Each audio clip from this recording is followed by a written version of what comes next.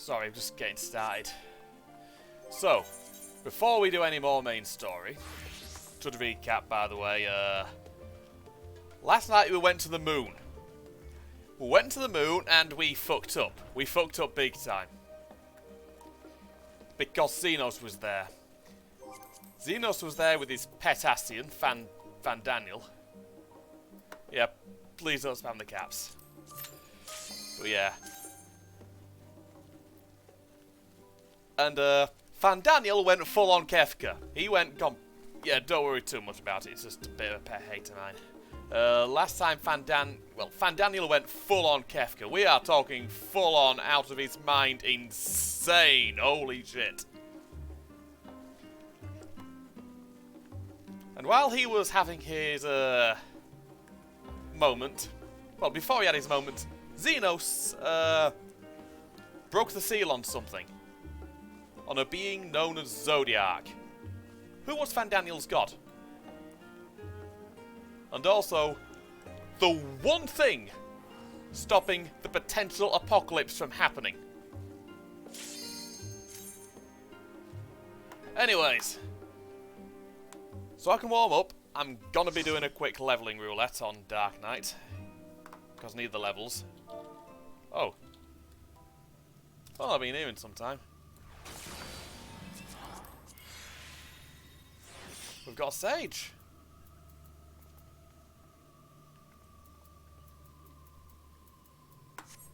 Right.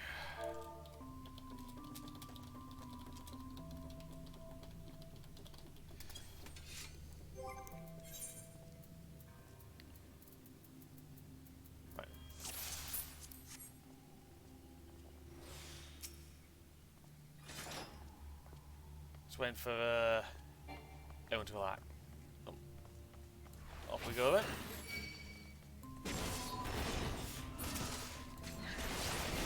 I'm not going to go for big pulls here because that Sage doesn't have the best of weapons.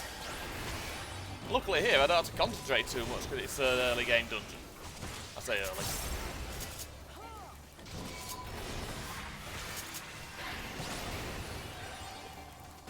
This might take me a few minutes to get through.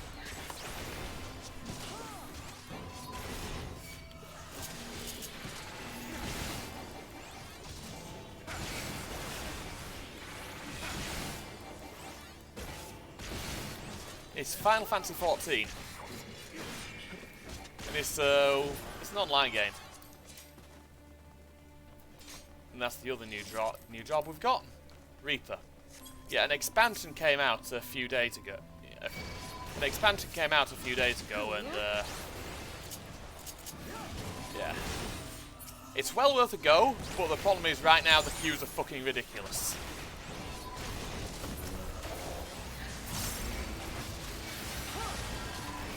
It's a good game. The story is brilliant.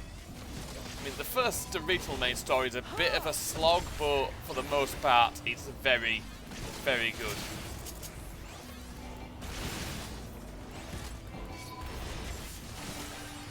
Does require a little bit of concentration, though. I think these two have. I don't think they've got Dark. I don't think they've got Reaper quite down yet. Then again, new job. New class, what do you expect? I'll tell you this much though. You can get a free trial of it, which lets you go up to level 60.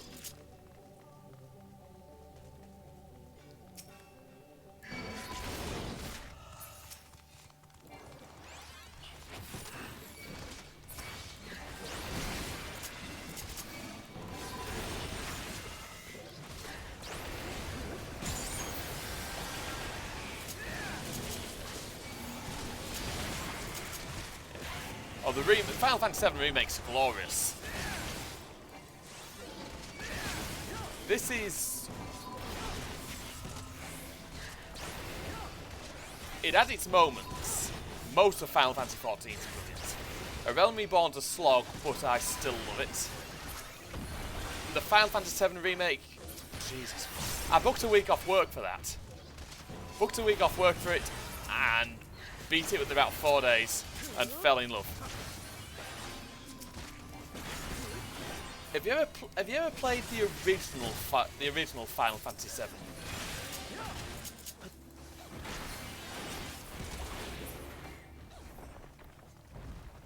I don't know if I'd recommend the original, because it's... I mean, for the most part, the original's good, but graphically it's aged a bit like milk. Might be worth a go at some point.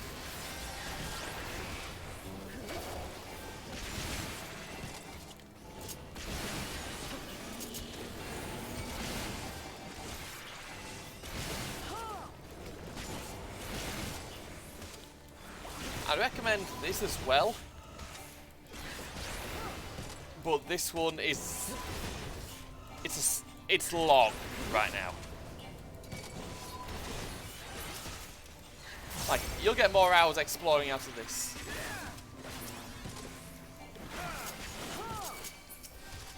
That's fair enough.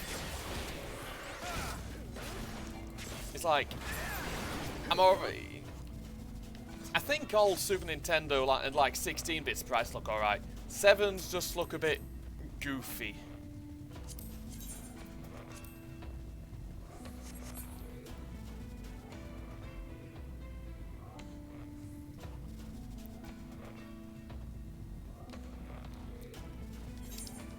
I think it's the blocky hand that really makes them a bit odd.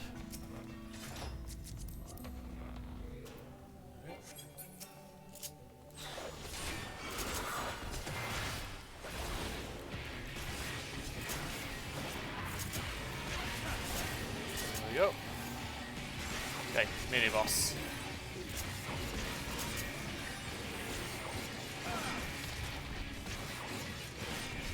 I always like seeing tank busters do fuck all damage. It's amazing to see.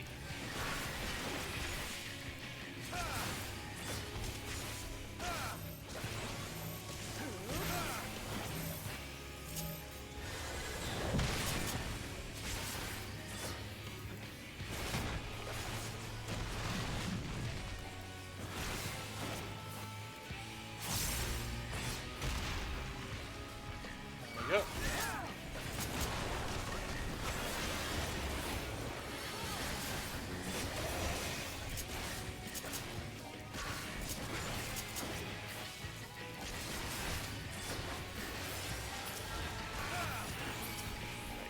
That's a few of those.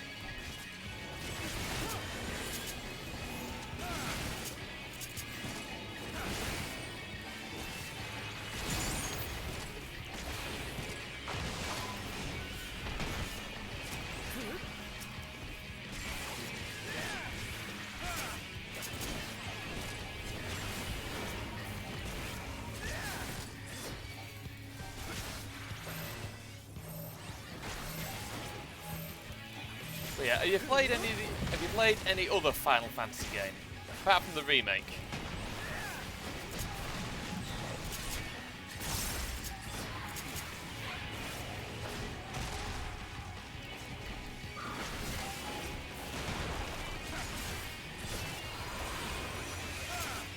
Yeah, some of them have actually aged well.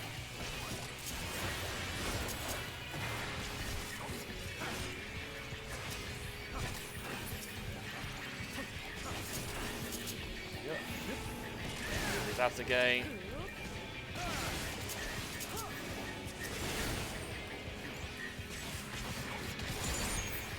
Yep.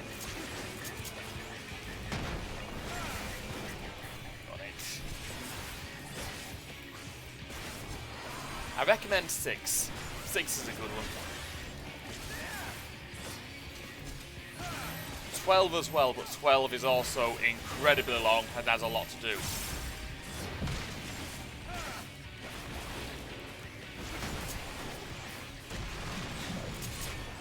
I've basically played every game in the entire numbered series. I don't know how much that says about me, but yeah.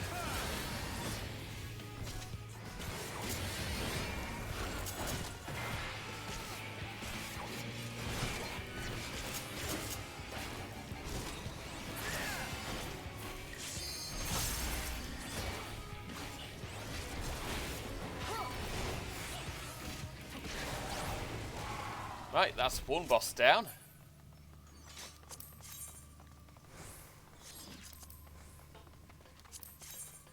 No use for either of those.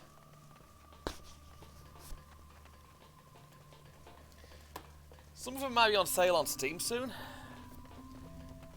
And I think you can probably find some of these series on the Switch. And again, you could give the Final Fantasy XIV free trial a go, but you're not likely to be able to get on easily at this time due to the due to the recent expansion.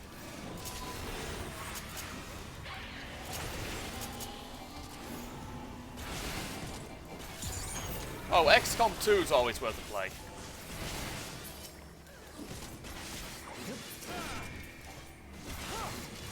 And Persona 5, but Persona 5 will give you a bit of burnout, it's that damn long.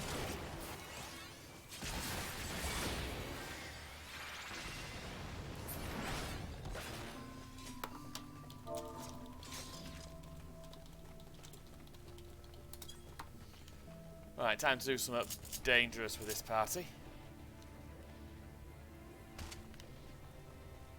Let's see if they can handle something a bit bigger.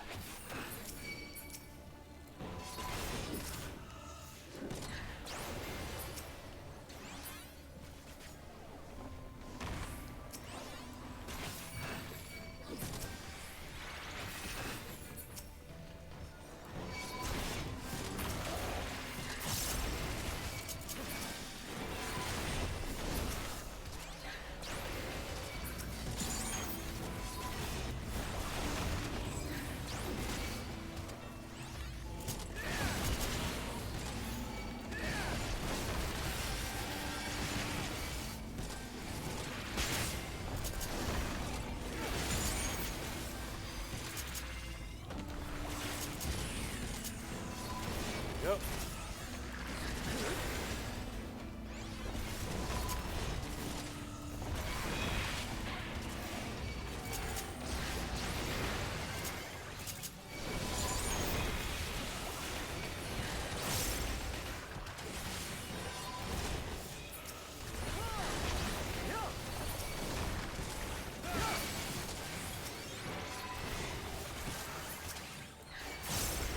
Right.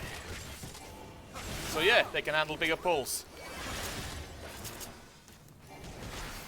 Sorry if I went a bit quiet there, I needed to concentrate. You never really want to wipe to trash. On plus side. Second mini boss already. Big fucking golem thing. Big fucking golem thingy. Oh. In that case, go ahead. I don't mind people using me as background noise while they do stuff like that.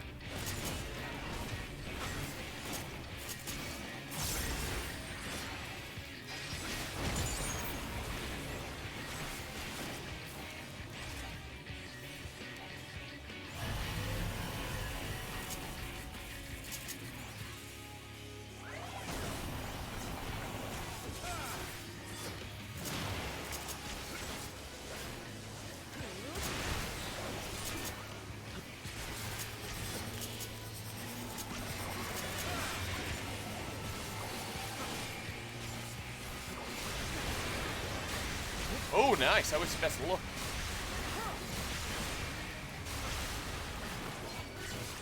Which generation is that one from?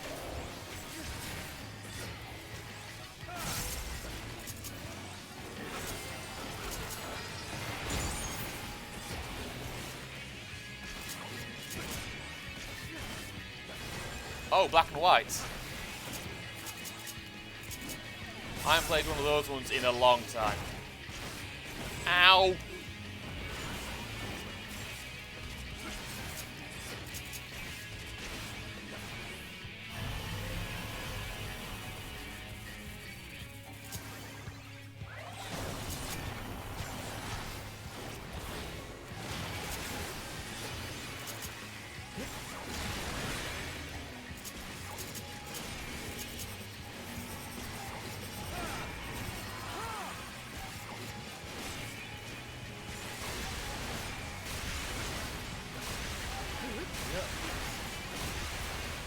see them in replay at some point.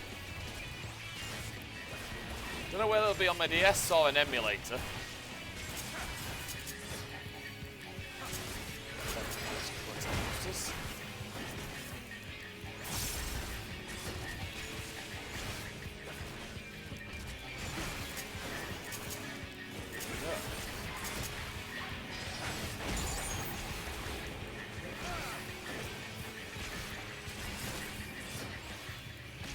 Oh, nice.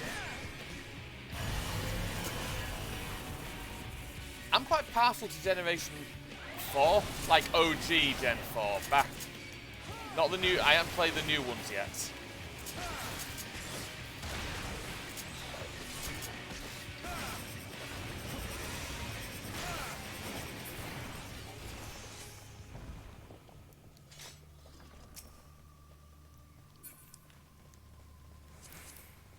I'm actually kind of hoping that with the remakes of Gen 4, they actually made Cynthia as fucking dangerous as she used to be. Because I remember that boss fight being fucking vicious.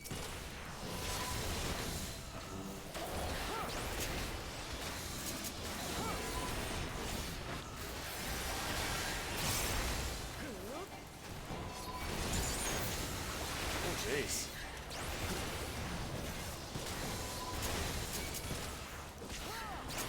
Basically, they fucked up with the new versions of Gen 4.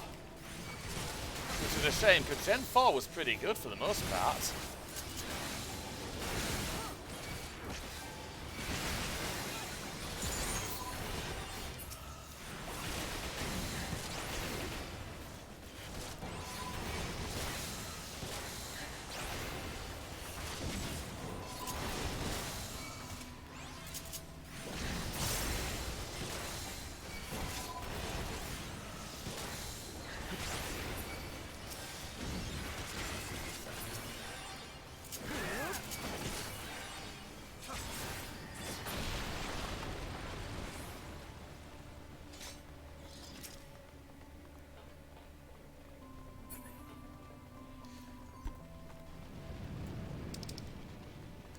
Right.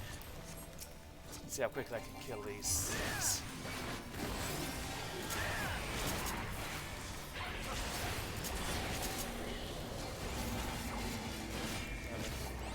Kill this one as quickly as possible. Switch focus to this one.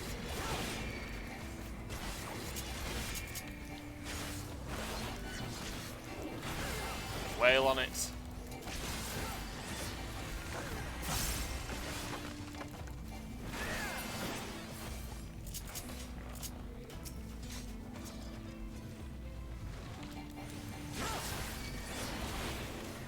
I probably played buggier games. Like, it can be as buggy as the Fallout series is sometimes.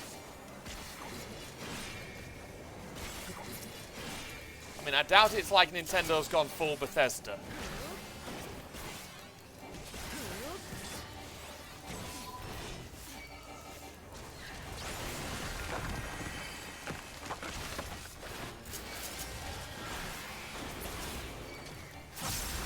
Alright, bon appetit. Have fun. I'll be out of the dungeon when you get back.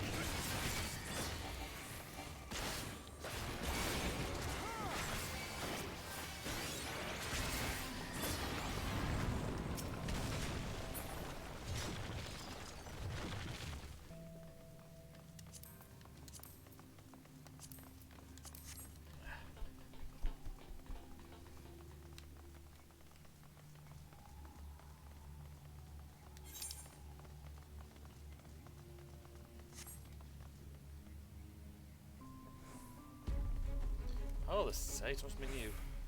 Never mind.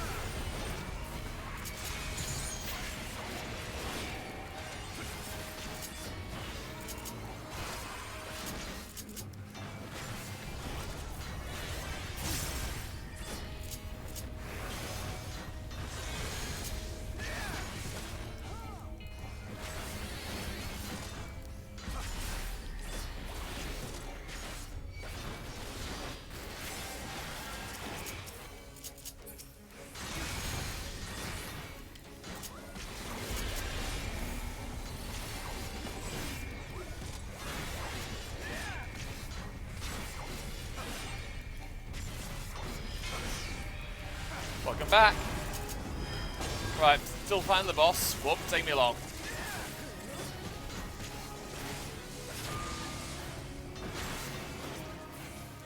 First. Do that one.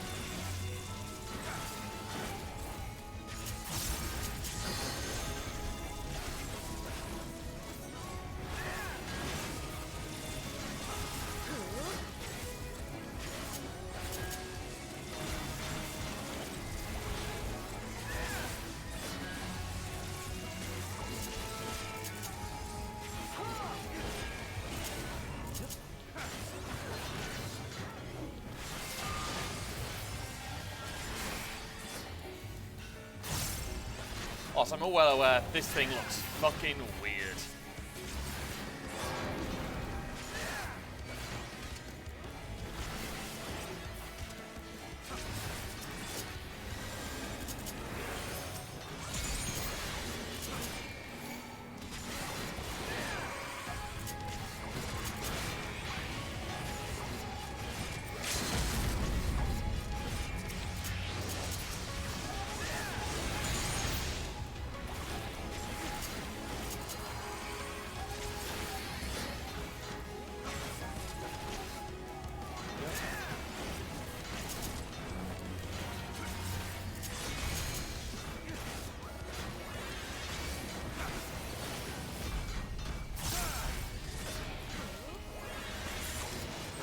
There we go.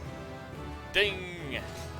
And that's a level on Dark, and that's a level on Dark Knight. I will not say no to that.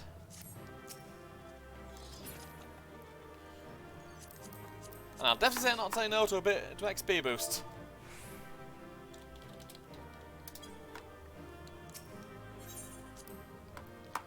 Two commendations, nice. Right then.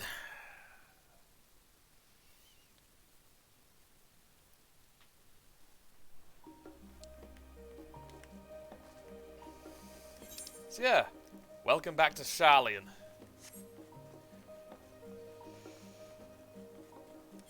It's too damn quiet here.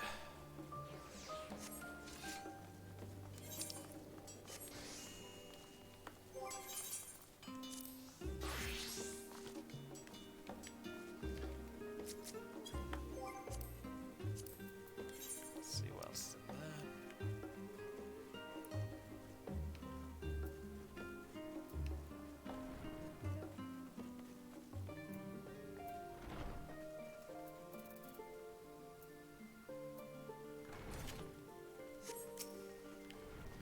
Firstly, fix me gear.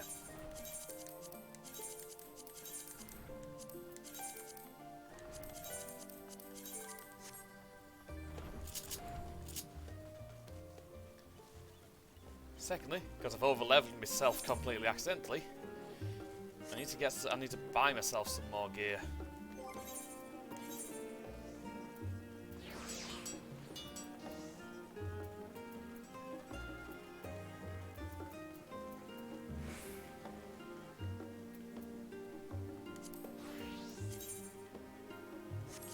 Probably never going to use that, not my kind of thing.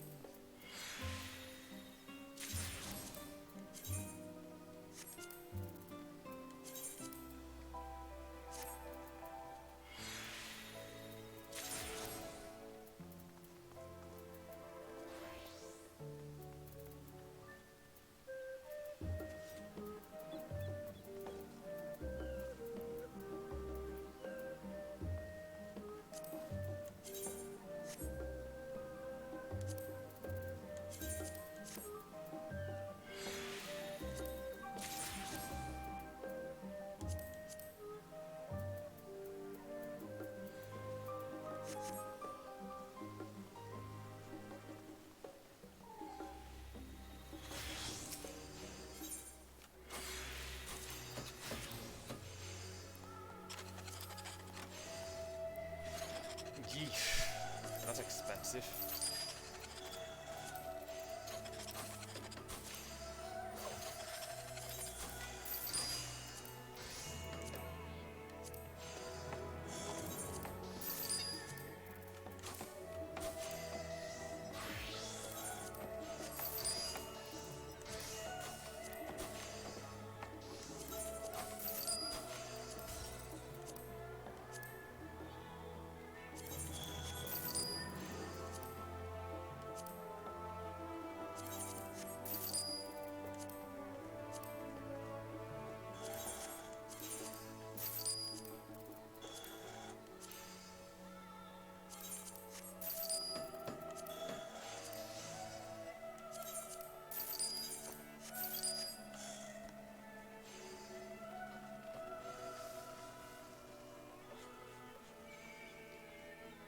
see if I can use them to swap level 8 for level 8 stuff.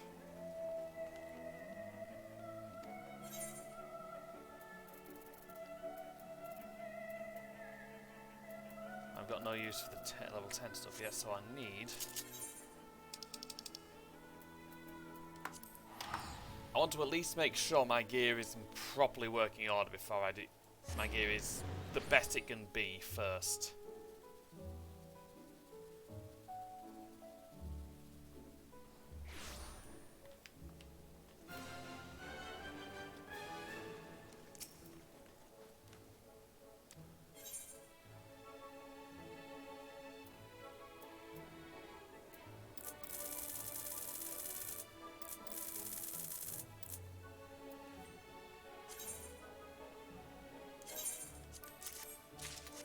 Go.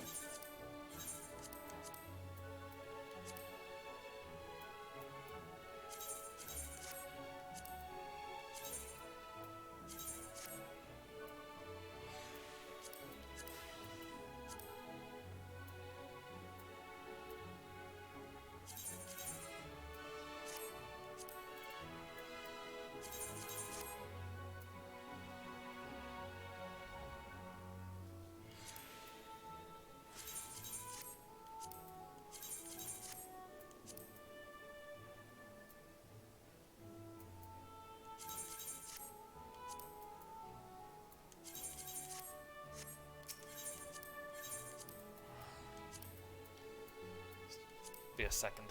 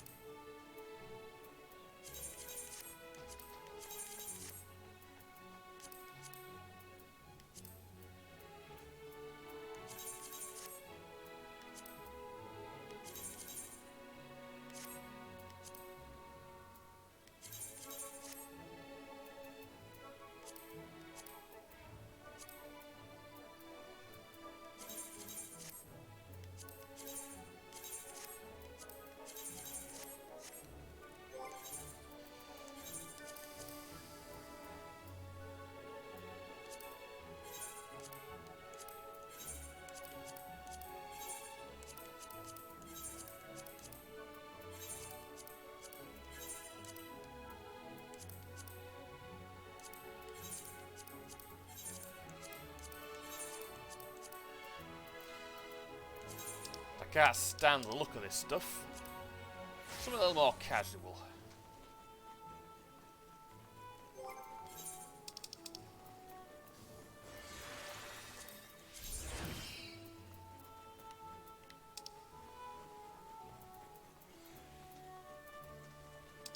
And deal with trying to get any money back later.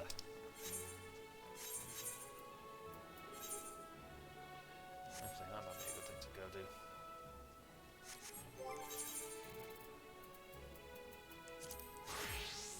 Might as well go do those hunts, that won't take me that long.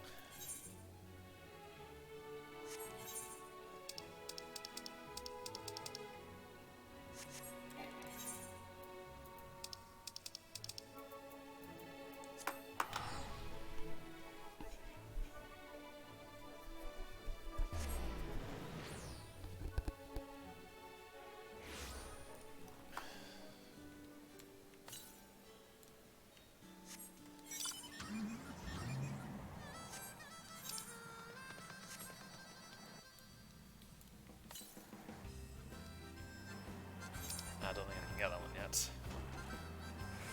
In fact, I can't eat some ball like.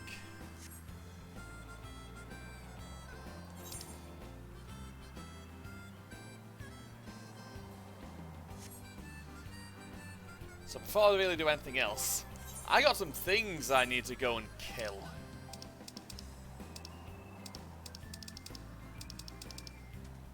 Things that are at least relatively easy to find. Go deal with that in the meantime.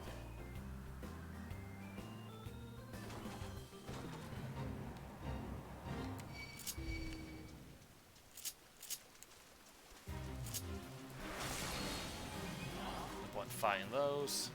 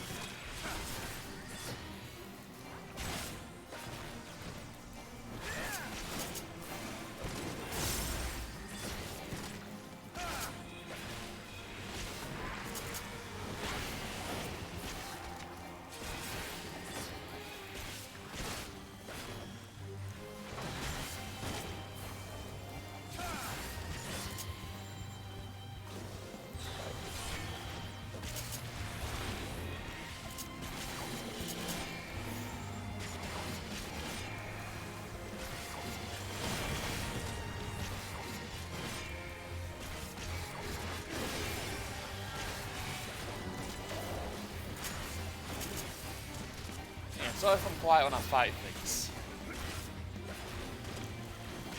I need to concentrate on the rotation.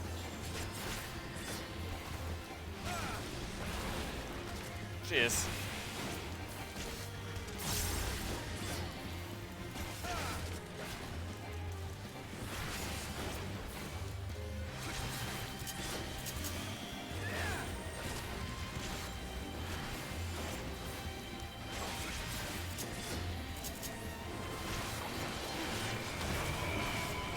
Alright.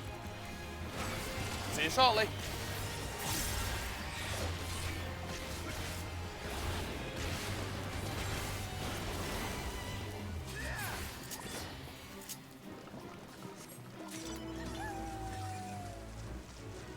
Oh, nice. Got a little rank up thing there.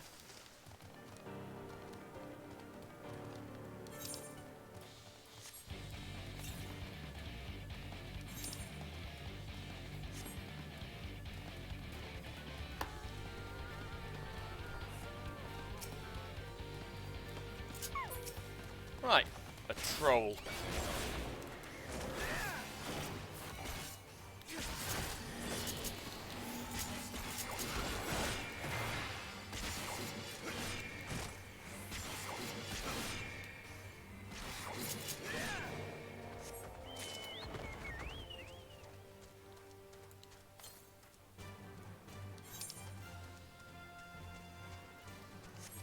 See if there's anything I need up here.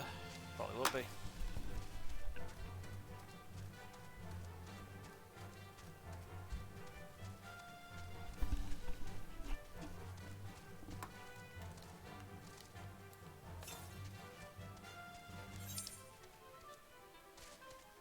Must be a bunch around there.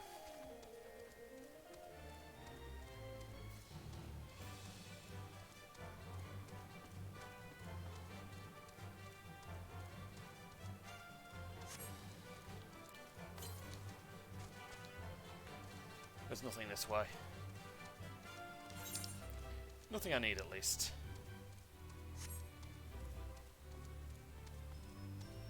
Just doing some stuff here now, so I'd have to do it later.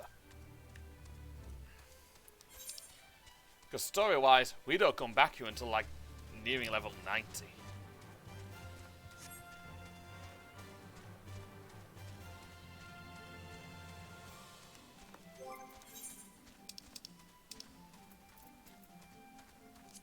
Yep. I wound up dyeing mine red.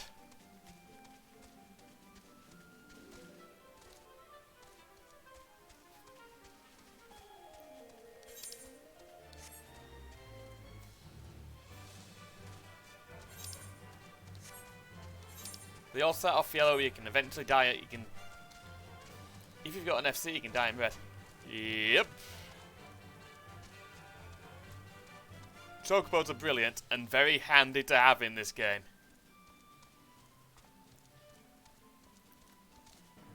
They can fight alongside you here.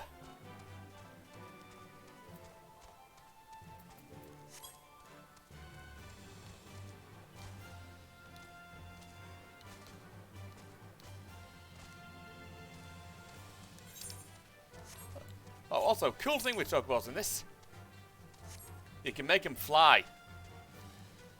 But you need—that's kind of what I'm working on. You need to run. You need to do a bit of running around in order to even think about making them fly.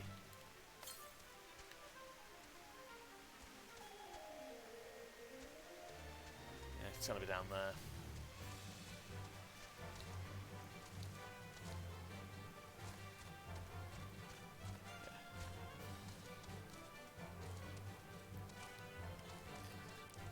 You can also give him like armor. Doesn't affect their stats or anything like that, just makes them look a bit cooler. Because Chocobos on this can be bloody aggressive.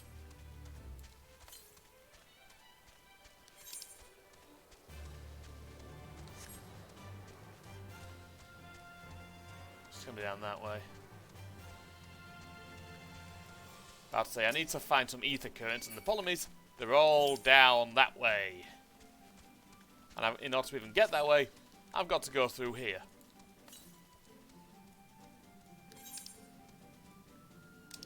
This entire zone, this is one of the biggest ball aches to get around. There's only a couple that are worse.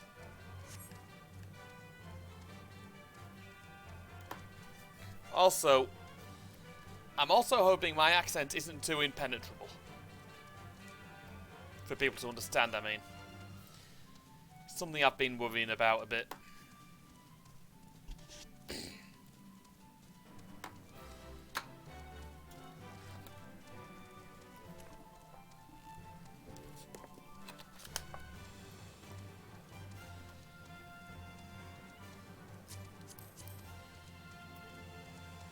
Oh. Bunny boy.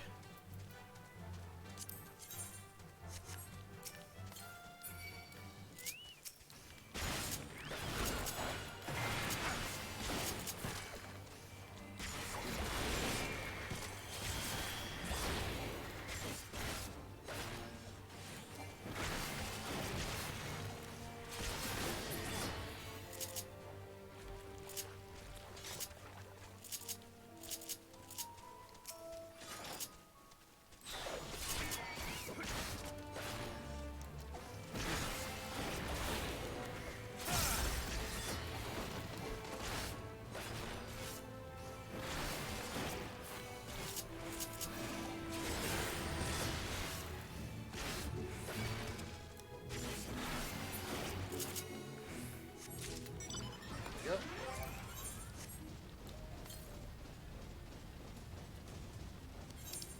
Right. It's got to be around here somewhere.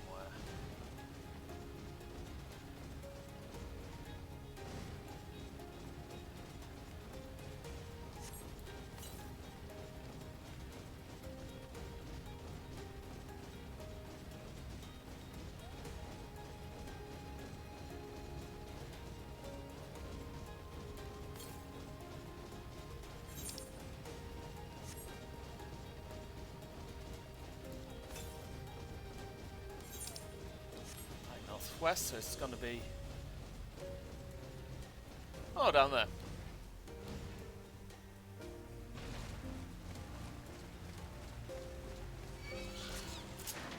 Oh, that's not good.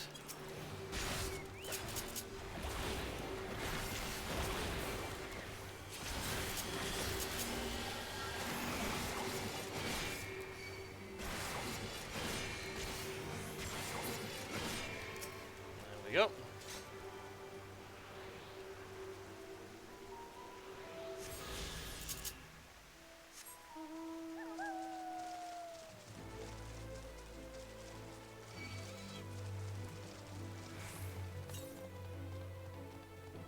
West. Can't get that until I'm able to fly.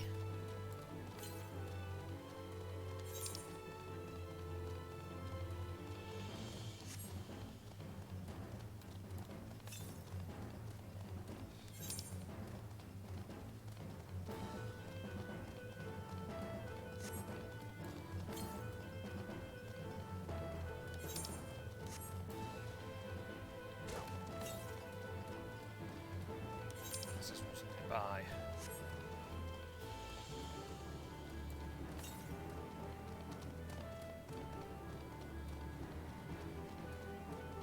So explain, yarms translates to yards, pretty much. Not directly, but I think it's a pretty close approximation.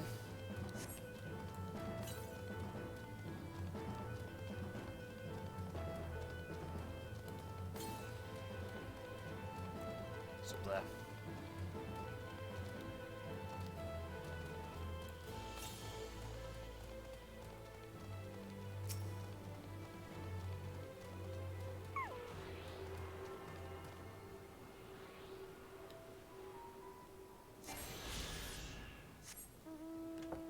Yep.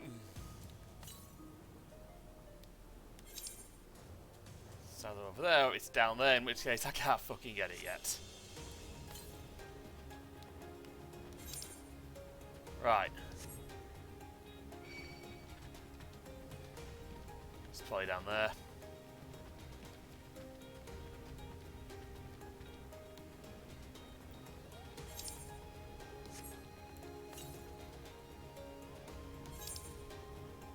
another one over here.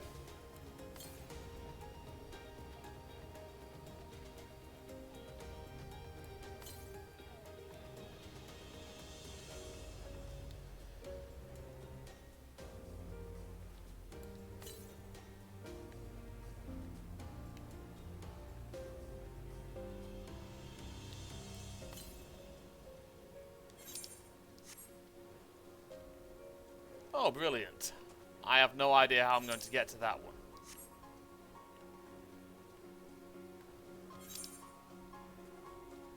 Oh, up here. How goes the shiny search? There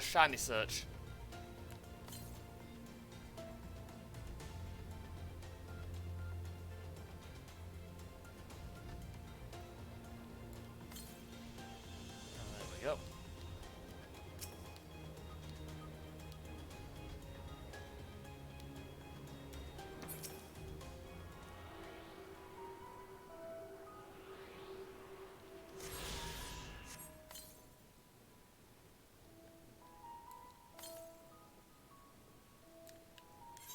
Next one I can't get yet.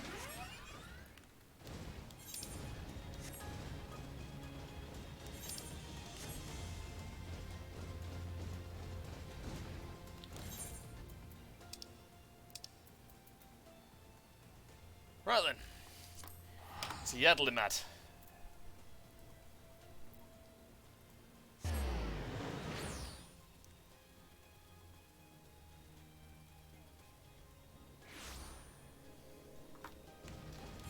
This is one of the prettiest areas in the game. Thavnair.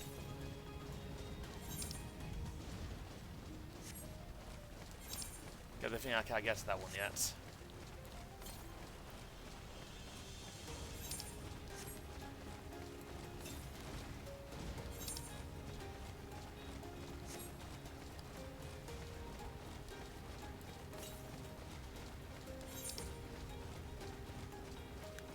Oh. That one's well hidden.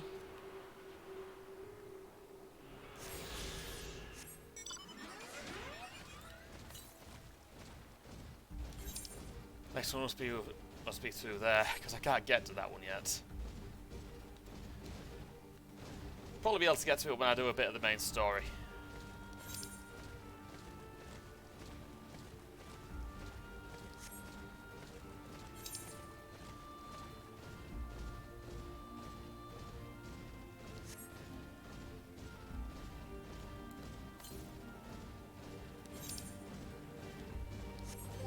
See what I need to kill in this zone.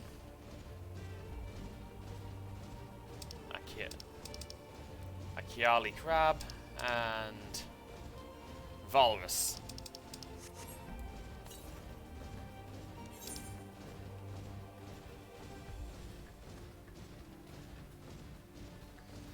I think they're probably nearer to the great work than I am now, so there we go.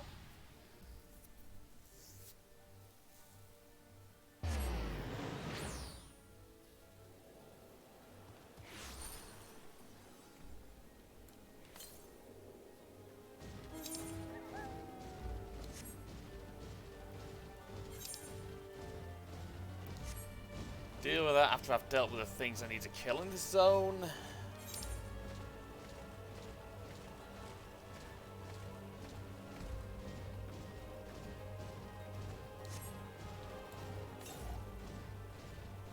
Apologies. Long day at work, you know how it is. Maybe.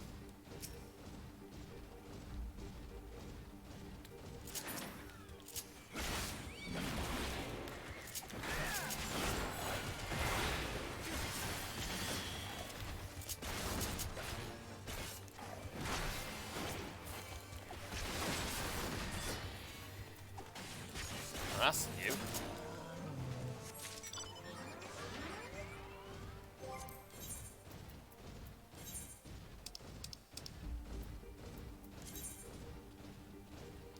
Oh. Brilliant, warped to the wrong fucking place.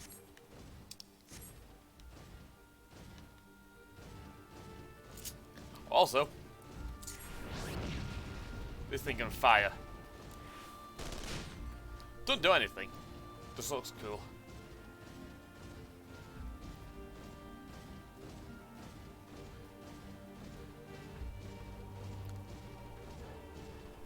Pardon me.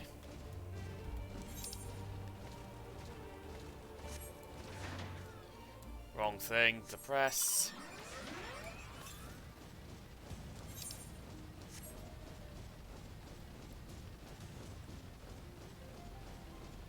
Yeah. This place, by the way, is basically just fantasy India.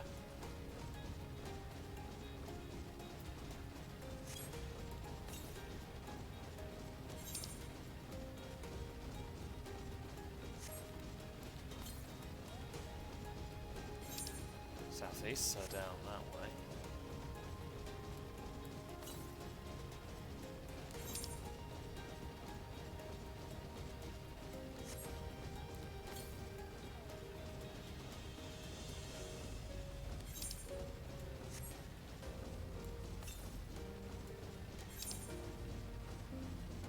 Oh, brilliant. Guess I can't get this one either.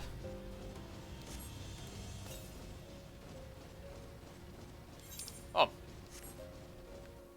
It's gonna be down there.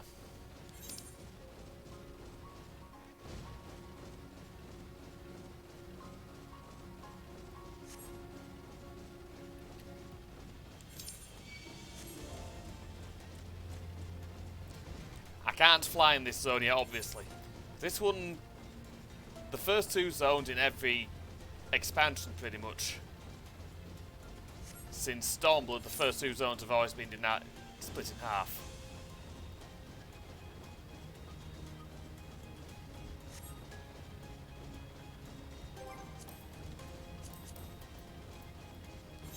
You know, I'm not even going to give that pun any form of blooming dignity.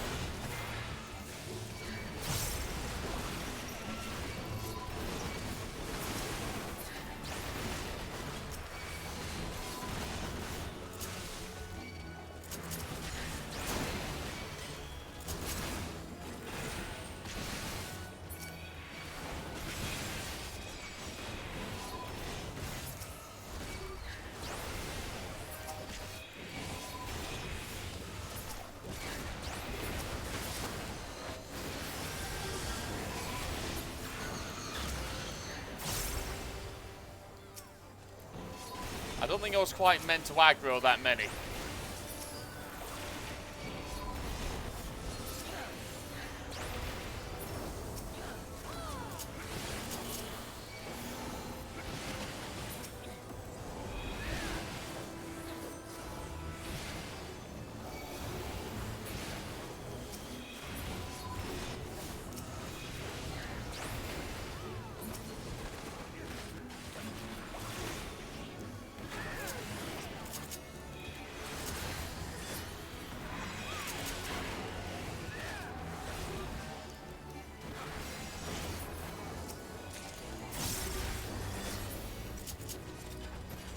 That was fun.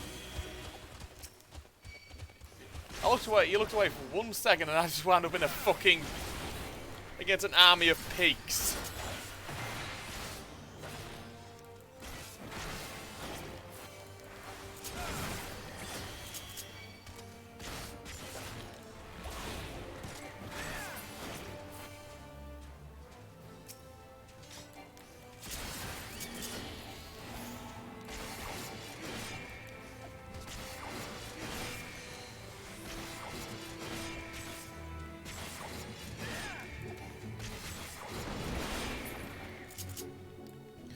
Right, I'm going to finish this little hunting thing off first, then I'll be back to the main story. Firstly, before that, to one of the coldest zones of the game, Garlemald.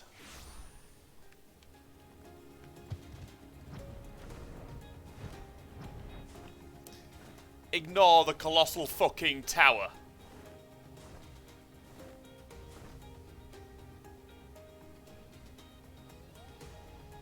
I'll explain what that's about later.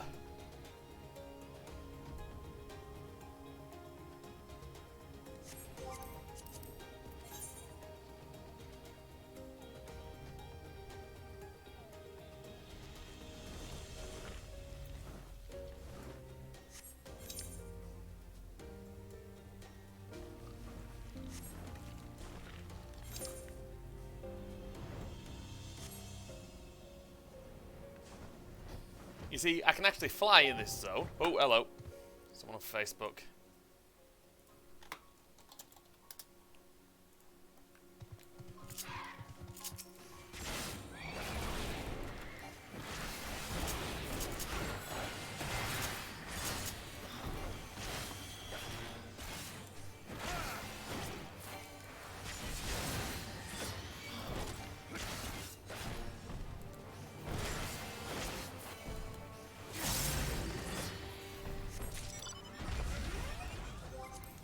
What else needs to die in this area?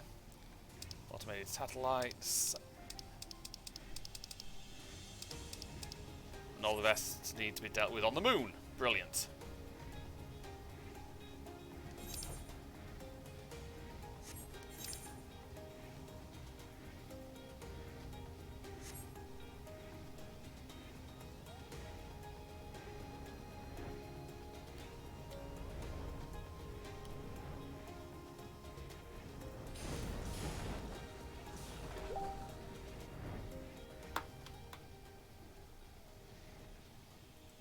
Hang on a second, I've got to take some out for a friend.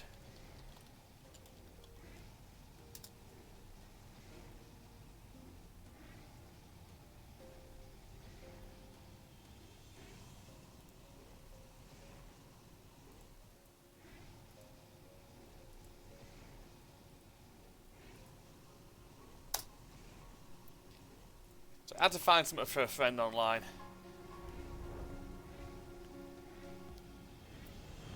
They're asking for something specific over here in England. Kind of medication. Right, I need to find out where the artificial satellites are. Or the automated satellites. Oh good. I'm in the right area.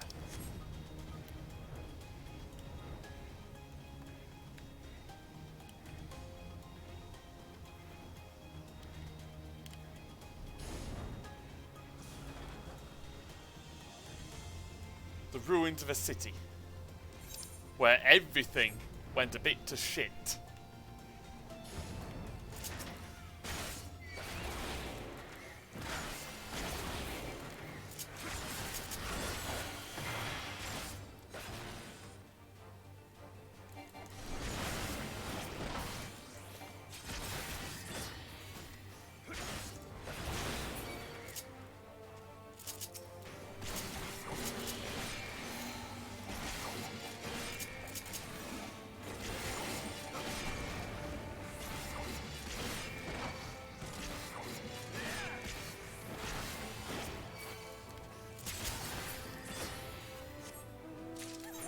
Now then, to the moon.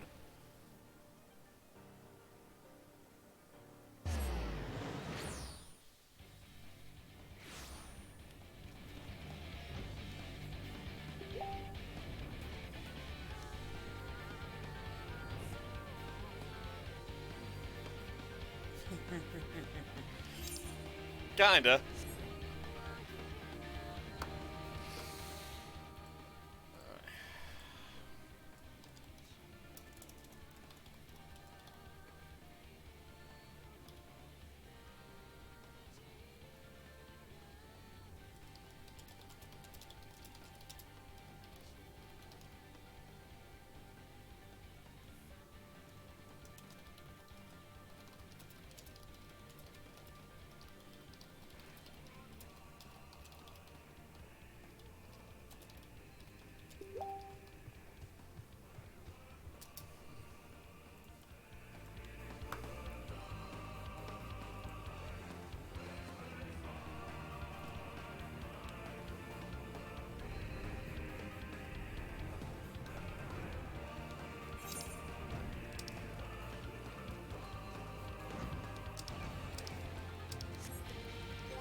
Might have gone the wrong way first. No, I haven't.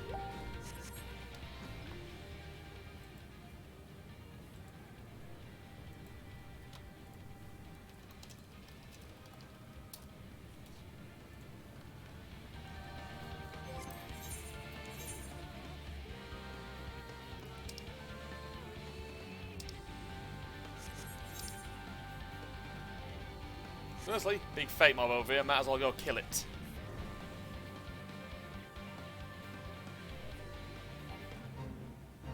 Oh, it's been a while since I've seen that name. That's one from Final Fantasy XI, the Cerebrator.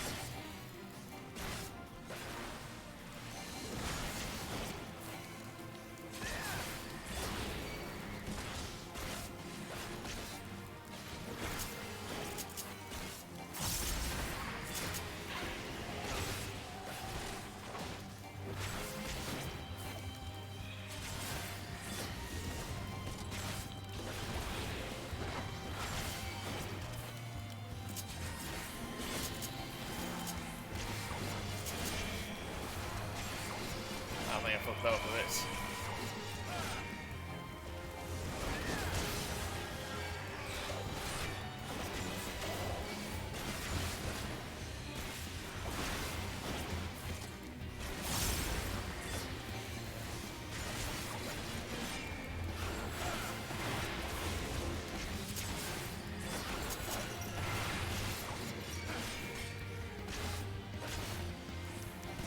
But yeah, the moon here has very weird creatures on it.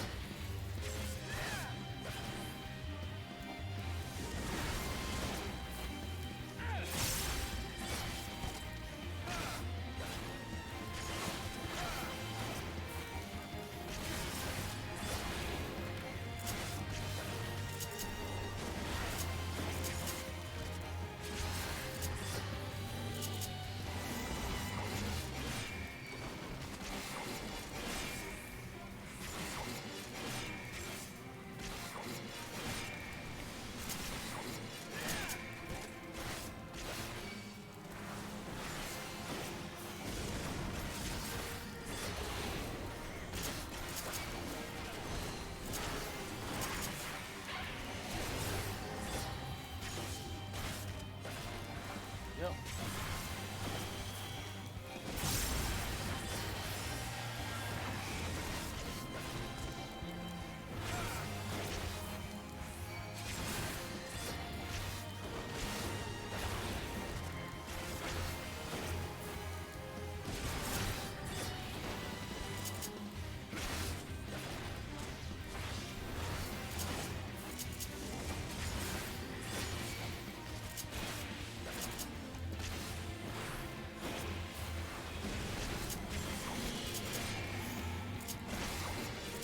Right, this boss is going down.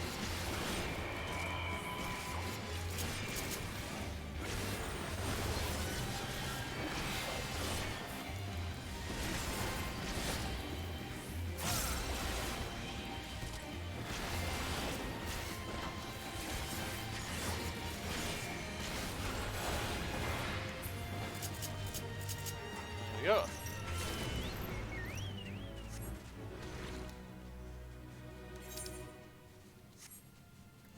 What do I need to kill here? Defanias, Regoliths, and Sweepers. First ones are up here. I remember that much. Because I was only here last night. One of them is one of these weird little fuckers.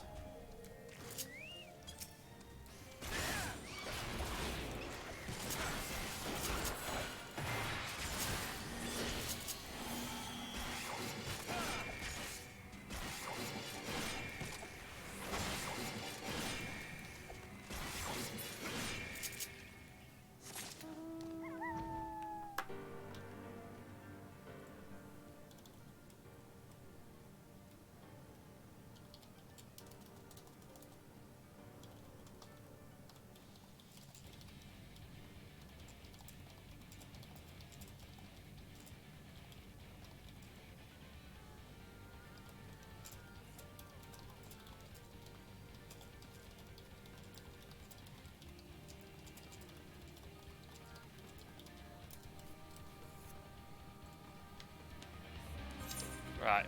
Next one should be down over this way. Yeah. This place is bloody big and weird looking.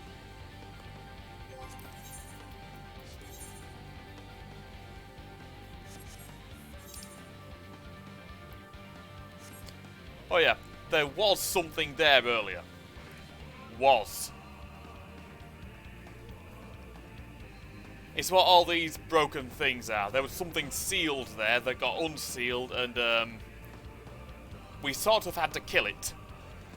Well, it turns out killing it was a major fuck up on our part because it was one of the only things keeping the world stable.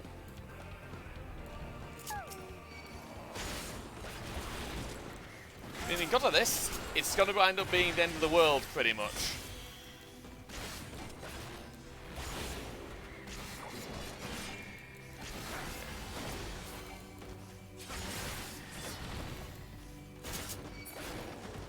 Right, weird stone thing dead.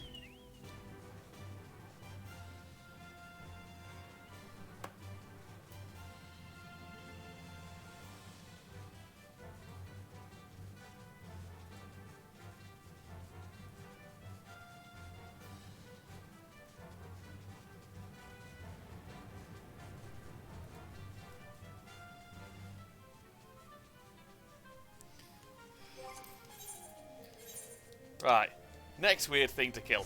A sweep. Oh! What if that ain't how... Well, if that don't beat all. There's two of these fuckers right here.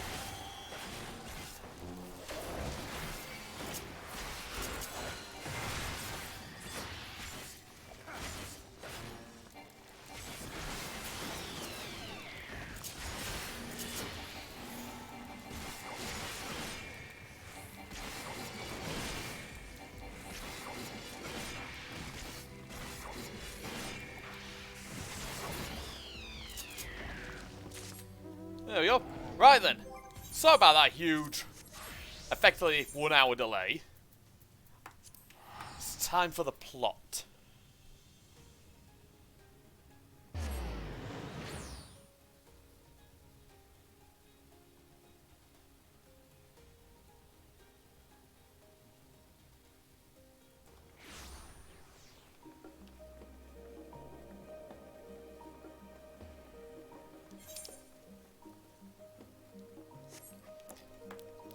Weirdly enough, this actually has a really good plot for just for a game in general, not just an MMO. It's like as far as plot goes, this is way ahead of the curve. Right then, Kryl.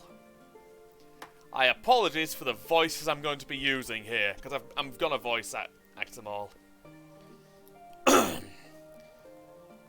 Welcome back, Taylor. We were so terribly worried about you. Though it is plain I've caused my own fair share of worry, and for that I apologise. Heidelin called to me that day when you went to the Tower of Babil. Her pleas were faint but desperate, and I knew at once that she required a vessel to carry out her will.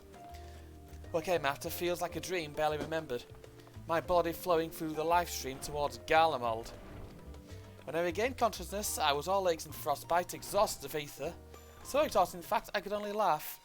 For it was in that moment I understood Raha's weariness from the Tower of Zot. With that I could laugh at a time like this. Though we preempted Zodiac from being unleashed upon the world, I'm curious to know what else took place there on the moon. Bad shit happened and moon rabbits. Perhaps we should wait for the others to join us before you give your account. Let's reconvene in the main hall once they've arrived. Yeah, that's probably a good move. It's gonna take more than a few slides to explain what the fuck happened on the moon. Shit got weird. Shit got really weird. It's like it was emotional whiplash. It's like we went from before we got to the moon, we went from a fucking tearjerker involving refugees to some pure nightmare fuel featuring the then main villains, to even more nightmare fuel to weird humour stuff with fucking moon rabbits. There's no other phrase for them.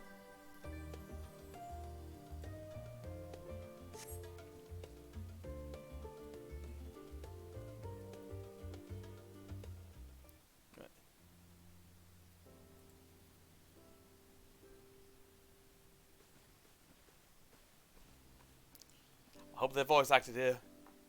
Sorry to have kept you all waiting. Not at all. We understand you've been quite busy. Will Urianger be joining us? No. Oh, duty keeps him away, I'm afraid, though Taylor can explain why better than I. Luckily, don't have my character voicing it. Imagine it basically being, shit got weird up there. Really fucking weird.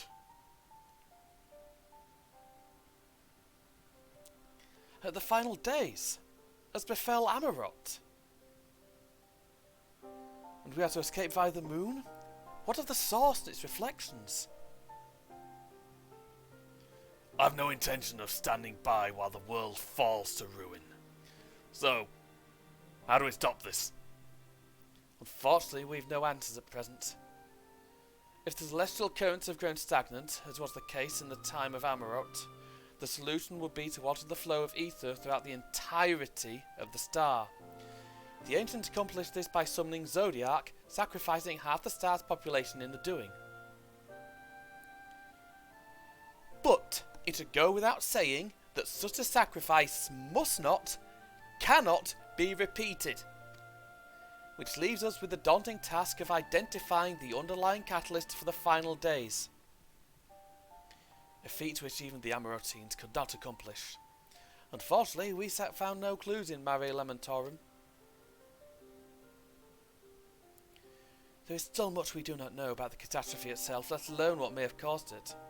The final days were marked by the corruption of the Amarotines' creation magics, but we command no such power, which invites the question, what havoc is in store for us? If we knew about that much, perhaps we could draw some parallel with the events of the past and thereby form some semblance of a plan. Perhaps we could start with the Forum then. Having worked with the Loperates in secret all this time, there's surely more they can tell us. Forgive the interruption by divergent news. The Forum is holding a public assembly in the plaza outside, some sort of announcement. What's Father up to now? There's only one way to find out. Oh, brilliant. Should mention, the leader of the Forum, Fortuno, is Alice and Alphino's dad, and he's a prick. In fact, when this music plays, it's never a good sign.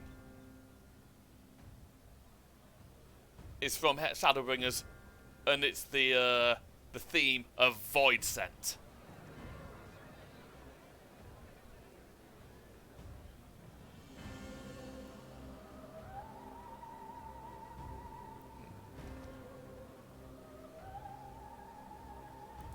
And they're all there.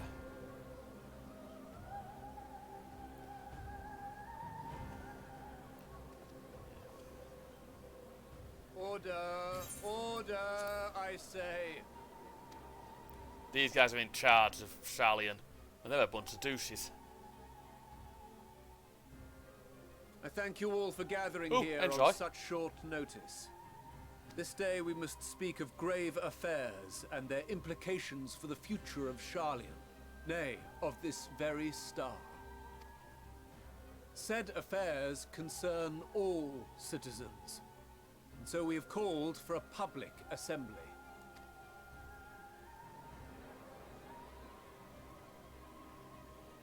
You may have heard rumors of the Telophoroi and the havoc these madmen wreak abroad. Under normal circumstances, we would pay little heed to petty disturbances outside our borders. The final days, however, are another matter altogether. For we dare not ignore these prophetic words of Eld. The Endbearers will come, ushering chaos and calamity. The final days descend and devour the very star.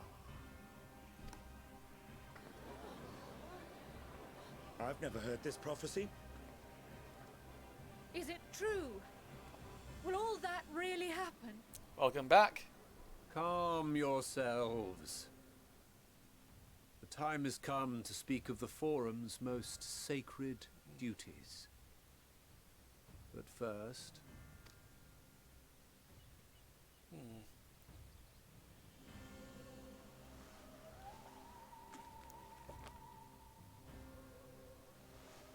Give voice to the voiceless. Let bindings be unbound. Oh, nice. Not much By of peanut butter, unanimous but decree, chocolate chip, I yeah. declare the enchantment broken.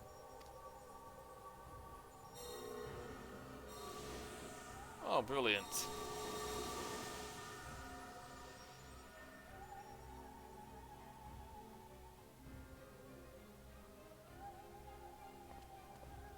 Master Leveilleur, if you would. Very well. This guy's a prick.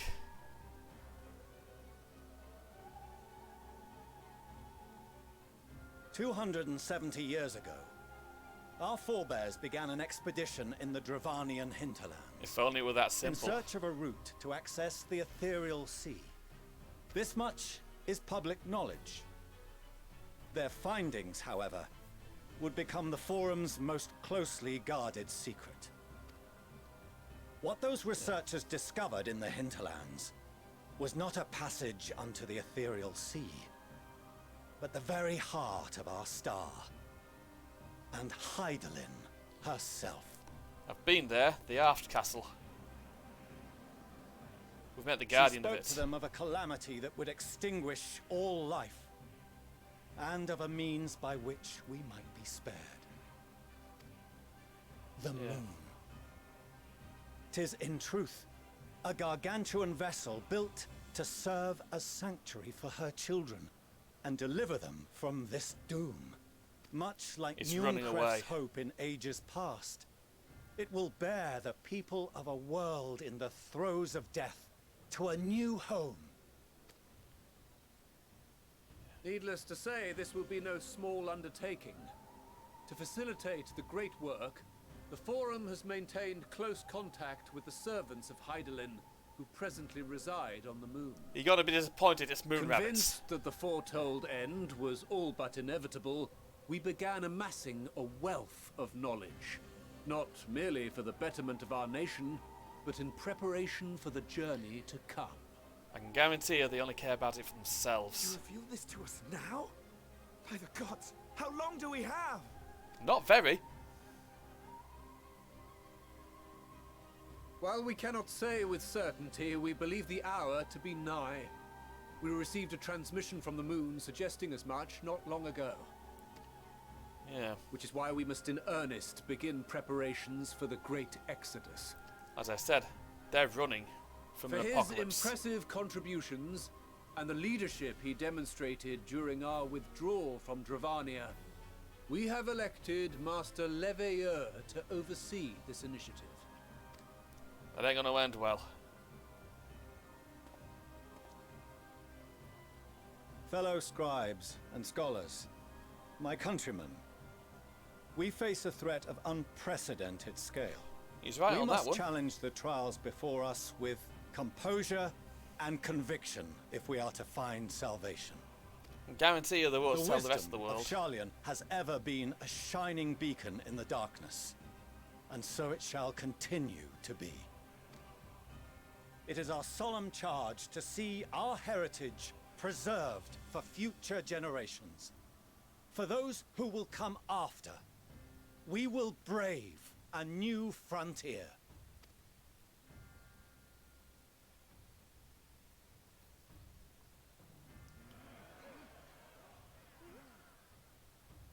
Administrative edicts will be relayed to all major institutions ere long. In the meantime, carry on with your duties. With that, I hereby call this assembly to a close.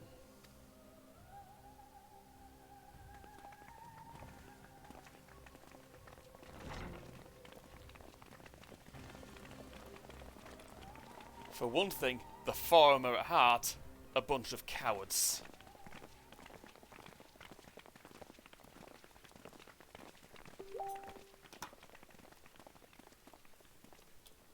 Do you remember what Mother told us when we visited home?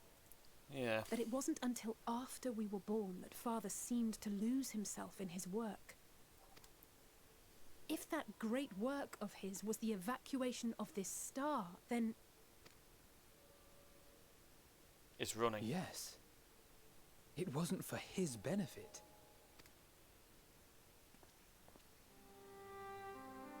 Bullshit. Would you mind waiting here a moment? I wish to speak with Father before we leave. Yeah.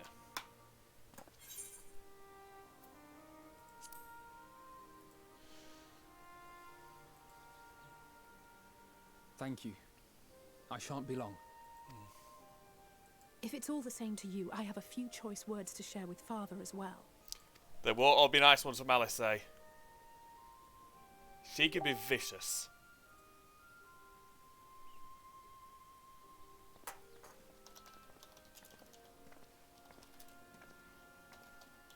So, come to call us cowards and bid us join your fruitless battle against the inevitable. Among other things, yes. Nay, we do not object to the Forum's proposal. On the contrary, those who wish to flee have every right to do so.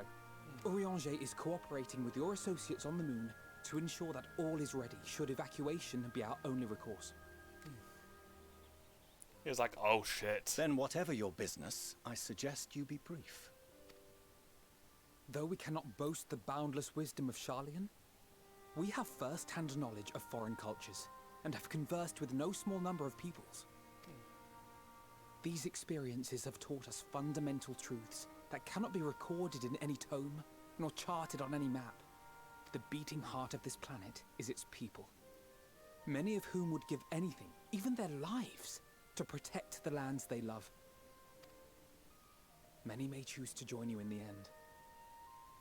But what of those unwilling or unable, for whom escape will never be an option? What would you have them do? To ignore the plight of those one might conceivably save is not wisdom, Father. It is indolence. This is why we choose to fight. We'll not ask for your understanding, Father. Only that you don't turn a blind eye to the good we have done. That we can still do. We're not children in need of protection. Hold fast to your principles and let the world burn if it please. But we believe there is still another way. That's all it is. And if there is, we will find it. You see if we don't.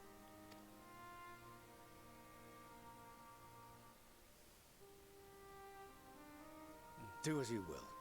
Just stay out of our way. Oh no, can't make any promises there.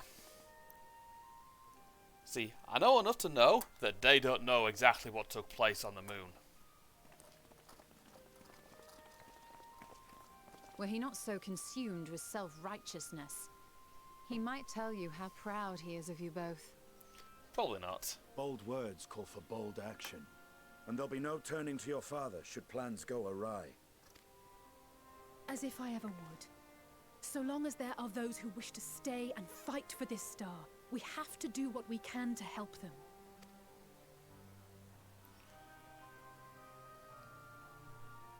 And if we're to do that, we'll need to be well rested. Oh yeah.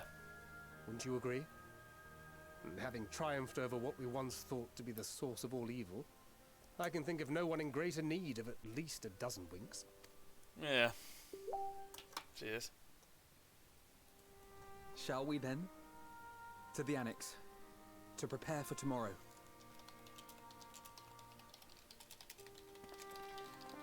Right then.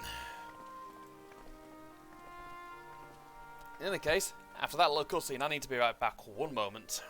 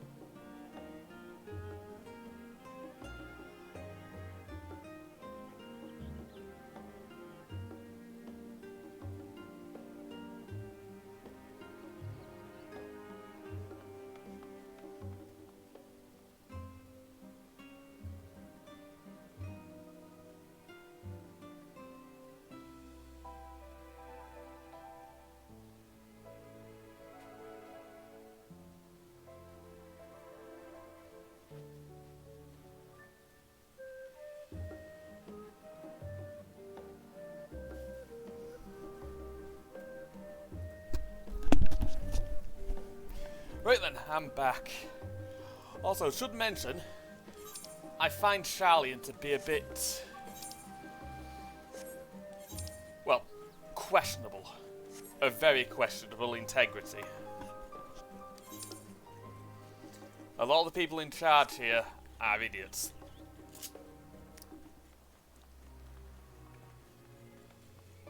Right then. Crowd tells me the Forum made a rather momentous announcement, so there's to be a great exodus, is there? Yep. I'm reminded of my narrow escape from the Isle of Val. The realization, the running, the mixture of grief and regret after. I ask myself, why me?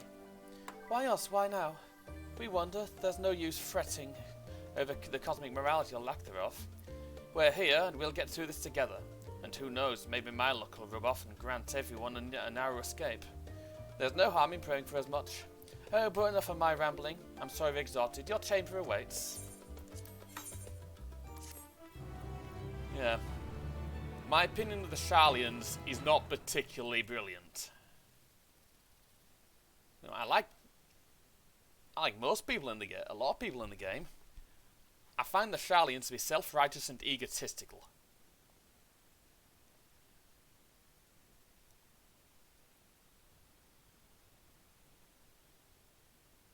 Yeah, the moon. Oh shit!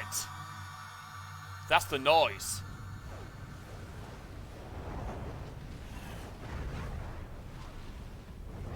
Oh dear. Ah, it's not started yet. That's good at least.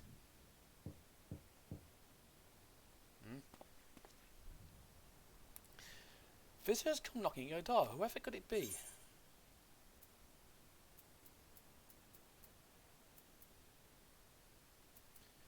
Fellow Dragoon. Estinian.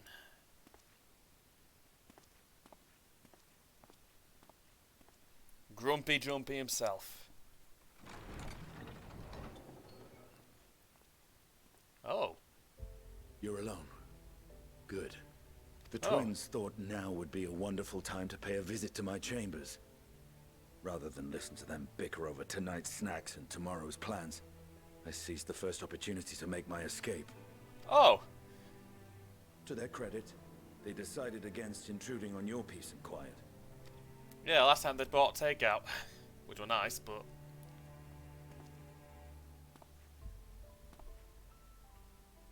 Can all be a bit exhausting at times, can't it? I wasn't sure what to make of you at first. During the Dragon Song War, how quick you were to take up a cause not your own. But I came to see that is simply the way of you and yours. Yeah. I will not pretend to understand this talk of ancient primals and the final days, but I trust in your judgment and choose to believe in your cause. You and Alphino have my lance, now and always. Should mention, he's an absolute You'll badass. Rack and ruin looming on the horizon, calamity bearing down upon us. I enjoy There's us. no place I'd rather be than here, standing shoulder to shoulder with friends on the front line. So do not hesitate to send me against your enemies. I'll make them rue the day they met me. Now, if you'll excuse me, I could do with a little air. If Alphino asks, I was never here. Fair enough.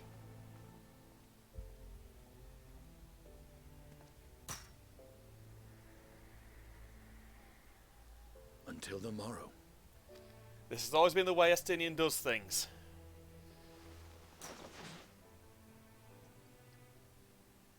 The second Azure Dragoon of Ishgard.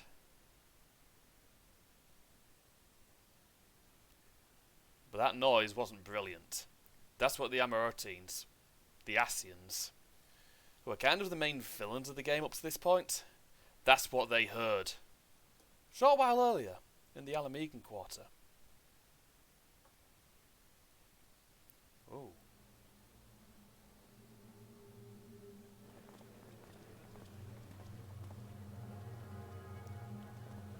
Ominous music. That was the red mage. Thank the leader. gods that tower is gone. The sight of it was enough to make me sick. Yeah. Thank the Ilsebar contingent, more like. Word is, they fought their way into Garlemald and toppled the bloody thing themselves. Not just the one, neither. All the towers have up and vanished. Oh. Aye, I heard the same. Commander Aldin and his troops helped keep casualties to a minimum, too. Yeah. But is it true they brought back tempered Garlean soldiers? Unfortunately, yeah. As Commander Aldin tells it, they've a treatment for that now. But don't you worry. Cured or not, they've no plans to bring them into the city proper. Well, that's good at least. I see.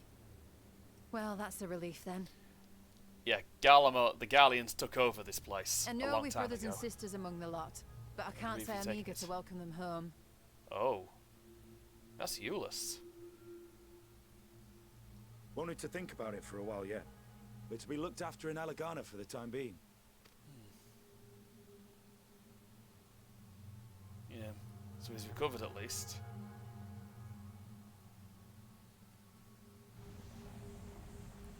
Oh. I don't think that's Euless. Meanwhile, in Ishgard, something's happening. Something bad.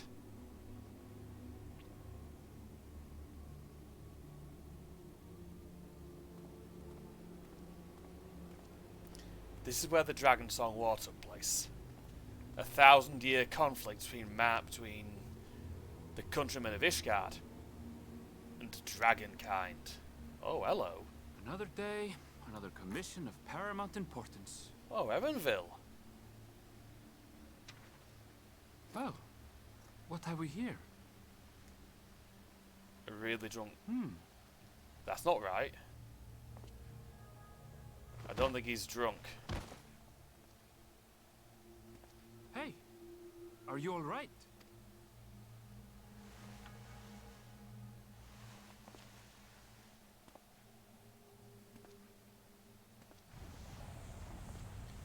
That's not good. Was that? No. The shadows play tricks, nothing more. It's beginning. The towers are gone, and the Garlean threat is abated. And yet, why does it feel as though it's about to get much, much worse? You must have a sense for these things.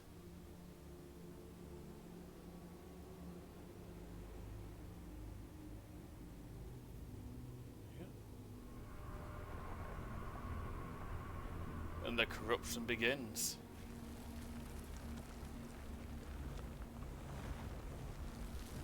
Oh.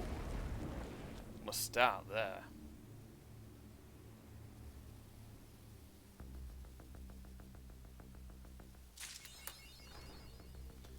That's ominous. That is never a good sign when that's playing.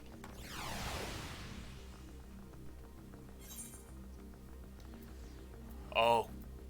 Oh shit, it's about to begin. No side quests, good. Taylor, I was just about to call for you. I'm afraid we've received another call for assistance. This one comes from Radzat Han. The others have assembled in the main hall to discuss the situation. You must join them at once. Oh, brilliant! Yeah, that's where we saw the ink blotting on the flag. Thavnair.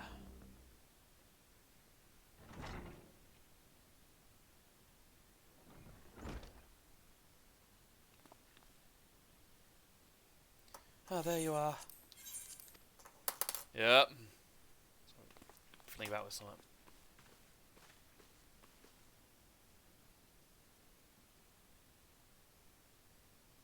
Our worst fears have come to pass, but moments ago we received grim tidings from our contact in Radzat Han.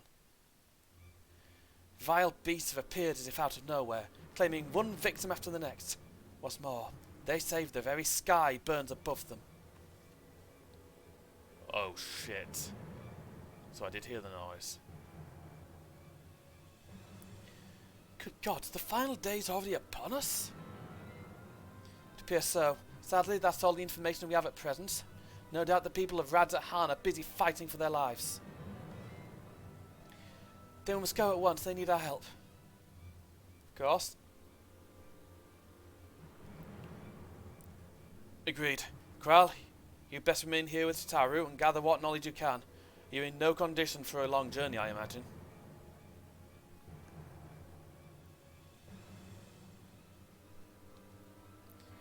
Very well. Similar phenomena may have been observed elsewhere, and if so, we must know about it at once.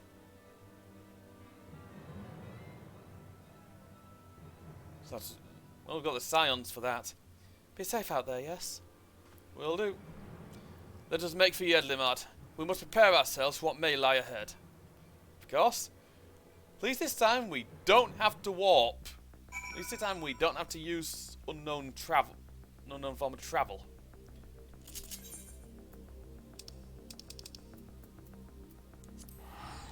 Right then, to Thavner.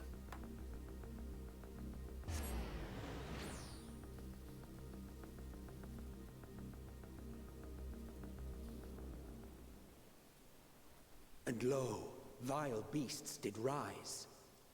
Oh, brilliant. Emmett Selk's voice. Oh! That's not brilliant.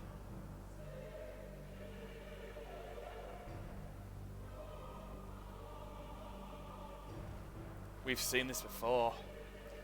Amarot. Well, I have at least. Leaving naught in their wake but blood and ash. Oh, jeez. Sun scorches earth and boils seas.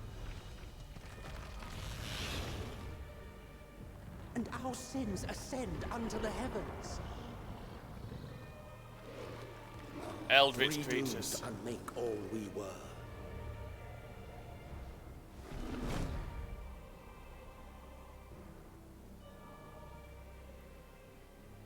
Here we are. The final days. The sky burns. The final days are truly upon us. Lovely. My friends, I trust you have heard the news. It's kind of annals and yeah. What can you tell us of the situation, Your Excellency?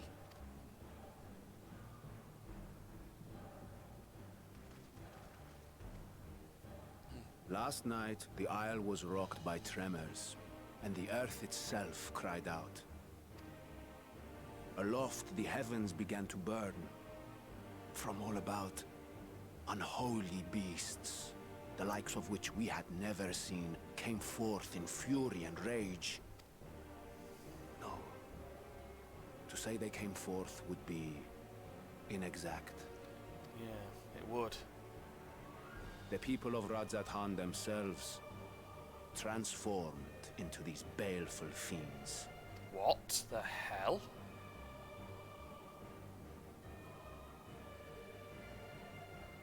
Though the phenomenon was observed throughout our lands, the first creature, the largest and most dreadful of the lot, wrought havoc upon us here in our fair city. Wonderful. Though they bear superficial resemblance to divinities of legend, they are ungodly abominations. The people decry them as blasphemies. The large one's rampage has since taken it to the northern reaches of the island. I mean to dispatch our radiant host in an attempt to quell the threat. Oh, good idea, And maybe. what of Vritra? Vritra too makes for the north of his own accord, and yet he knows the blasphemy and its minions were but yesterday his beloved people. Oh. I pray his boundless compassion and mercy does not deter him from taking unenviable but necessary action. Hopefully it doesn't. This music's Understood. creepy. I ask that you allow us to aid you in quelling this threat. You would risk your lives to help us yet again? Yeah. I have no words to express my gratitude. Our regiments approach the north from several directions, with a number of units set to depart from the docks of Yedlimat. Okay. They will make landfall in an area of dense jungle, where one can expect to encounter dangers even beyond the fell beasts we hunt. I leave you to your preparation. You will find me at the docks when you are ready to depart. Alright.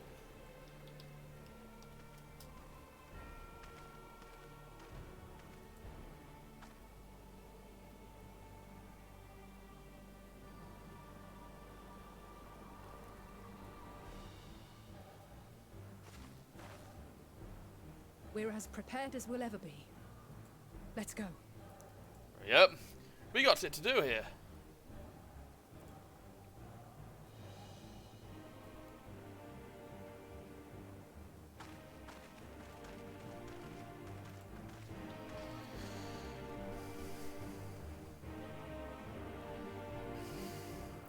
This dark cries.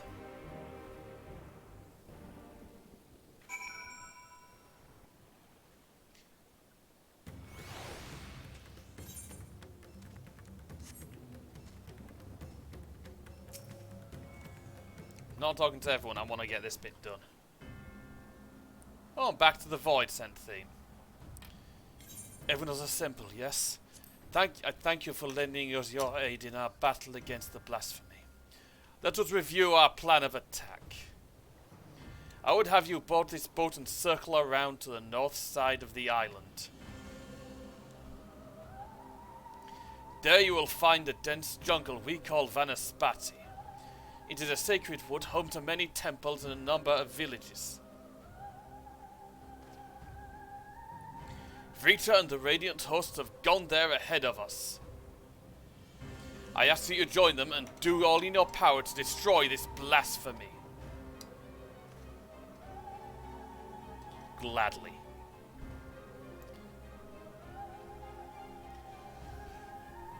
I guess this was... I think this may have been foreshadowed in Shadowbringers. Now then. Oh! Dungeon time then.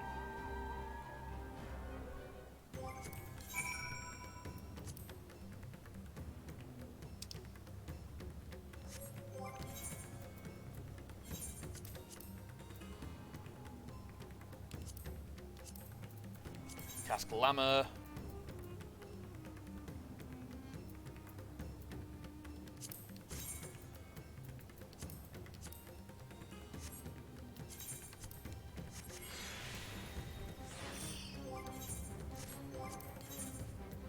Right then.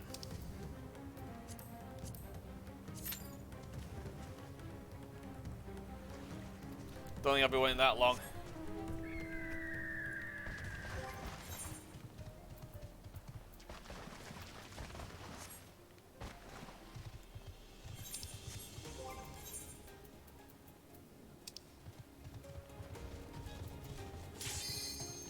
Straight in. Brilliant.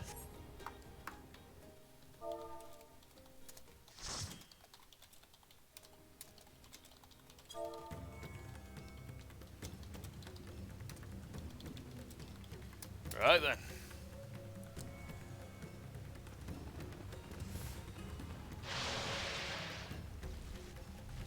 Terminus beasts. A load of blasphemies.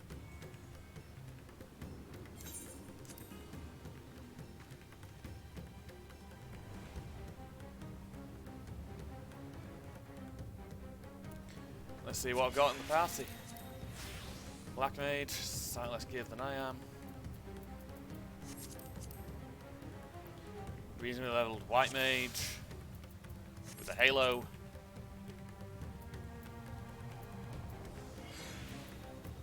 And a reasonably well geared tank who started off by sprinting. Oh dear! My friends, heed me. These are children of Statland. Forgive me. I could do them no harm.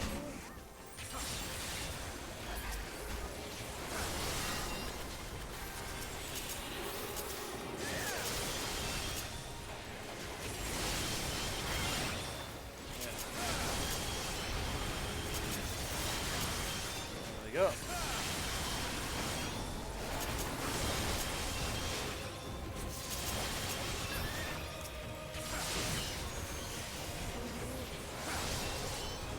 That's a creature. Very powerful dragon.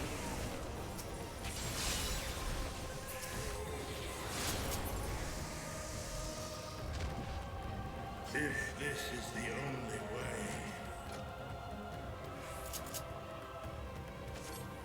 I shall silence the beasts of the air. Pray continue onward. Right.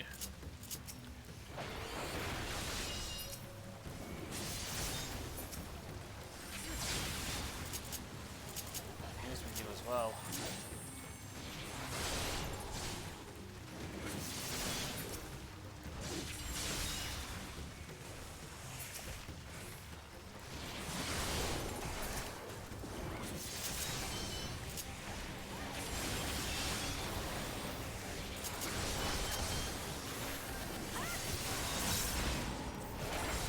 Things have all gone to hell here, haven't they?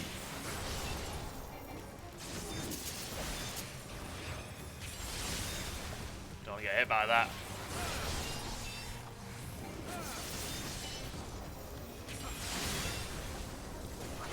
The design's based off a raid boss. I think it's not Halakan. I'd have to check it out.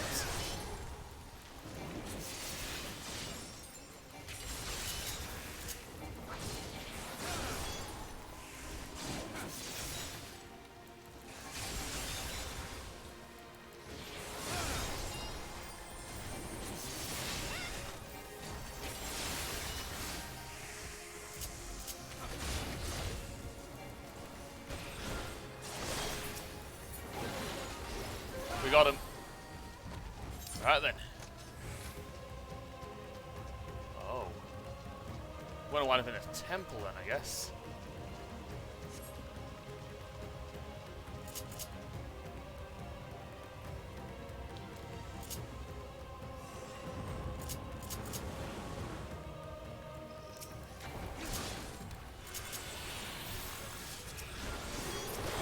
Go.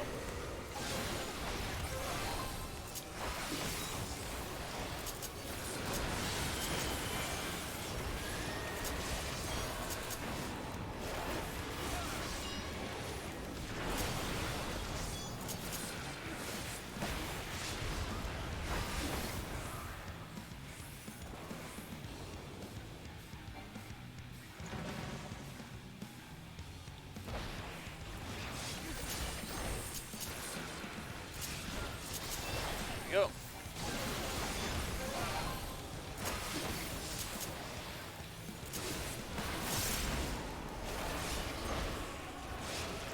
Safe now.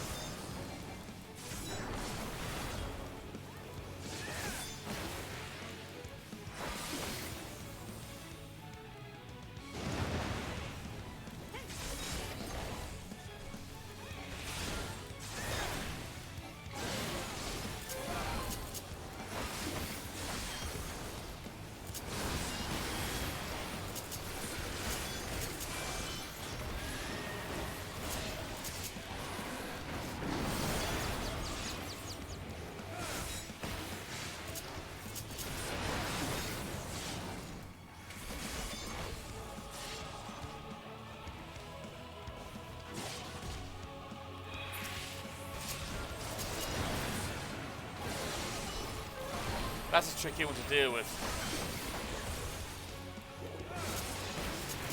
Yeah. It's going down. This thing's weird looking. It's too many mouths.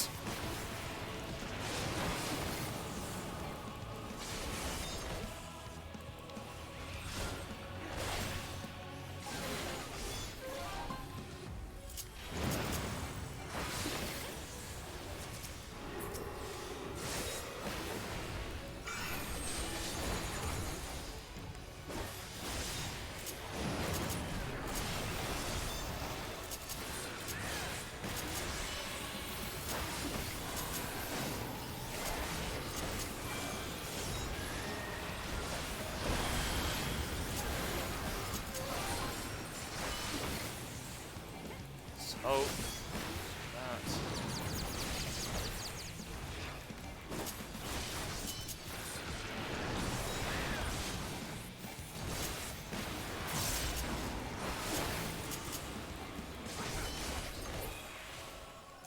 I'll take killing it over mechanics any day.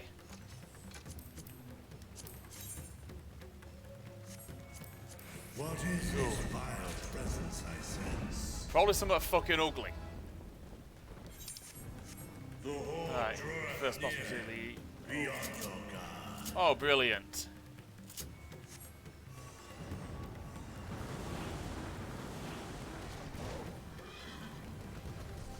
These creatures willing to help us now.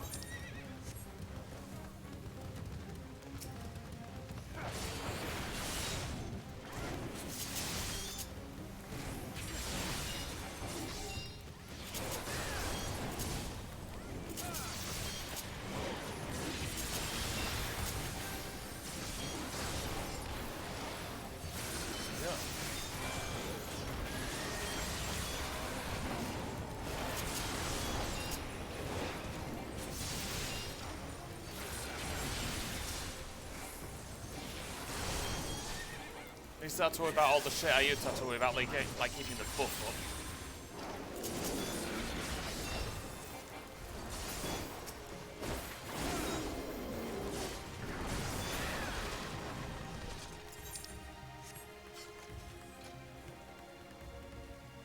Oh no.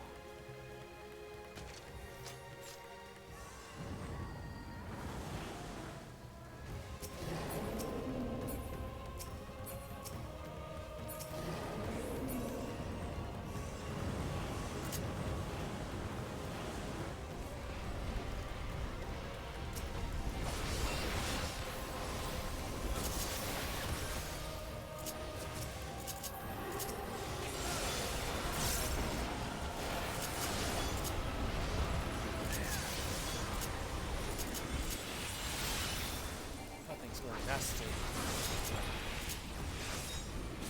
But they're going down relatively fast. Yep.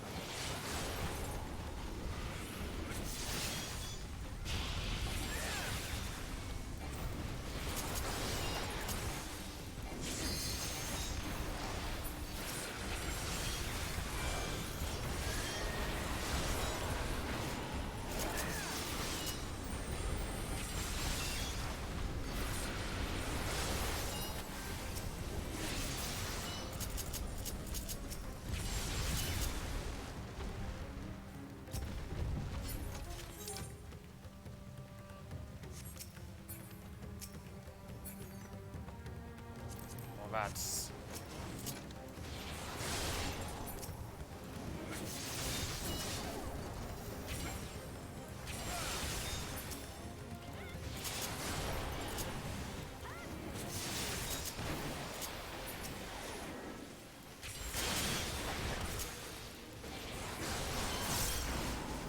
There we go. I'll have my buff ready.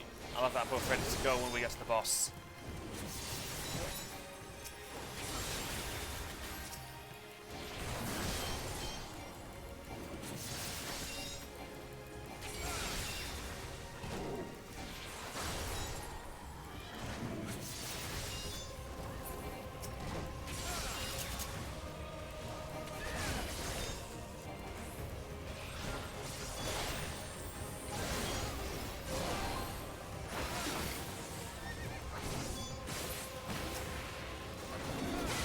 Yep.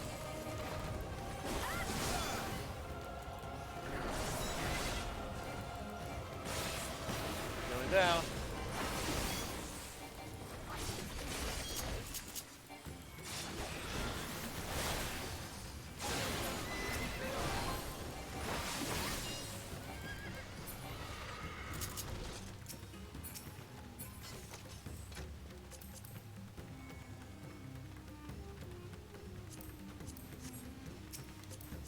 Oh, that's a weird looking one.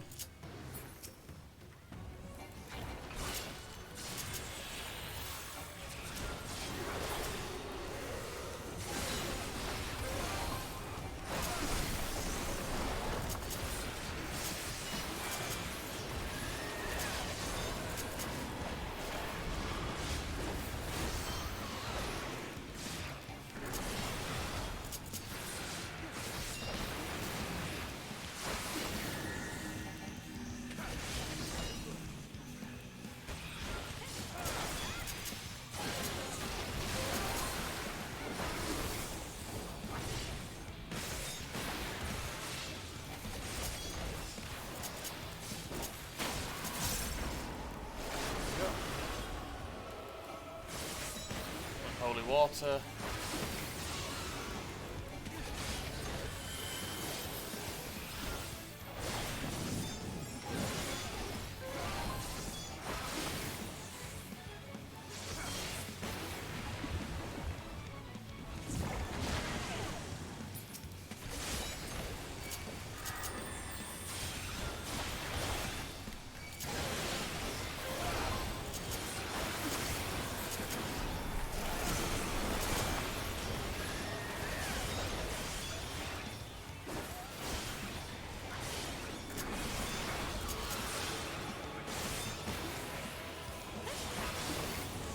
Water element would.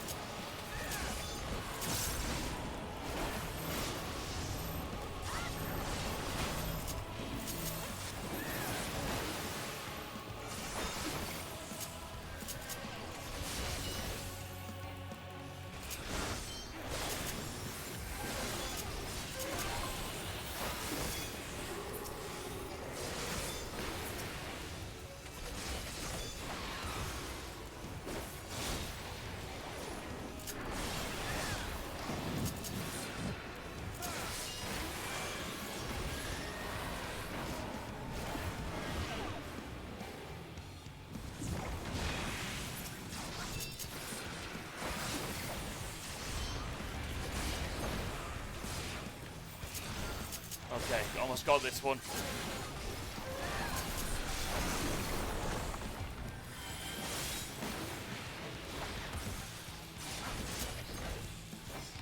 Alright, see you later, Aura. Have a good night. Right, there we go. No worries. I'm probably going to be going in a few more hours anyways.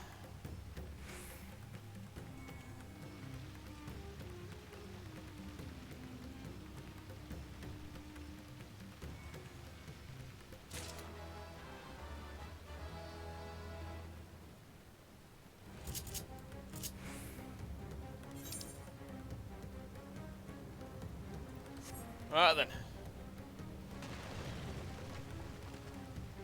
Oh, fuck.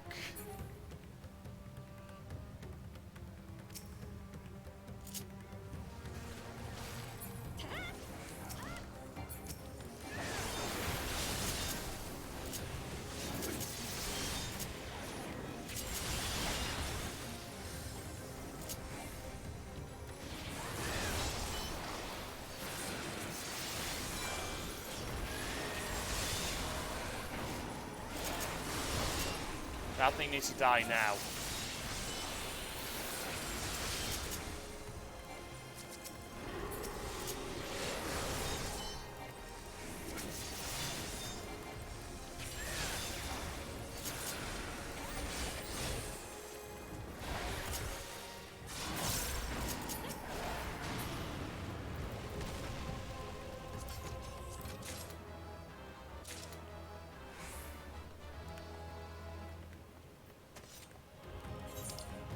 Oh, this is gonna be shit interesting.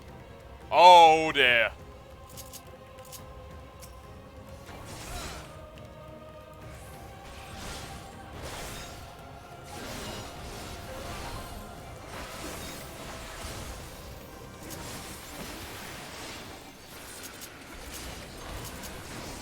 These aren't the only things here.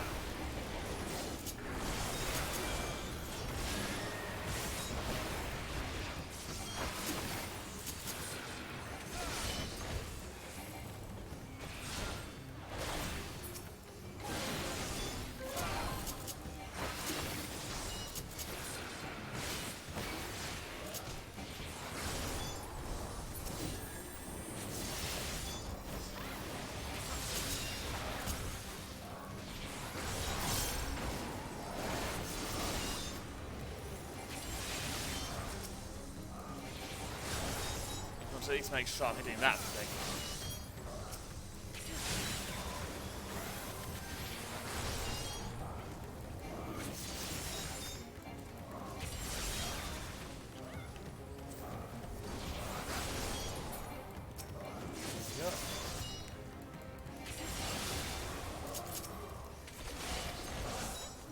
Oh, right. Right then. Boss time.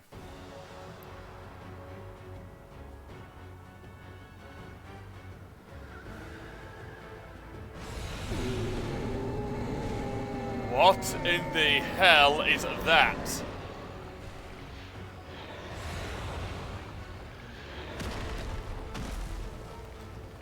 What is it with flying things in this game wrecking things? Oh jeez, this thing's fucking ugly.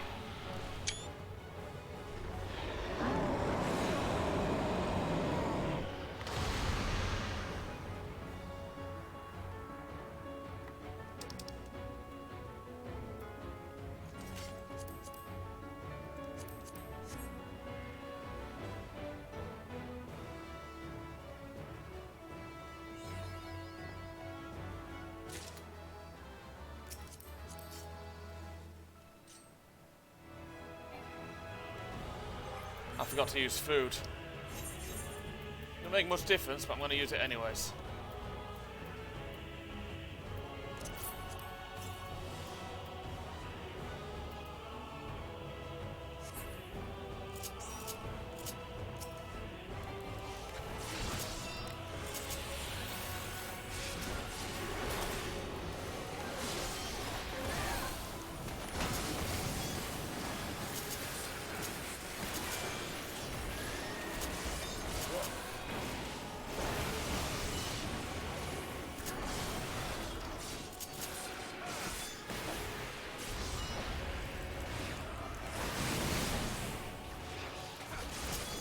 That's not good. Stand on blue then.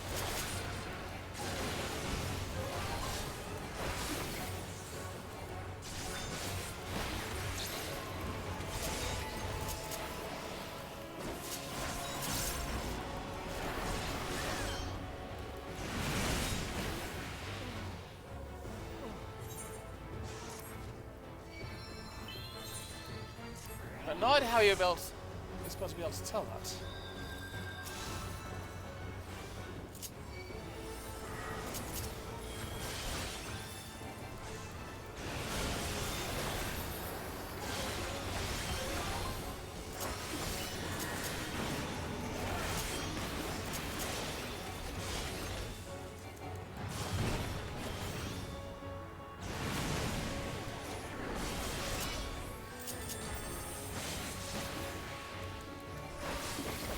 In a minute.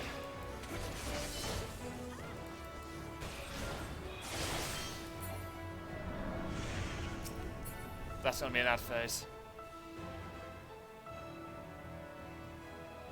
Or that's a bit more obvious.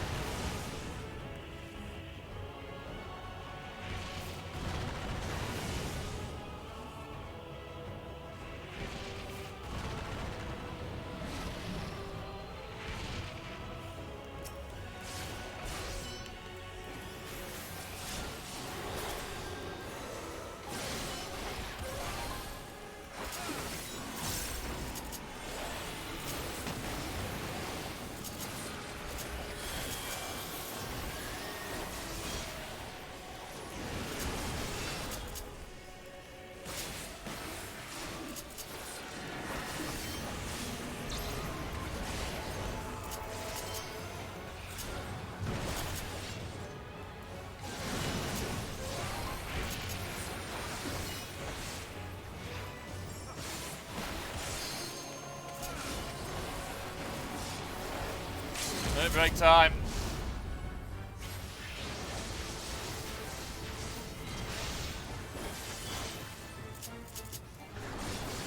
Ooh. This is one big ugly fucker.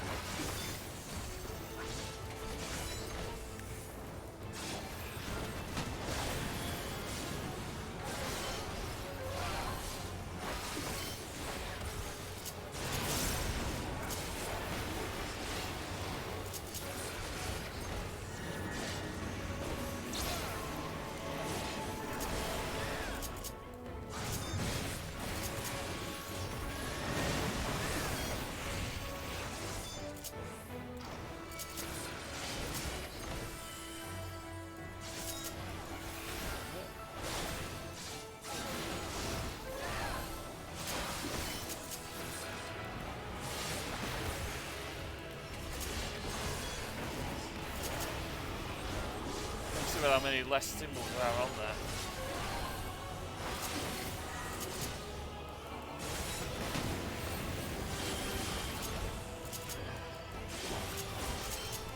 This is a long fight.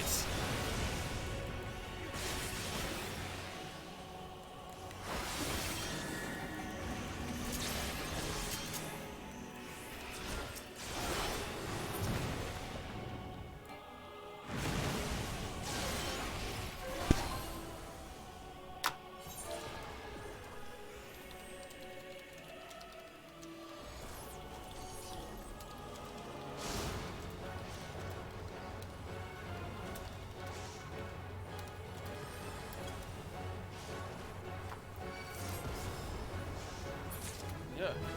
I'll take that. It's a win to win. Oh, great.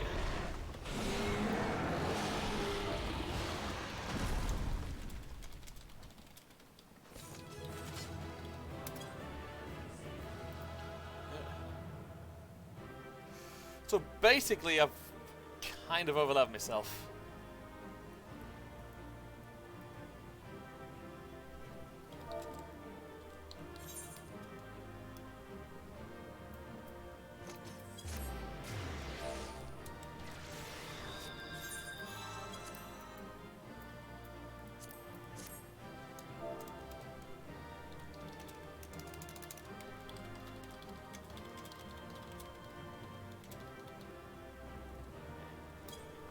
Fair enough.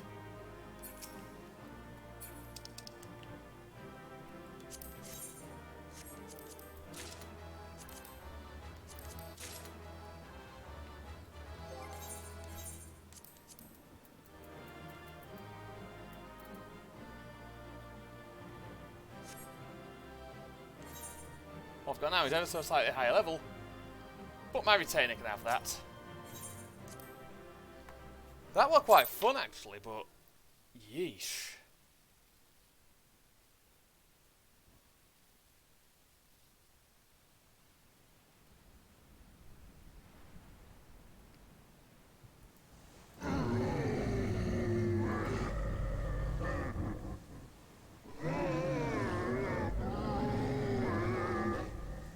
What the hell is that voice?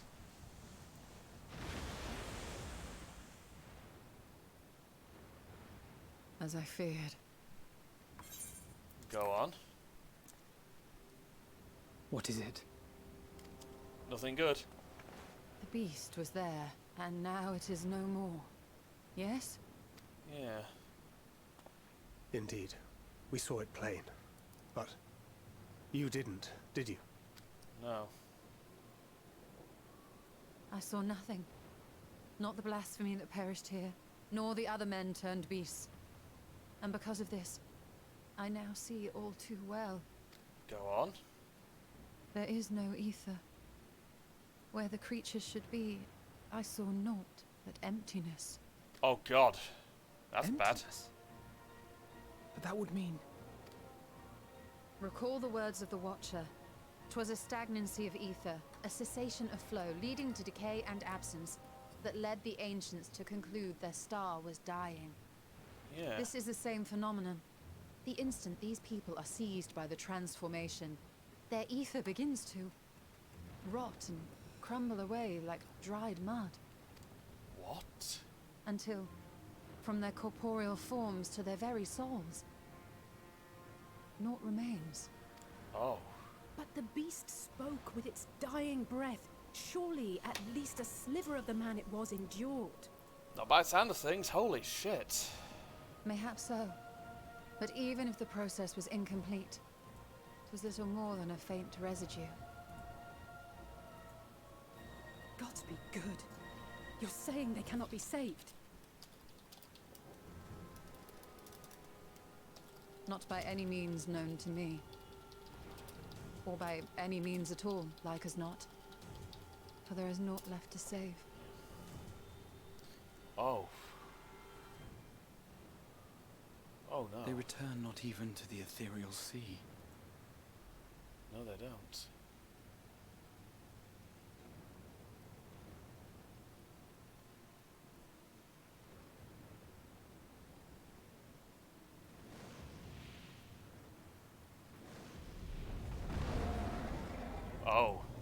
is. The beasts rage on, their hunger insatiable. Yeah. Even deprived of their master, they perpetuate his legacy of hate. Yep.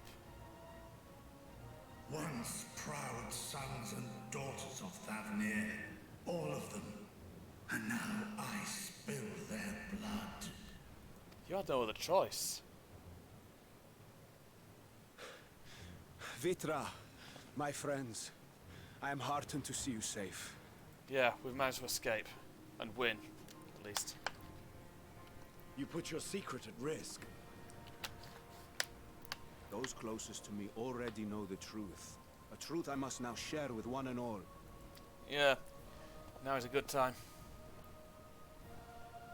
Vitra, calamity has come to Radzatan. Our fair nation is rent by screams of pain and despair.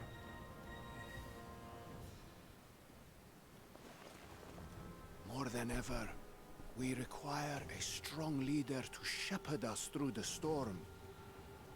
Reveal your true self to our people, Vitra, and guide us to salvation.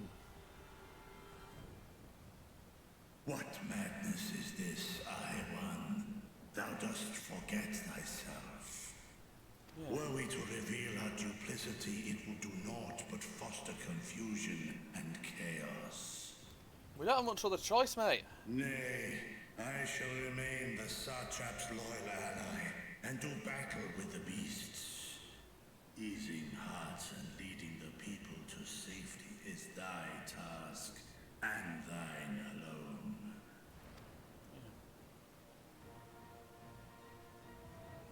I ask that you remain at Ahewan's side, and render unto him what aid you may.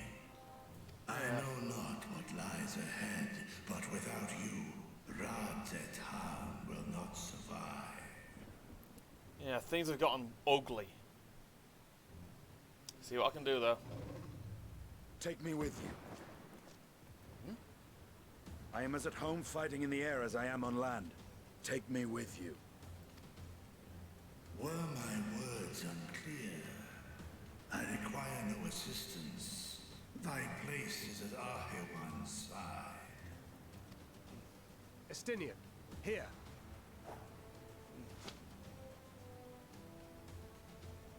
It's the last thing you ever wanted. A link pearl. We'd gain much from knowing your elevated perspective. And it'll keep you from getting lonely, which I know you loathe. You heard the man. Seems I'm coming with you after all.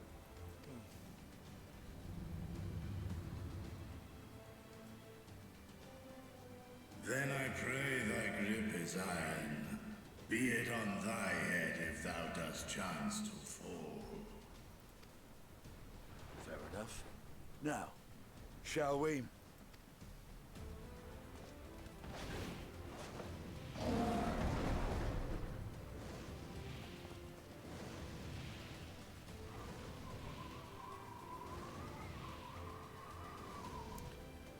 Master explain. Last time I did this, I was on top of you. I was out helping your sister out. I fear it is as Vitra says. We will not survive this on our own. While I am loath to impose upon you again. Don't matter. I would insist if you did not. 'Tis the very reason we have come. Yeah. Then once more I find myself without words to thank you properly. Let us return to the capital and plan our next course of action.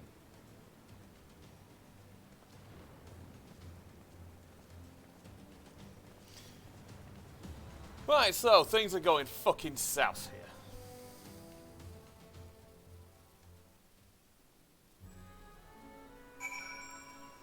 Right, before I do anything else here, I just need to do that for 2 minutes again, sorry.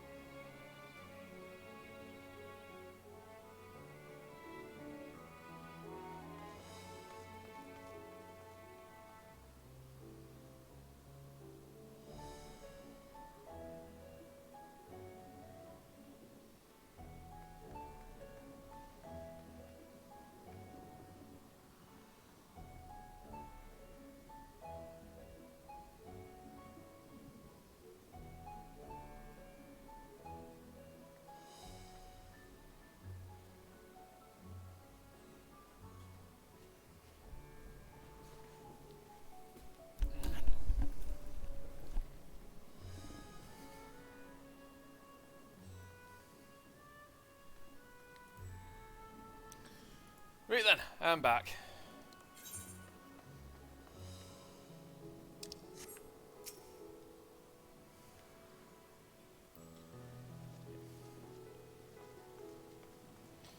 Our radiant host has eliminated the immediate threat to the city, though it pains me to know those beasts were once my own people. There is no telling when or where the next transformation might occur. We must remain vigilant and steel ourselves for whatever is to come. Yeah, we must.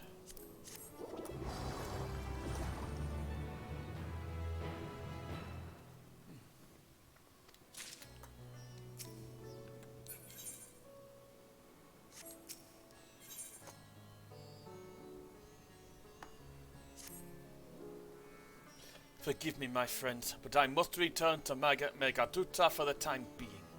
There I can better manage this crisis and dispatch my troops as the situation demands.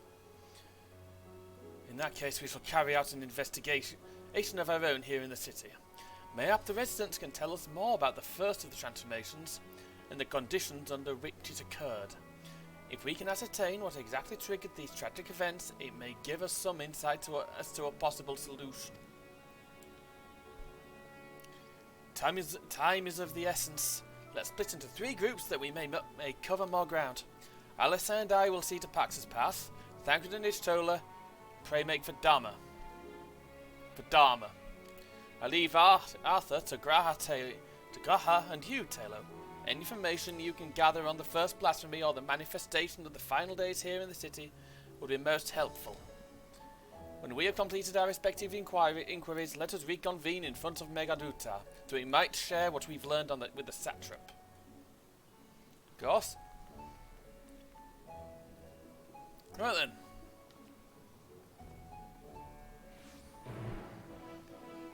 Yeah, things have gone a bit south. Shall we be off then? Arthur is home to the High Crucible of Alchemia, whose alchemists forge many of our warning scales. That seems like as good a place as any to begin our investigation, don't you think? I briefly spoke with Nuhadin, the chief alchemist there on our last visit. He should be happy to answer our queries. Right then.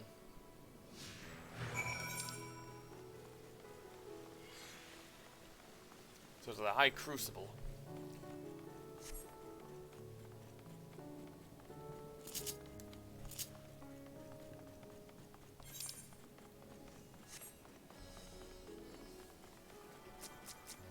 Well, let's go kick some ass then. Let's go off words, I mean. Actually, let's see if I can ding it with the aetheryte first. Oh, brilliant, still disabled.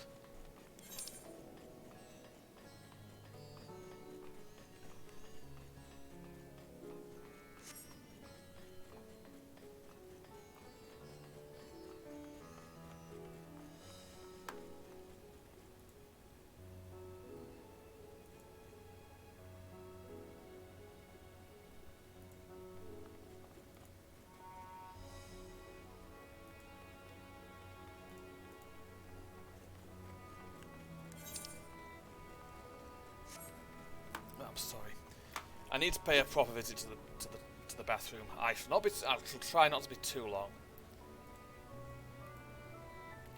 Wrong fucking button.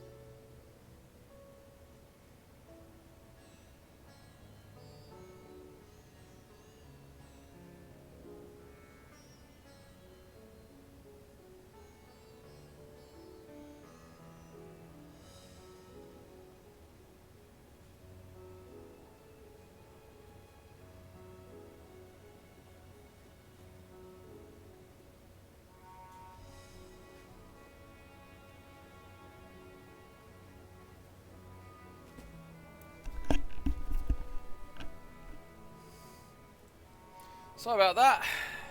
Really sorry about that. Had to hit the gents quite hard just then. Right then, to Nuhadin. Picks up my gear later.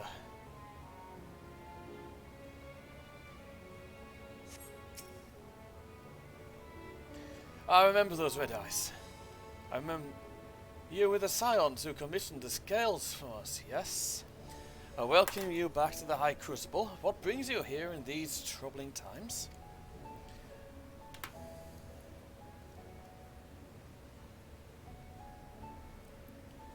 Oh, a sec, this thing's breaking. We are assisting the satrap in investigating the crisis that plagues the city. Did you happen to catch sight of any of the creatures? I did. As I was going about my work, I was disturbed by crashing footsteps so powerful that the very ground shook. I was outside and could not believe what I beheld. The night sky was burning. Suddenly, I heard panic screams coming from the direction of Balshan Bazaar. In the next instant, a monstrous beast pokes its head out from amidst the stalls.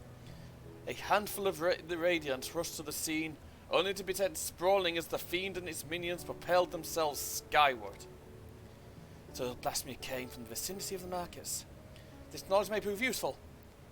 I thank you for sharing your tale. Well, I do believe we now know where we should inquire next. To the bazaar, then. To the bazaar.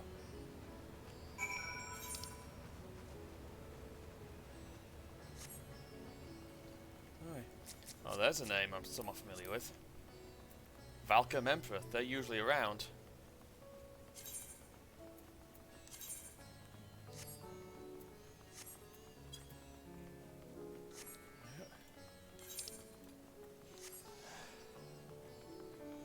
So I just feel a lot better for what just happened. Not in game, just to me.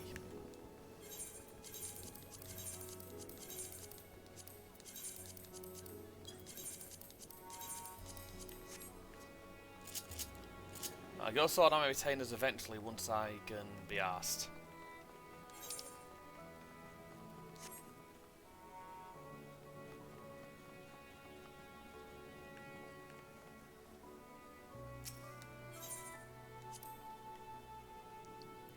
So this is Thavnarian weave. I must say it bears a resemblance to the traditional fabrics of Corvos.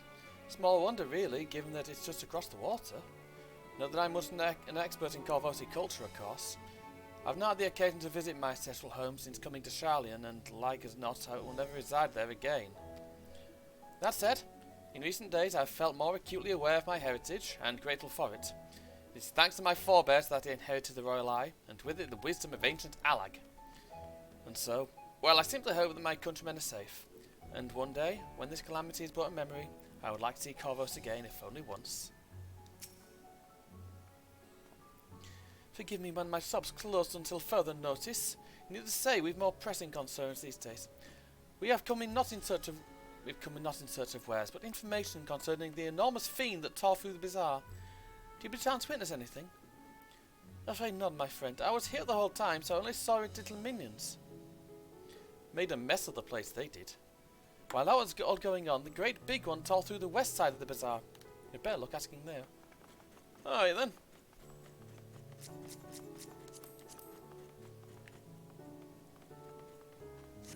Oh, Materium Elder.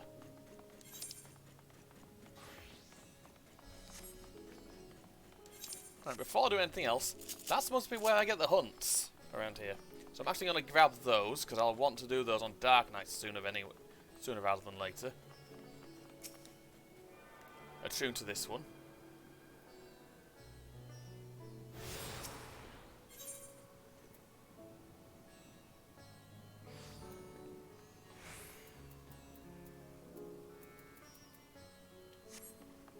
Yep.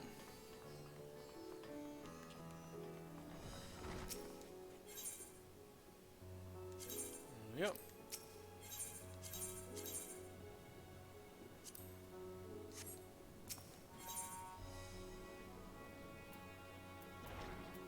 Yep. That's handy at least. I can get material from here. Oh. Hello.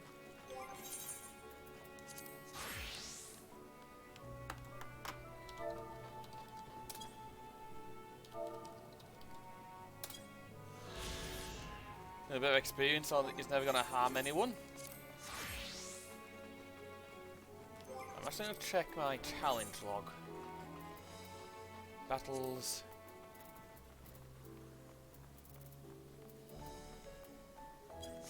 Right, what I'm going to do, because I want to get another burst of experience on Dark Knight, I'm not going to do another leveling roulette.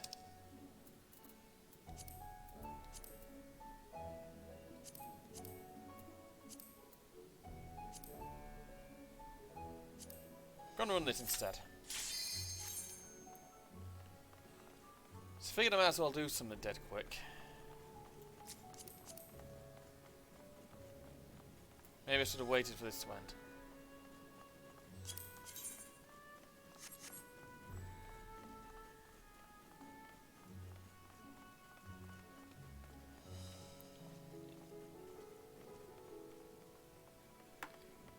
Maybe then a cutscene. Give him a minute.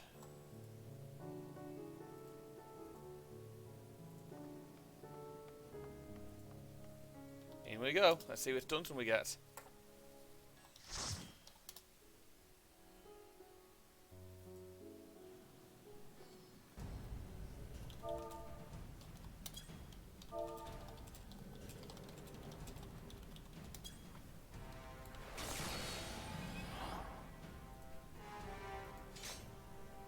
I assume that's a yes.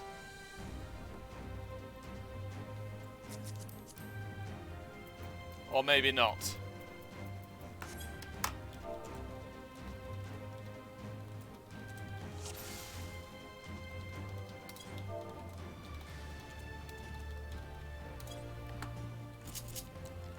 I ain't gonna do massive pulls because that healer is not perfectly high leveled.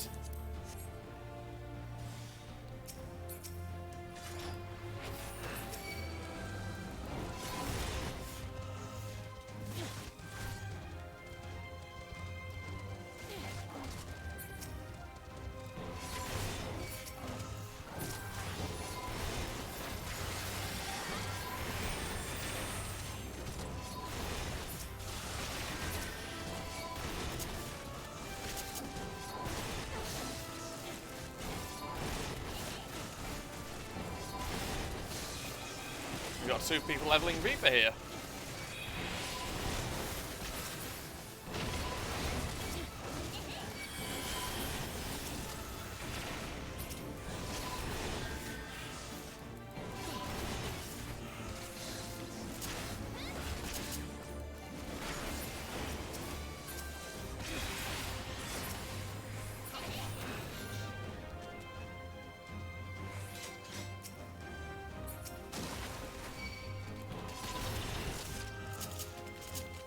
I'm not going to go for a mega pull here because that will kill the baby healer.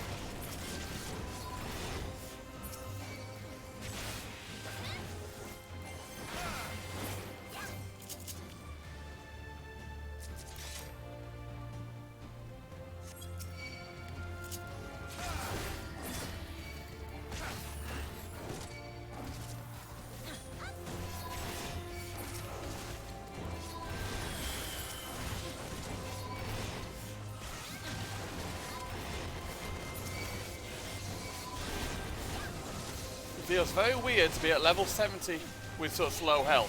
Oh dear.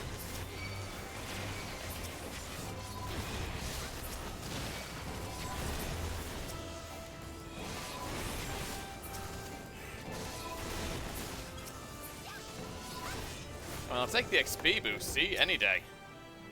Right, a curl Struti.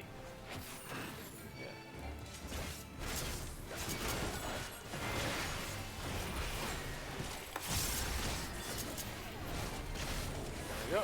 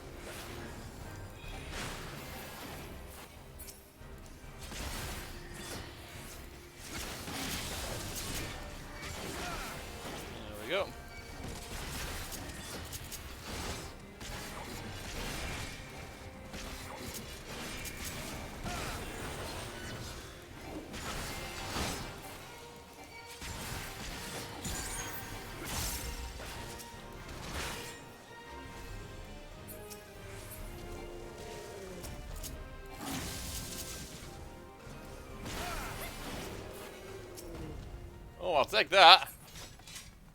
Perfect kill there. I ran this dungeon quite a few times during my during my level 80 relic grind. Right, I could mega pull here, but I'm not sure if that healer can handle that. Because a mega pull here is 3 pulls.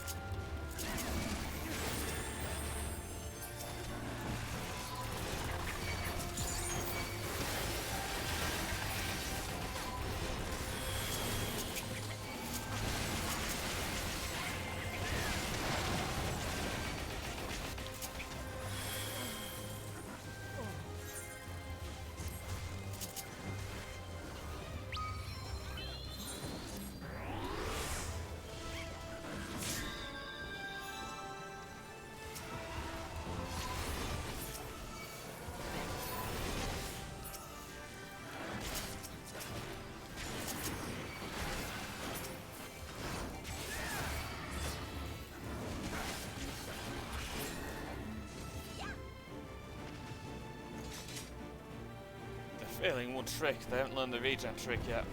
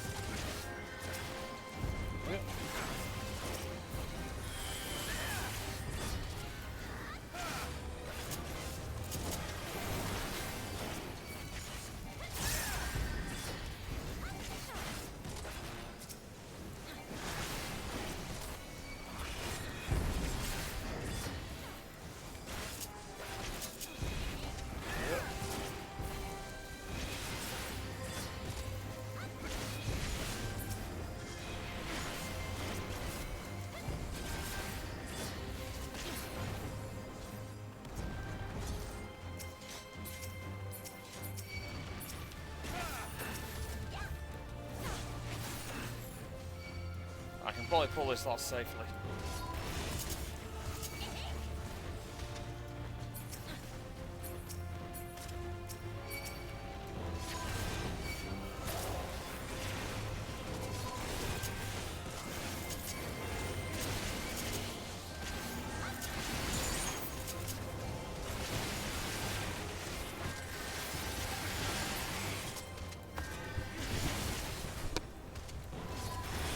Yep.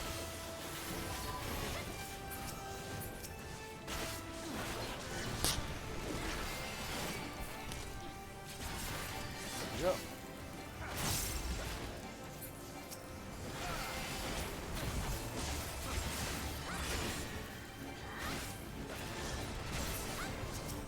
And I'm probably going to have to do a bit of the quest on Dark Knight at some point. Bit of the main story, I mean. Because I've over-leveled my Dragoon because of all the bloody side quests I've got.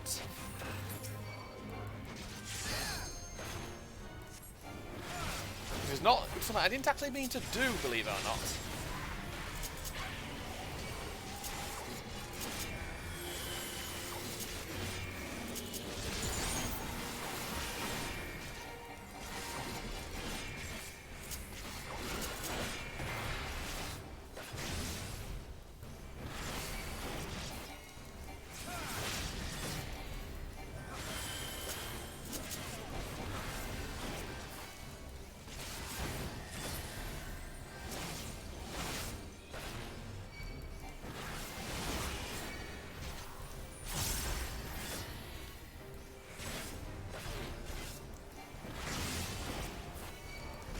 Loading.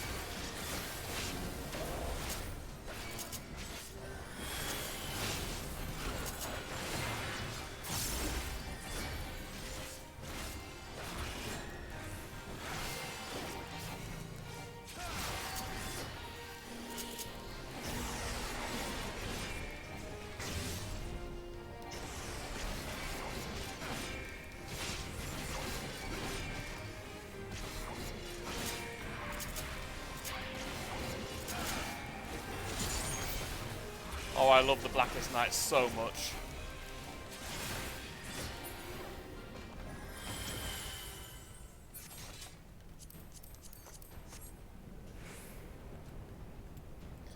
I don't like how she judges us there. Right. I'm not doing the full mega pull here, because that here, if you don't know what you're doing, is risky. And again, I'm not used to having this low health at level 70.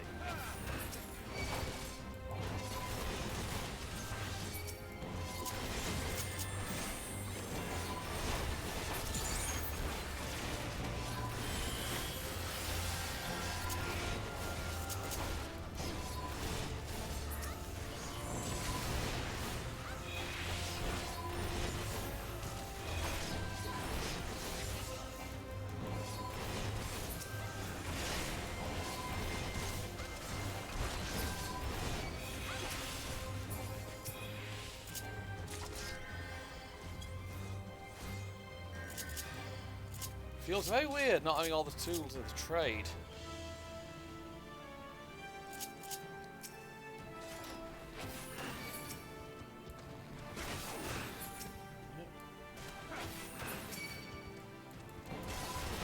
Reaper shall be on the list soon, by the way. You know what, I might as well just do this as a single one. Next one to the double.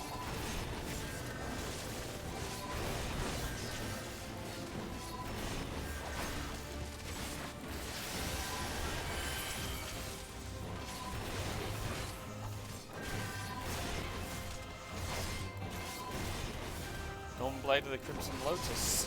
Oh, of course. That drops out at 60, doesn't it?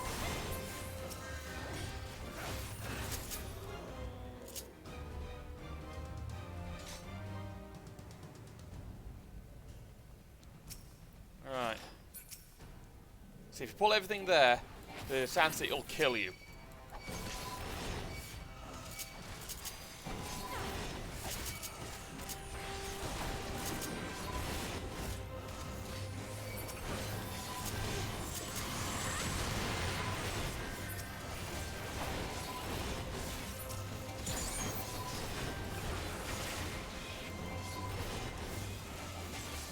Well, now at least the enemies have a bit more of a reasonable amount of health.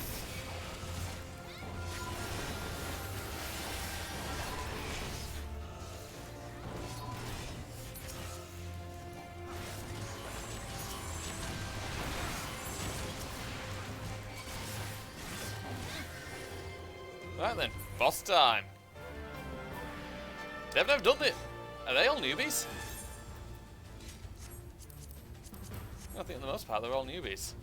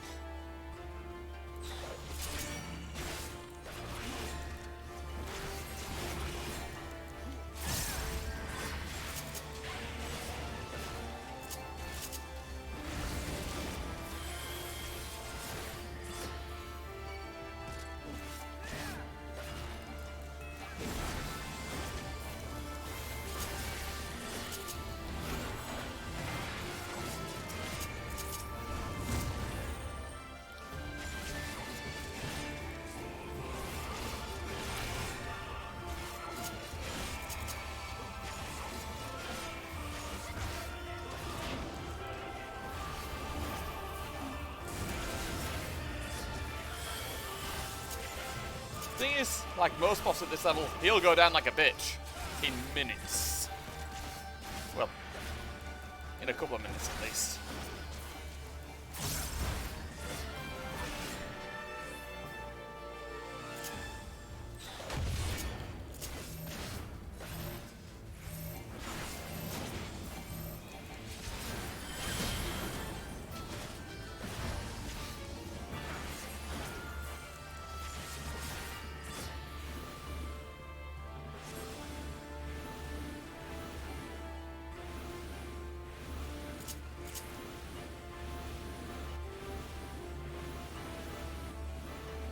Okay, this is gonna suck.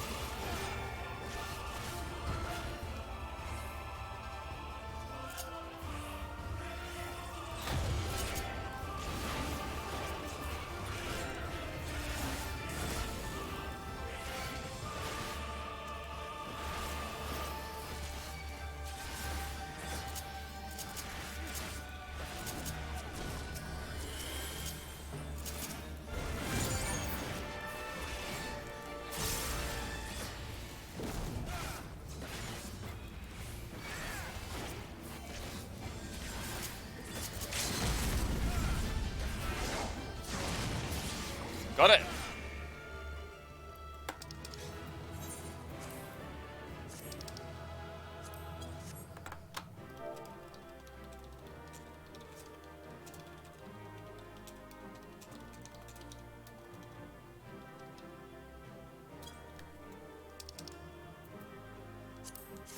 Oh. Didn't expect it to drop a scythe. Must only be for glamours, to be honest.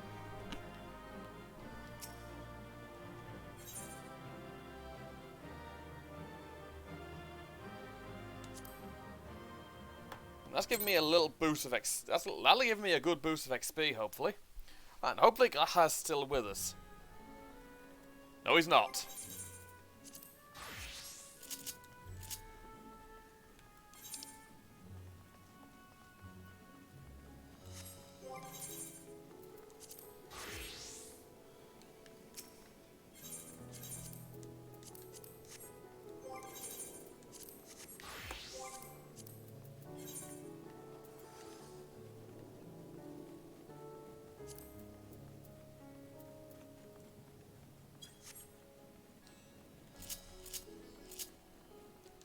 Alright, let's go pick him back up. Can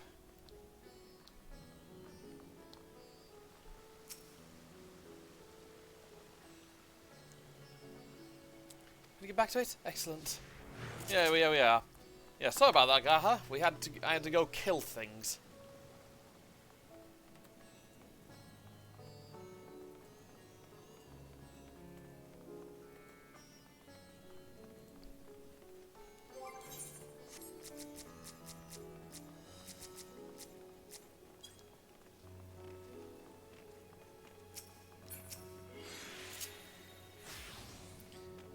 Sisters of mercy, what is happening to the world?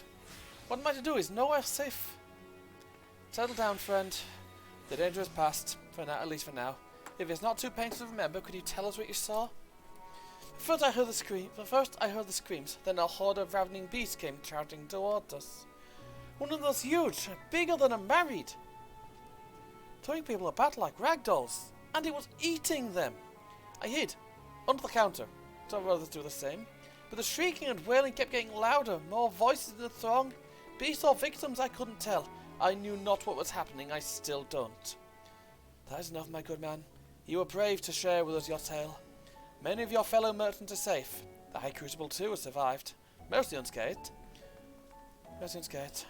Pray stay close to your friends and loved ones and rest your body and mind while you are able. And one more. Zaytoner. Is something the matter, traveller? If you're lost, perhaps I could be of assistance. Your office is most appreciated. We're not lost, but we're in need of information. Might you know anything of about the gargantuan beasts that rampage through the bazaar? I saw it all, though I wish I had not. I was going about my work when all of a sudden a piercing scream cut through the air. Turned around and there was the fiend, its massive body bursting through the entryway with the force of a tidal wave. Then it was gone, quickly as it came. That's the extent of what we learn here, I think. Shall we take a moment to consider our findings elsewhere? Alright. Oh, through here.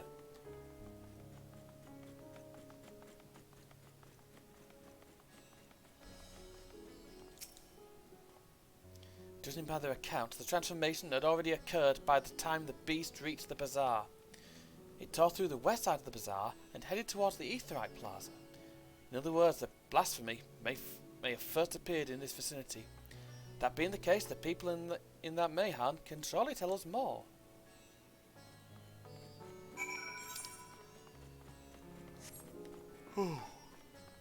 Again, sorry, long day at work. Got a couple more bastard days at work later. Fearful year.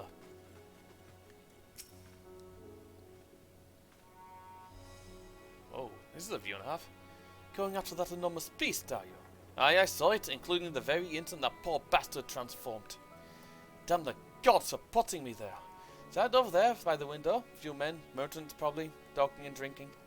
Conversation must have taken a turn for the worse. Next thing I know, their leader, suppose he was, buried his head in his hands and black mist was swirling about him. Then his whole body burst apart and there stands a hideous slavering beast, massive and foul, all gaping maws and bulging eyes. His fiend started shrieking, then black mist comes again until the change takes them too. Stuff of nightmares, I tell you. Nightmares indeed. Incidentally, perchance know who those merchants were? No, I'm a decorator by trade. Not much cause to mingle with their sort. Saw Mileal and the barmaid chatting with them though. She might know something.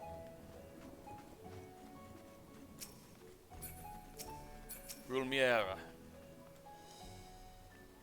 Even after repairing all that damage, it'll take a while for business to pick up again. Explain. You mean the blasphemy? That's what the Radiant's been calling it anyway. I saw it too. We all did. I was standing here at the counter as Meghid poured me a drink, when suddenly there came this dreadful sound like a pained angry groan. It wasn't like anything I've ever heard.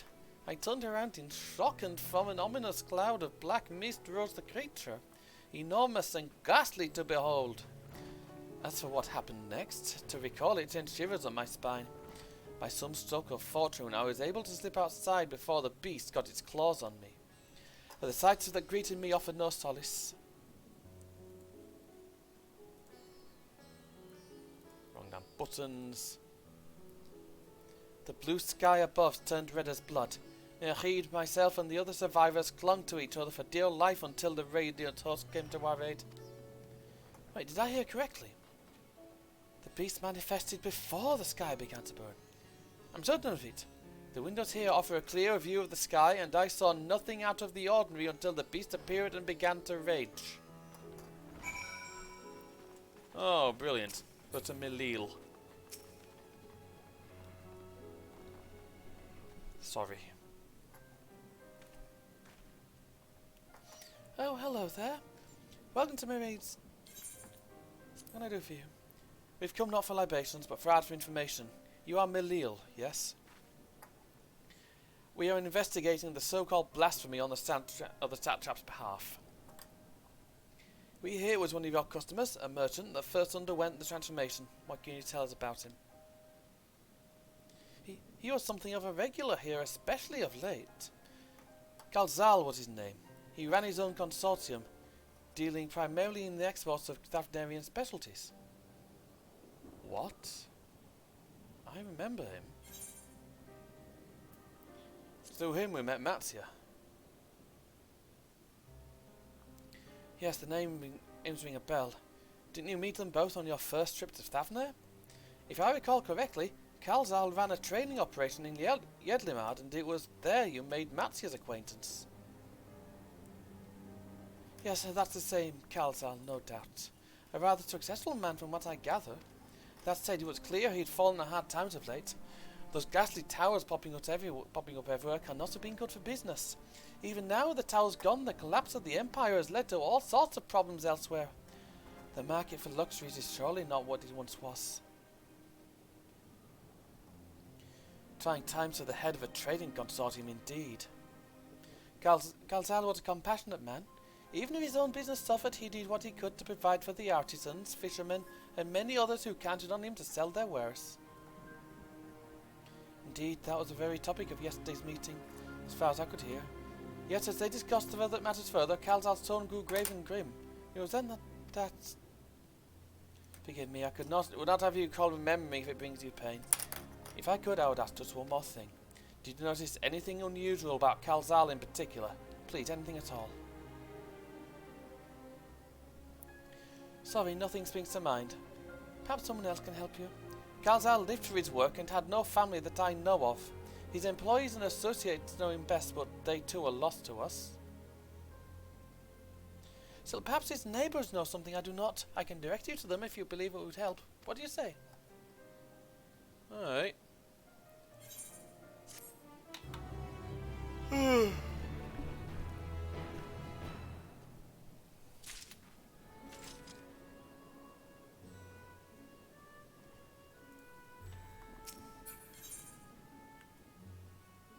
Right then. Kalzal made his home in Kama, a nearby residential area. From what I gather, Kalzal lived there since childhood and was known throughout the neighbourhood. Kama, the name is new to me. How do we get there? I'll write down some directions. There we go.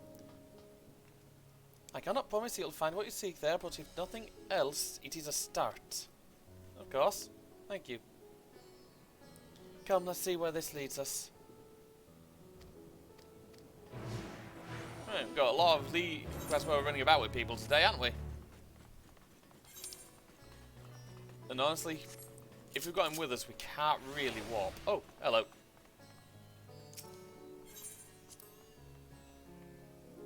Let's see. After leaving the Mayhan, we're to retrace our steps and head back towards the Aetheryte Plaza. That's where it's right. And then around there.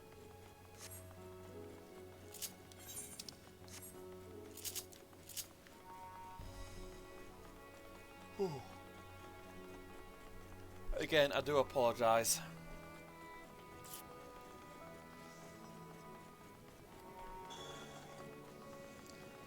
Work has knocked me on my ass today.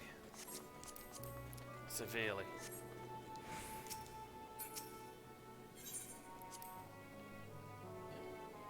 From here, we ascend the stairs.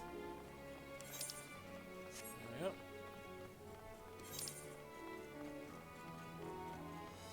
Right up here we go. Hopefully we'll unlock that Aetheryte Plaza soon.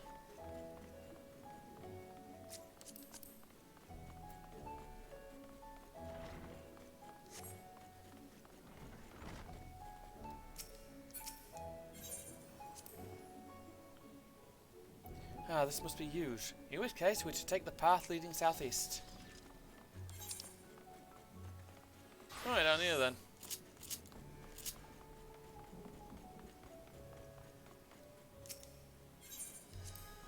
If we keep going this way, we should arrive in Clamber before long. Walking these unfamiliar streets is quite the adventure, is it not? I can only hope we can explore Razat-Han at our leisure once this crisis has passed. Hopefully. We need to figure out what the fuck caused this whole shit show.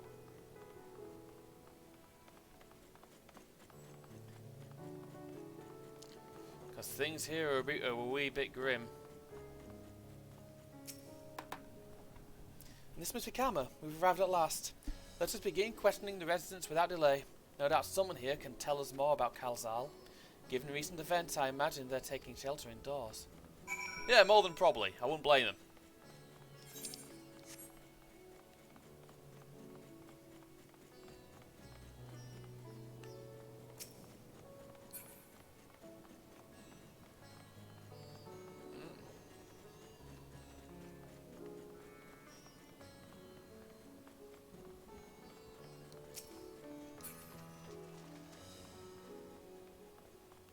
Oh, we can actually go inside.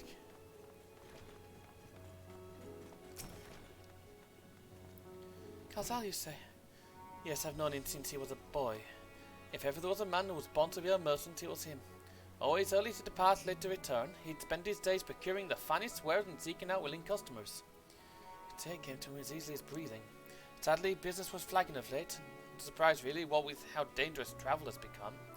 He was cooped up in his house from dawn till dusk of the day, no doubt racking his brain for a way to turn his fortunes around. Then that night I heard the door open. Looked out to see Kalzal sitting on a bench, his head on low. A man with the weight of the world on his shoulders. I see. His situation must have been quite dire indeed. Did you notice anything out of the ordinary?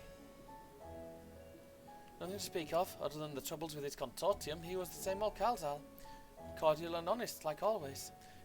His questions you are asking. Something happened to him. He wasn't caught up in that terrible incident at the bazaar, was he? I don't travel much these days. My daughter told me not to venture outside.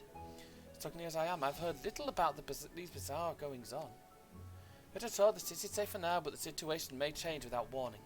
I urge you, stay close to your daughter, and be prepared to take refuge should the satrap order it. Oh. Yeah. Things ain't going brilliantly here, are they?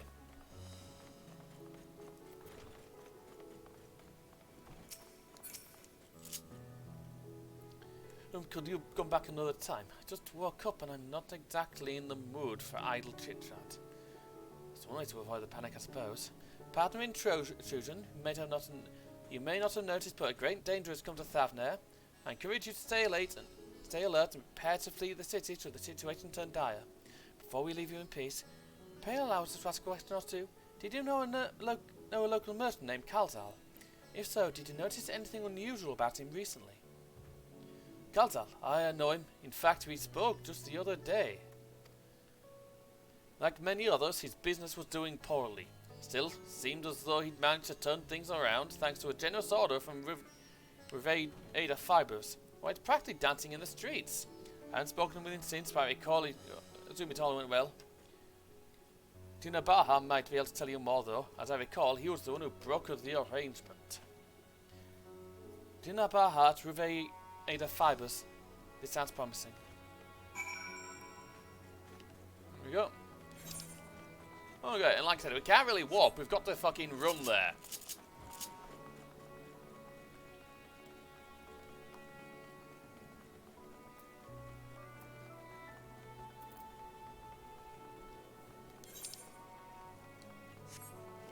Yeah, it took me longer than anticipated to go on tonight because of, well, the queue.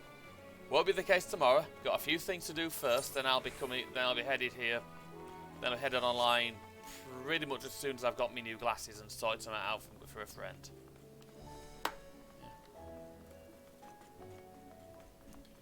Wrong bastard button.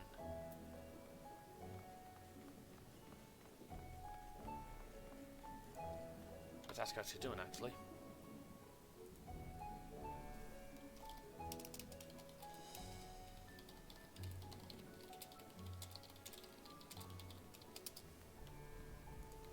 Right then.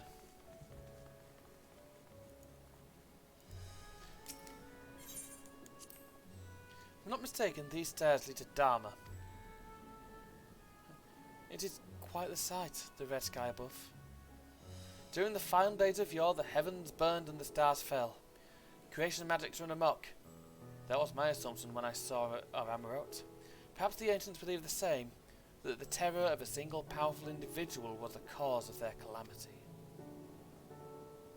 Yet those self-same horrors now manifest themselves before our eyes. What could it be that sets the heavens aflame and turns ordinary men into beasts?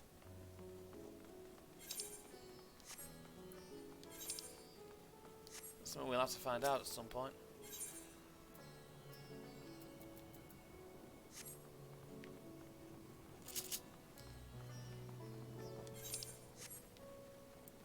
Through here.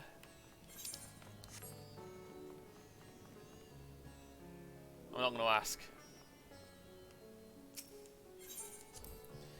They're found, silkworms. This must be Ruve Ada Fibers, where we should find Gina Baha. Oh, good. And down the stairs we go. Don't start floating on me again.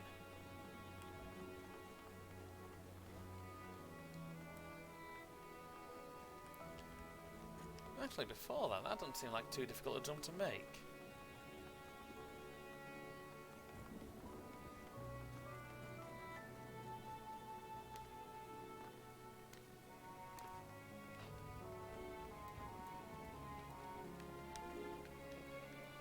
There we go.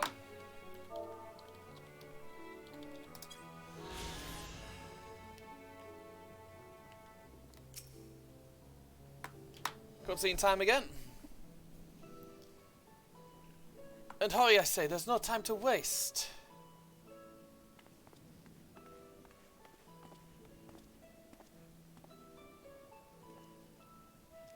Pardon me, but you're in charge of buying and selling here, yes? We have a few questions we'd like to. Sorry, but I simply don't have time to chat. If you haven't noticed, we have our hands full at the moment. We must carry all our wares and equipment to safety before those accursed beasts return. In that case, might we be of assistance? Perhaps we could speak when the job's done. Very well. You can start by helping us move our equipment. Ask others to put what to put where. Oh, great.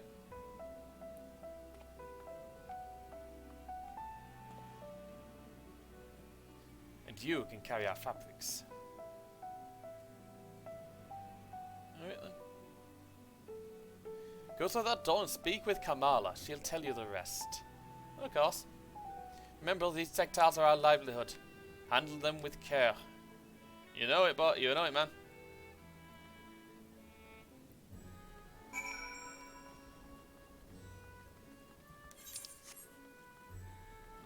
Oh, brilliant.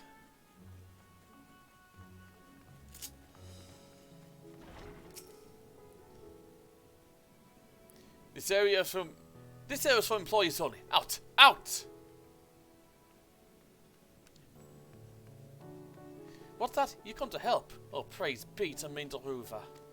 Kind stranger, I welcome your assistance. On your way here, you pass these storehouses, yes? I'd like to carry that small crate to Nabifal by the storehouse near the hatchery. The crate of clothing is for Manuha. And that massive crate there goes to Zemira by the middle storehouse. Want you back with that one. Those are all the crates we have ready. Once they've been delivered, consider your work here complete. Yeah.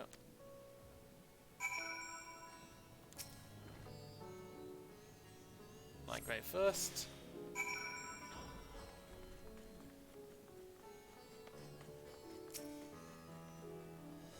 Yep. It's ready, is it? And you come to the right place. We thank you for your aid. Yep.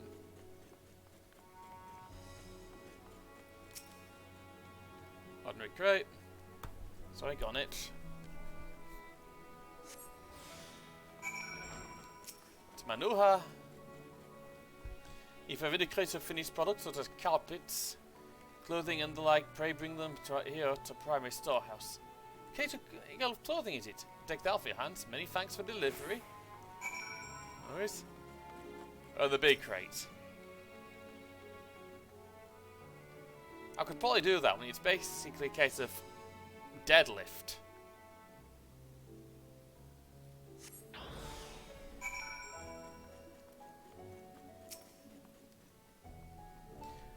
I say, you're quite the brawny one, aren't you? Good thing that. Never know when you'll need to defend yourselves in these unpredictable times. Crate full of fabrics, is it? Exactly what I was hoping to receive. Here, let me put that away for you. Oh good, thank you. I got an itch.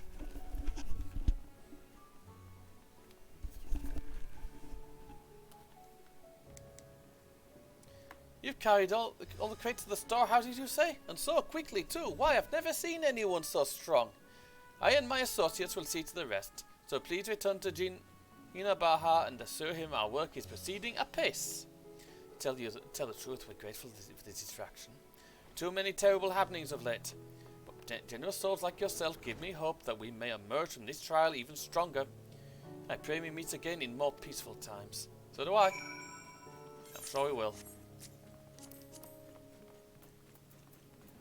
There we go.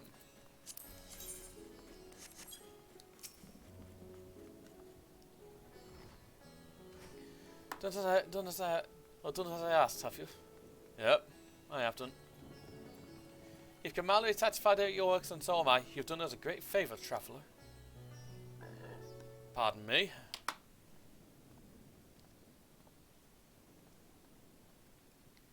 I too delivered the instrument and apparatus entrusted to me. You both have my thanks. With our wares safely stored away, we'll not lose any more to those fiends. Take it that your establishment did not escape the attack unscathed. We did not. Thankfully, most of our workers had already left for the day, but those of us here, still here, saw it all. We looked at the burning skies in confusion, and then, before we could even begin to make sense of it, a hideous creature burst through the doors, shrieking. We ran for our lives, but one of my colleagues was not so fortunate. He cried out. A scream of such agony, such terror, and in the next instant he too sprouted fearsome claws. The sight of it caused another fellow to panic, and then he too transformed. Oh. Sorry, there was something you wanted to ask? Indeed. You knew the merchant Kalzar, did you not? I believe he had some dealings with your establishment. Kalzar, I know him well. We'd arranged for his consortium to deliver a large shipment in fabrics. In the end, we received a better offer and had to turn him down. I understand his business is struggling, but so's ours. Another of our most reliable trading partners agreed to transport the goods for a much smaller commission. We'd have been fools to refuse. Felt terrible for withdrawing the offer, but you must understand we simply had no choice. He tried to put on a brave face when I delivered the news, but his dejection and despair were plain as day. He said he'd discuss it with his associates, but I could tell he'd all but given up hope. Dejection and despair. You remember what we saw in Vanaspati, yes? Soldiers and jungle dwellers pushed to the very brink of turning into beasts one after the next. You would have seen the same phenomenon occurred here. The poor craftsmen attacked by the fiends as well as those that witnessed it, all undergoing the change. I suspect that everything began with Kalzal. By all accounts, it was he who suffered from the most profound and piercing despair. Wait, could it be that such intense emotions was what triggered his transformation? Yes. Much remains unclear, but I believe we're drawing closer to an answer. At any rate, we must discuss our findings with the others. Yes, we must. This is getting scary, to be honest. Sorry.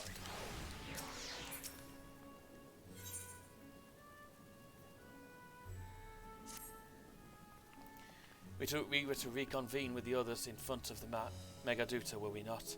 That should be just outside. With any luck, they will have already returned to from their own investigations.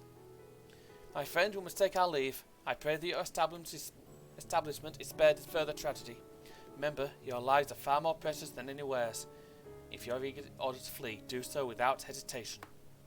Indeed, I thank you for your concern, and I pray you to take care as well. We will. There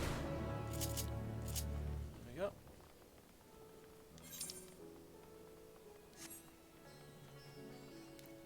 They're all over here.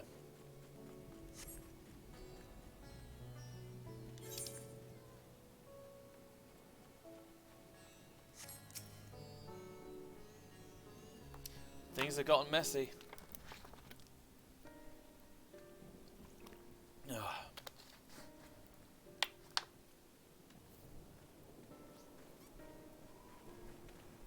There you are. You've spoken with the survivors. Yeah, we have. Indeed.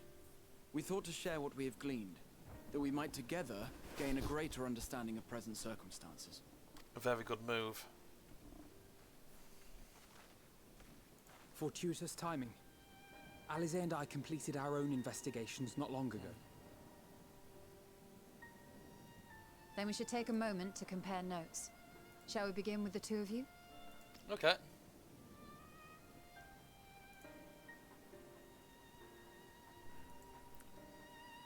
Cue probably 5 minutes of explaining.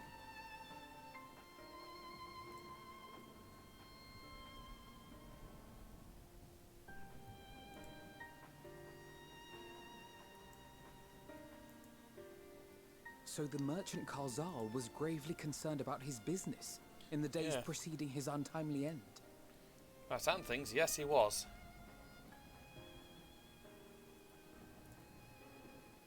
The tales we heard were much the same. The first victims to be changed into blasphemies were all overcome with anguish of one manner or another. Oh, brilliant. Then those who saw their loved ones stolen before their eyes succumbed to a similar panic, setting in motion a chain of transformations. Oh, wonderful. That ain't good. Fear, unease, despair. These negative feelings serve as a catalyst. If so, then it is not unlike the calamity that befell the ancients. Pretty much. With their creation magics, they unwittingly gave form to untold horrors. Had they simply lost control, surely it would have manifested in many forms, not all of them monstrous. Yet somehow, this phenomenon is triggered solely by the darkness in their hearts. A common thread with what we now witness. Common, but not identical. While the beasts the ancients faced were forged with magic alone, those of today are born of sentient beings. Unfortunately, yes. Why remains to be seen. But there is one fundamental difference between us and our predecessors. Our souls are sundered, whereas theirs were not. Perhaps that single variable makes all the difference. Possibly. If I may, there was another detail that troubled me. Go on, Graha. We have it on good authority that Karl Zahl's transformation took place before the skies began to burn. Oh. Oh yeah, we do. What? If that's true, then the situation's more dire than we realized. Very much so. It means even if there's no ominous sign presaging the final days, anyone, anywhere, has the potential to become a beast. Yeah. Even in lands we thought safe, even as we speak. That ain't good.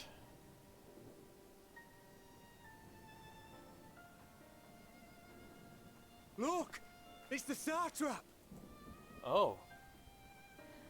The satrap! Thank the heavens.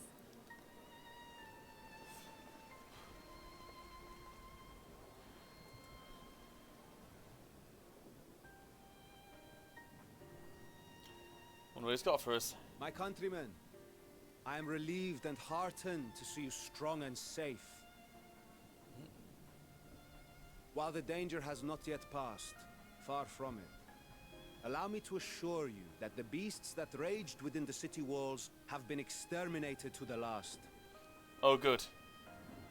Outside this sanctuary, the brave men and women of the Radiant Host and our dragon ally continue to battle our unholy foes. And probably win. I pray these tidings put your minds at ease and help you calm your hearts. Have faith that we shall soon conquer this terrible trial. Your Excellency, is there any word from Palaka's stand? Hopefully, yes. My grandson was bound for there yesterday, and I worry for his life. We are still awaiting a report, but I promise you, as soon as I have aught to share.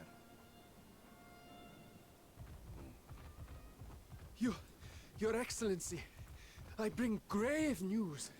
Oh, he must be from back. He must be from there. You are? I'm Matsya of Akyali, a humble fisherman. Oh, hello. Again, in Matsya. Ah, I remember you from our first visit. Wait, you're... But no, that can wait. Yeah, I guess When so. the skies turned red, I set off for Palaka's stand, fearing for the safety of a friend. Go on. But as I drew near the village, I saw dreadful beasts all about. Oh, brilliant. Gods have mercy. Your Excellency, save my grandson, I beg of you. We will spare no effort to save all we can, but you must remain calm. Calm? You tell me to be calm? You saw those beasts? They tore our bravest warriors limb from limb. Oh, she's gonna fucking transform. What if we are too late, huh? They catch him, sink their fangs into him? The fangs! The screams! Oh no. Get away from her, now!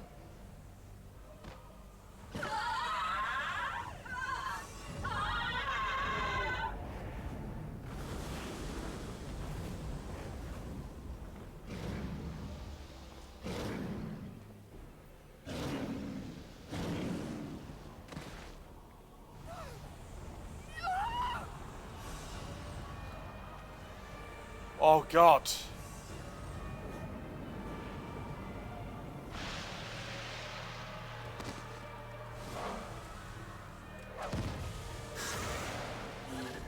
Some of these we've encountered before. We've got to kill them before it spreads. Yeah, we do. We'll handle this. See the townspeople to safety.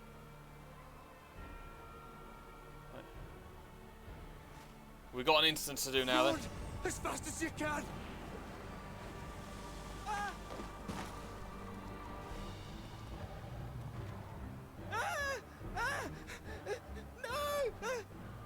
That was a big... That's an ugly one.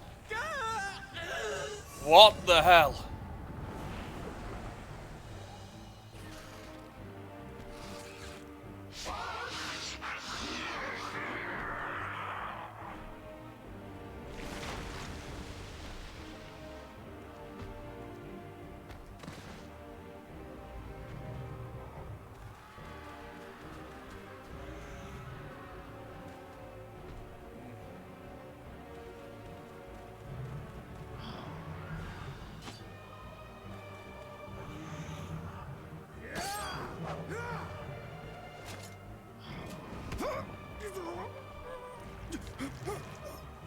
What the hell? Hydra, our people, you must save them.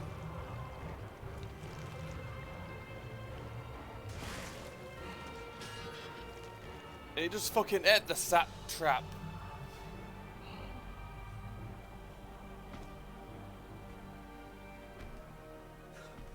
My son. Oh god. Enough. You must run. For their sake and your own.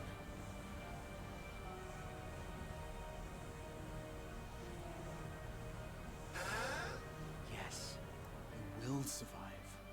You must. Good one, Graha.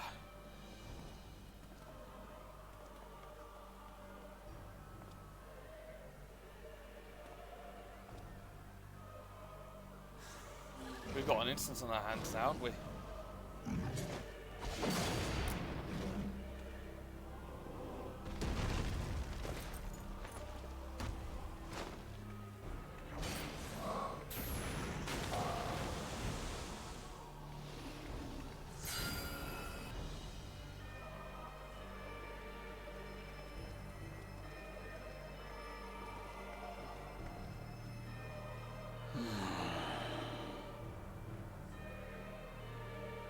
He knows something.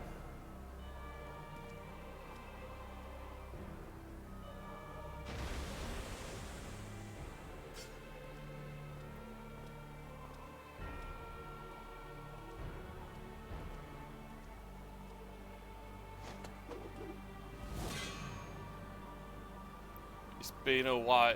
He's gonna Be go for it. strong, my friends.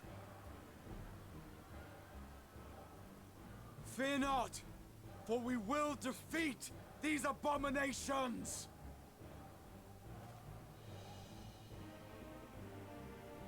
He understands what he's doing. Brave men and women of the Radiant Host, lend your Stola and Thancred your aid. Let not a single beast escape.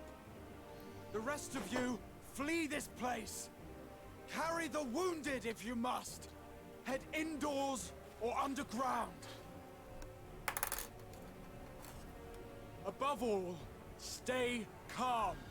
No beast will follow you. We will see to that.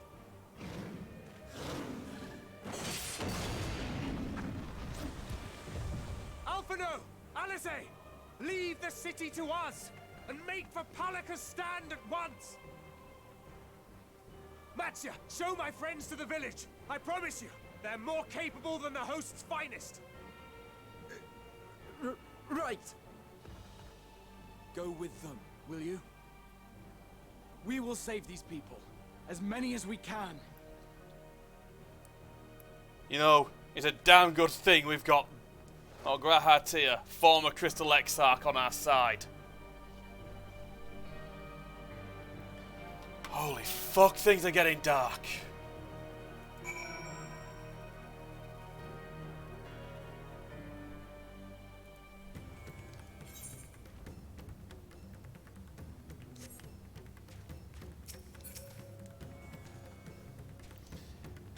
We must save Palaka's stand, whatever it takes. God, Matsya, it pains me to put you into harm's way, but I would ask for your aid as well. Of course, Palaka's stand is not far, just down that hill. But I told you, His Excellency before, the path was blocked by terrible creatures. I had no choice but to turn back. In that case, this is what we shall do. Telo, I ask that you take the lead and dispatch any beasts you encounter. Alistair and I will keep Mattia hidden amidst the trees and follow when the path is clear. Gladly. There is no telling what dangers await us. Keep your eyes peeled.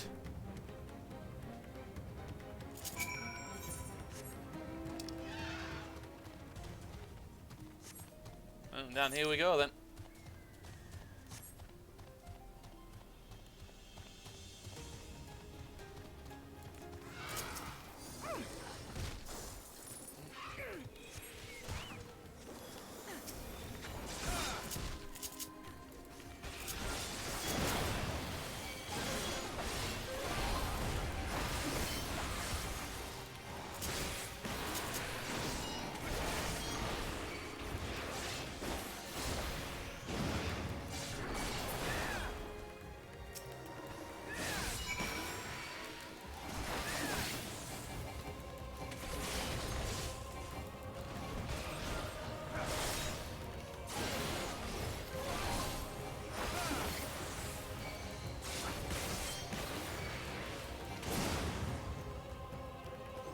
Things have gotten a bit dire, as you can tell.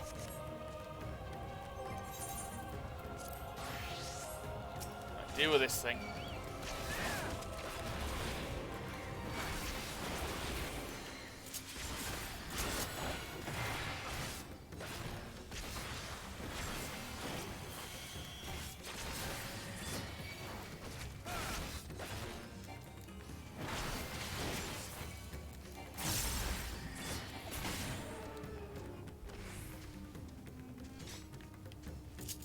Might as well deal with this hunt now, then deal with the rest.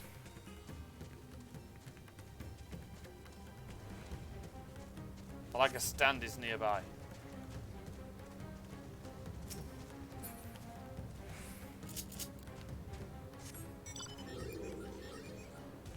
Things have gone very, very bad here.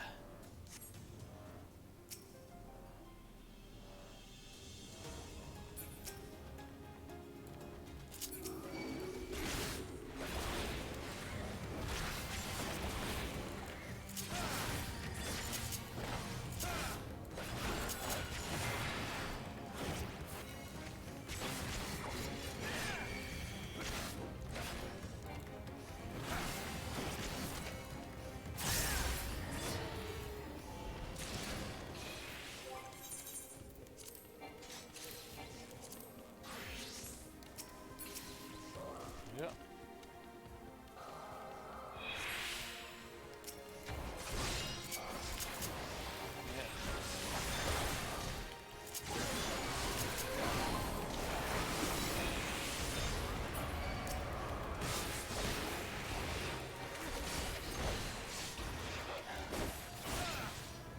Yeah.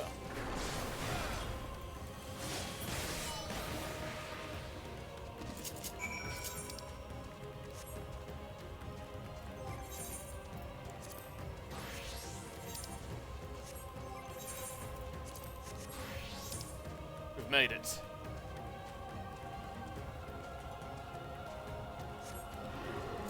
Wrong button. That way. I'll deal with that in a minute. Firstly, before I do anything else, this.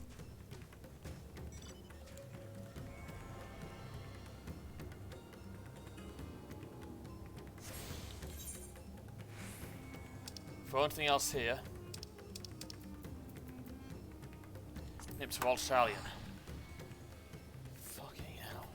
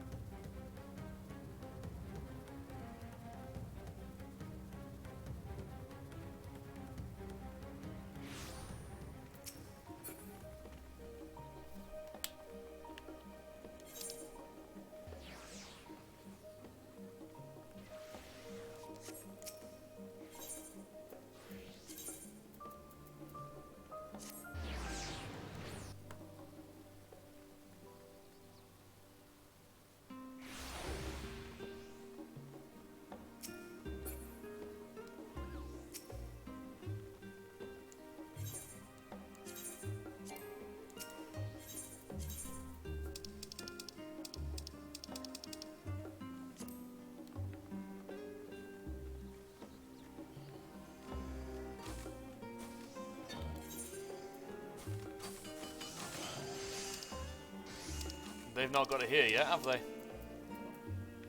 Now, I don't really get on well with the form, but I can guarantee you they will not be happy with what they see here. I guarantee you they won't be happy with what we know.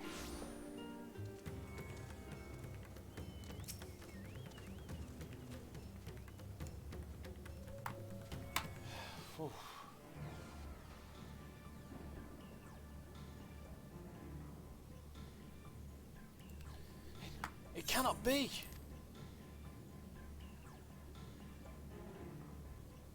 They've been attacked.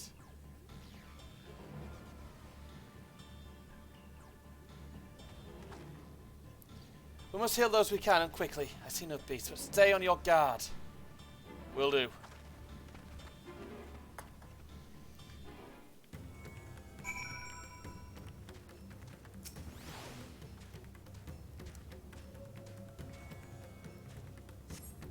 Killing body has already begun to stiffen. The massive wound suggests the villager was gored by a terrible beast. The village has no pulse, nor do they appear to be breathing.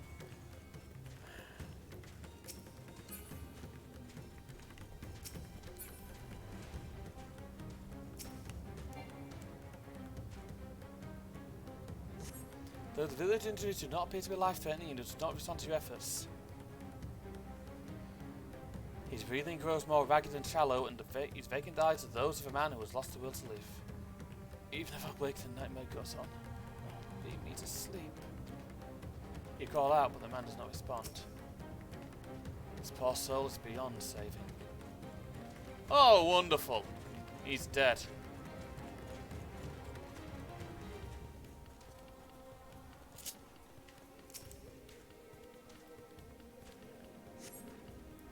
No, have you come to help us? To lay my family, my friend? Oh, brilliant.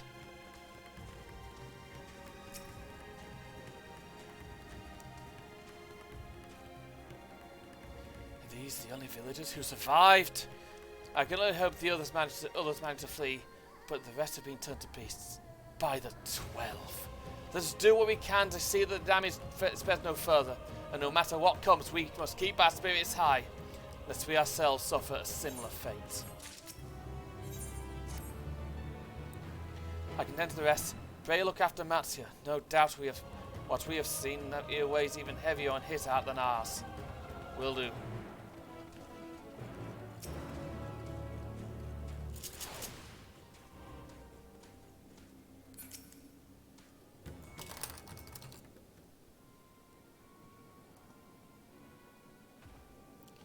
Oh, Taylor! This is Yeruvet, the elder here. He's hurt, but praise be to the sisters, he still lives. Young Matty here has told me everything. I have not the words to express my gratitude for your aid. When the heavens began to burn, we were afraid, but we did our best to carry on as we've always done. Until today, when those unholy beasts came pouring into our village, a flood of midnight and death. There are no words to describe what followed. Men and women I've known since they were babes, struck down by the creatures, only to rise again to join the murderous horde, in the guise of those same hideous fiends. In the chaos, a handful of our villagers fled to their lives. I can only hope they found their way to safety. Matzia, do you perchance remember Karasaf and Maven, the young couple who always bought your freshest catches? How could I forget, Elder? When I first came to peddle my wares, desperate to eke out a living, they showed me such kindness. Others shunned me as an outsider, it is their way.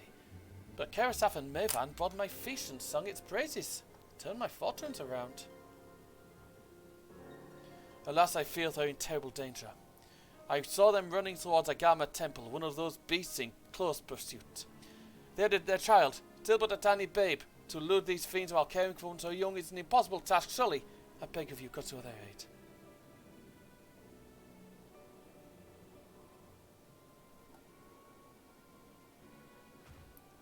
I want to help them, yet I'm but a fisherman. I cannot face beasts on my own. Will you come with me? Yep. That's what I do. Oh, thank you. Agama Temple lies to the west of here. We must hurry. Right then.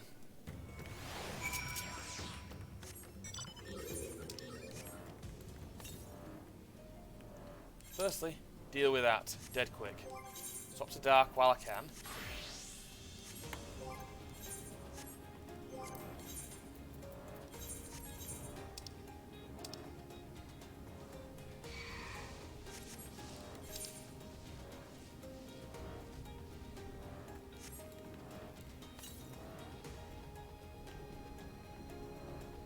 It's up there.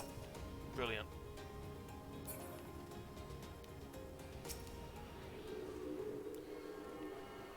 This is getting dangerous.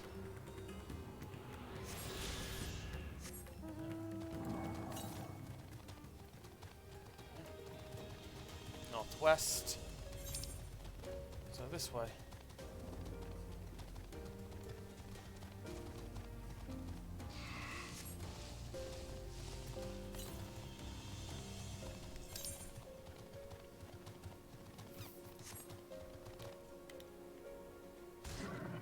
Ow.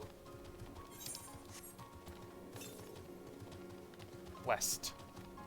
So it's going to be near the thing.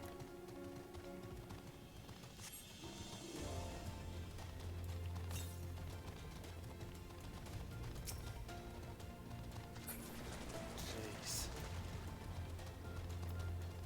Oh, lovely. The weather is actually the fucking apocalypse. Brilliant. There. There we go. I'll deal with these hunts once I'm done with this. Once I'm done doing the story, that'll be our cooldown for the night. And God knows we're gonna fucking need one after this.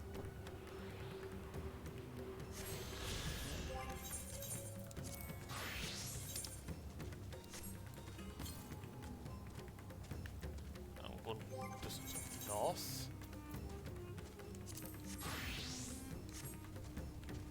It's actually not too bad to get to.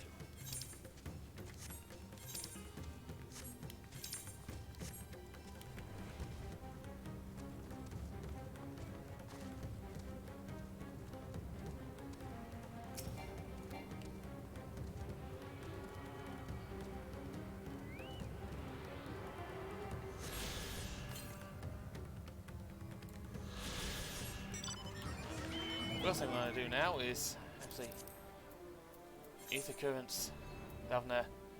2 more to find. Do that later. I know one of them's about down there. Nearby there. The temple is just ahead. It was built by those who worship Saint Agama, but has sadly fallen into disrepair in recent years. If my friends made it this far, no doubt they're hiding somewhere amidst the ruins. No, they're able to... Oh, no, oh no, this is not good. I'll take a look. But it's okay, let's hurry!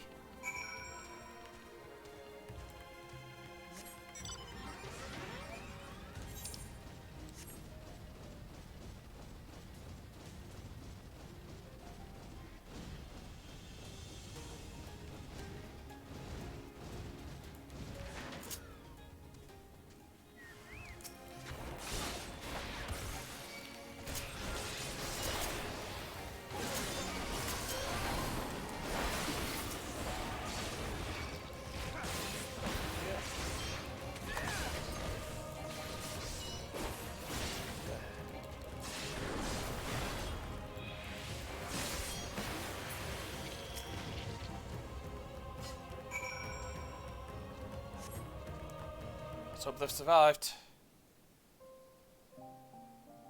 Oh, fuck. The man lies motionless on the ground, bearing a grievous wound. Fuck. I'm sorry, Trello. I tried to stay behind, but I couldn't.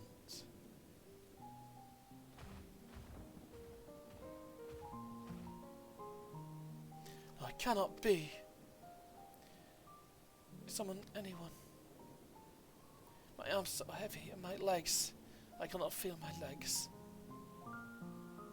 My wife fled with our daughter. I need to find them. I need to be with them. I need... No, no, Karsaf, you must stay strong. More time. I thought I had. I don't want to die.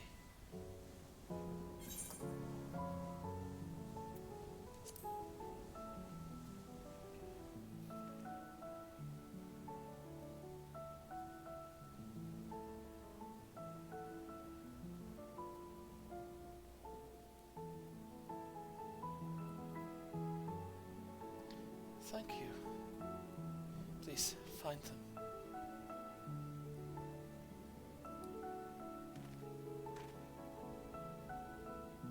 Mevan still lives, and she has their child. We must search the jungle between here and Palakastan. There is nowhere else she could have gone, I think. Alright, I'll get on with it.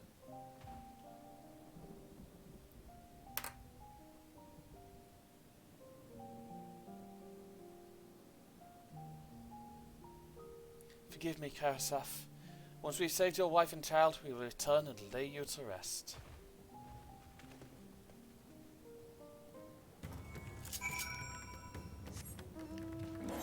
Right. Must be in there. I would do that fate, but honest to God, I'm not in the mood to do fates right now. Got a job to do.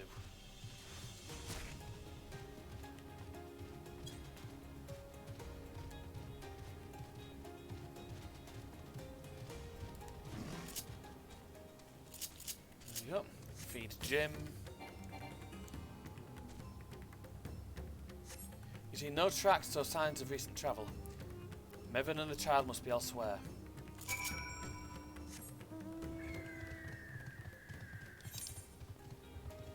I'm just going to see what the tyrant is. Well, I'll head that way towards the village.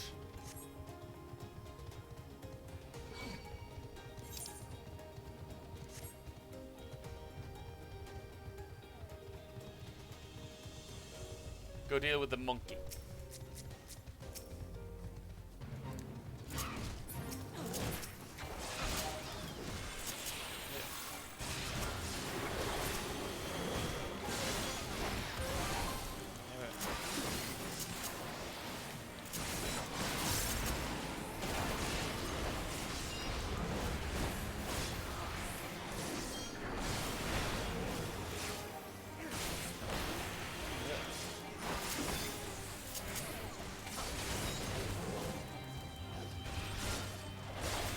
Might as well kill this thing.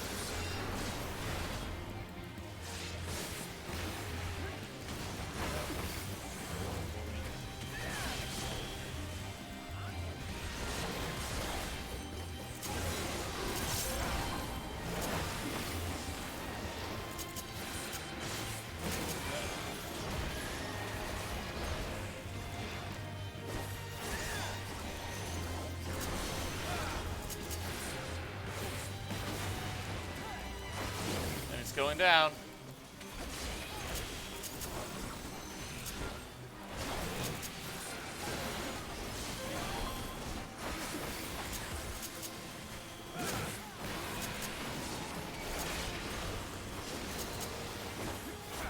There we go.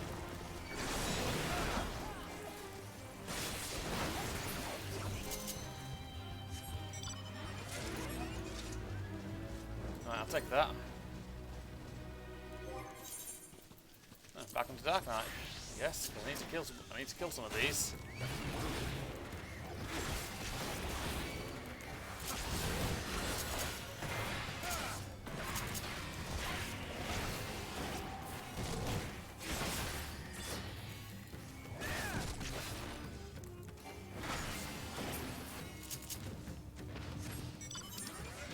Yep. I'll deal with that one. southwest, so it's that way.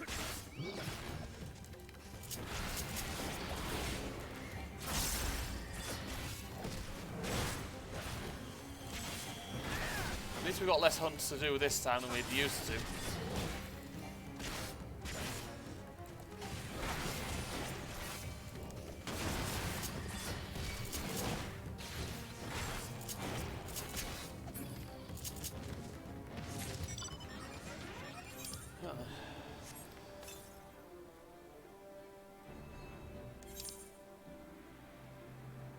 Somewhere in here. Ah, across there somewhere. Ah, around here. The last one is over that way. I might as well get these now while I can. Says we're wanting about out later, you know.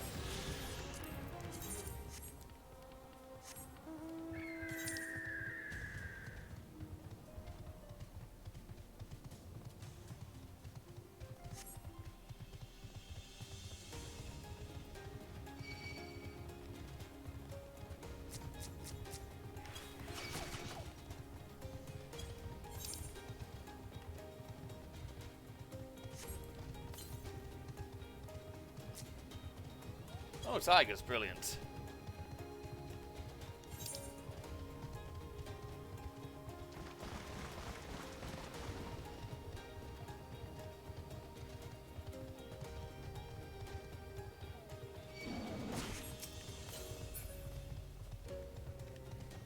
Oh, so it's relatively nearby.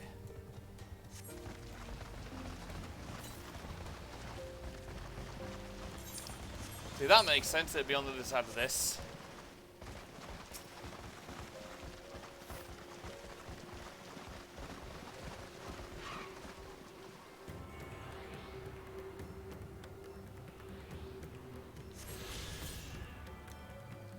No more. Right, brilliant.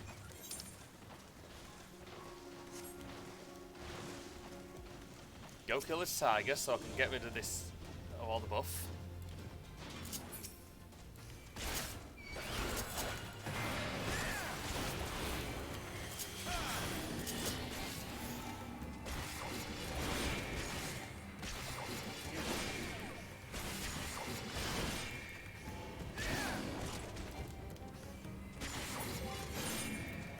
There we go.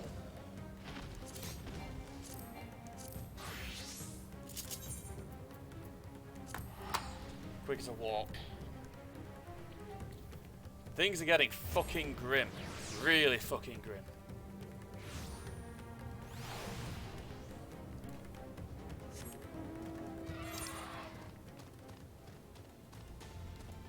It's like, I've seen some dark, shitty games before. This is a whole different level.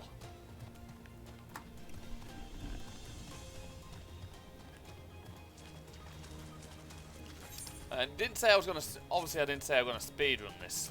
I'm playing this casually. If I'm gonna do it speedrun wise, I'd have gone through at 100 miles an hour, and it'd be done by now.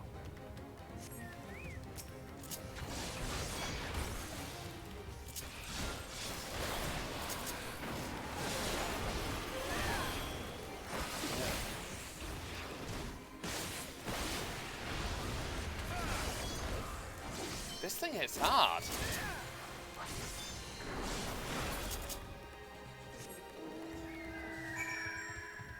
Right, up there.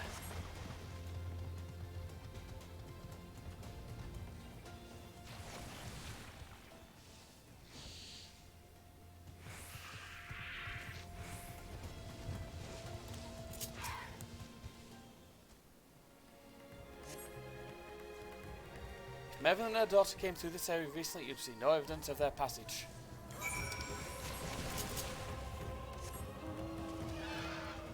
Is there a possibility they've managed to escape?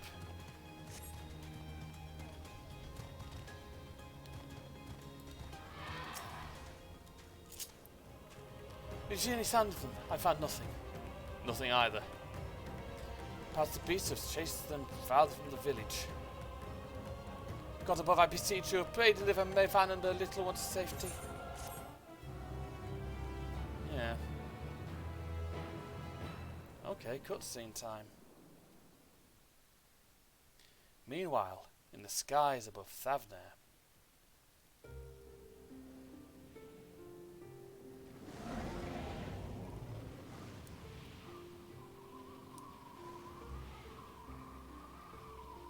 No more enemies to trouble us here. Good. It's me. How fare you below?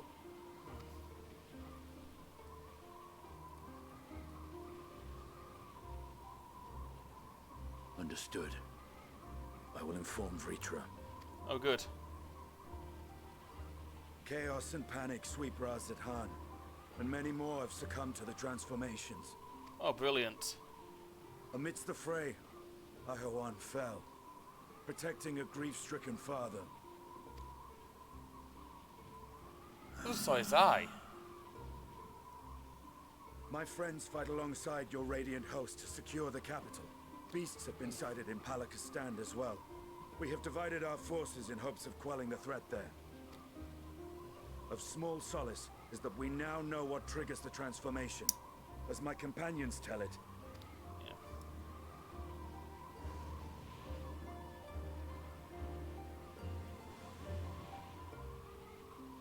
so it is the very fear and despair in their hearts which inflict this abhorrent punishment upon them. Unfortunately, yes. A nightmare from which my children will never awake. O capricious and cruel fate, they are undeserving of such condemnation. Yes, they are. will you wallow in sorrow or rise to the occasion? Raz-at-Han is leaderless. Before he passed, Ahawan sought to reveal the truth to his people. Honor his wishes. Yep. To what end? To breed a new conflict between dragon and man.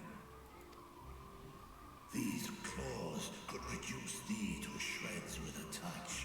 These jaws crush thy bones to dust. Only through my proxy could I walk with my children. Without him, I am a bringer of fear, no different from the beasts which beleaguer them. Perhaps so. Only in death were Hraesvelgr and Shiva united. Indeed, whenever man and dragon have come together, death has ever been the inevitable result. It was our fear of your kind that sparked a nigh-endless war. Fear and hate of which Nidhogg drank deep as he laid waste to my homeland. And in turn, I took my revenge on his brood. Blood for blood, pain for pain. I thought nothing of theirs, only of mine. Yep.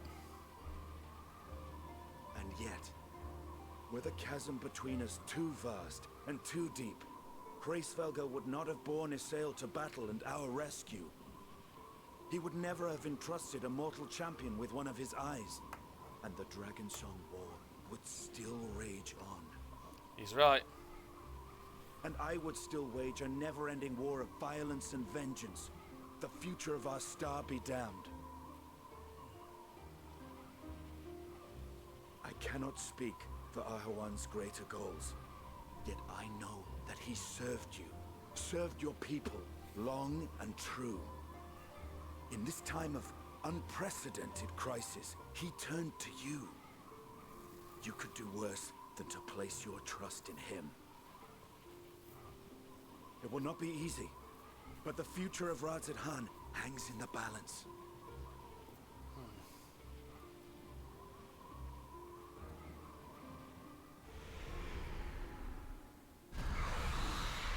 We have company.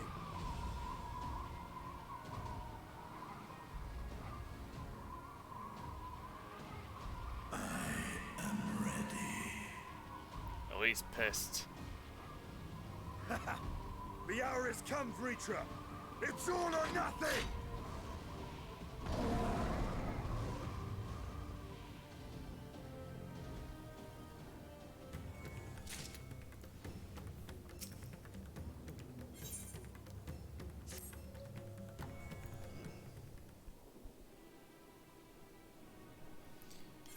If Mevan fled further into the jungle, she and our children are in grave danger. Gods have mercy. You must try and stay calm, Matsia.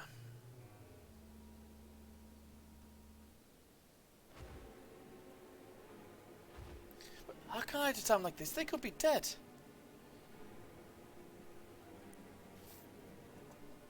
So if I allow myself to be overcome by this fear, I too might become a beast? I'm not sure I understand, but I'll do my best. I've seen to the wounded. How did two of you fare? Did you find your friends? Found one of them, but he didn't. He passed shortly afterwards. We need to find the other two ASAP.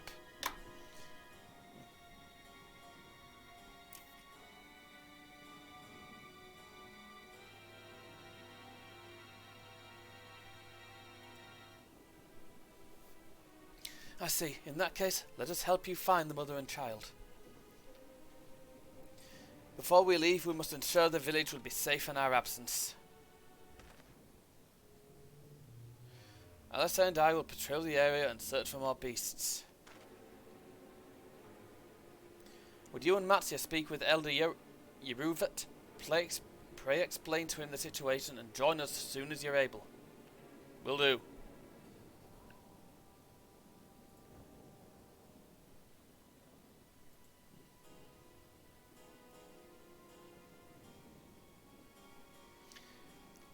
We will save Mevan and her child. We can do that much for Kerasaf.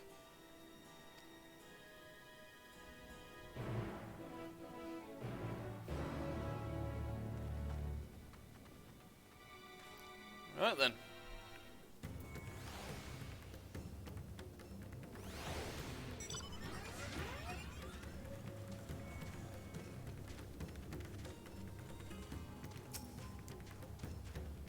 I'm hard to see you both safe, but trust the family. We found Kerasaf, but he... Say no more, I understand.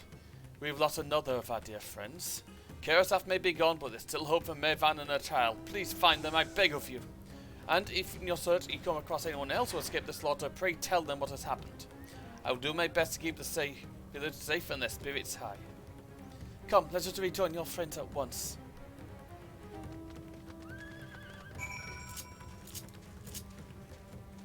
Yep.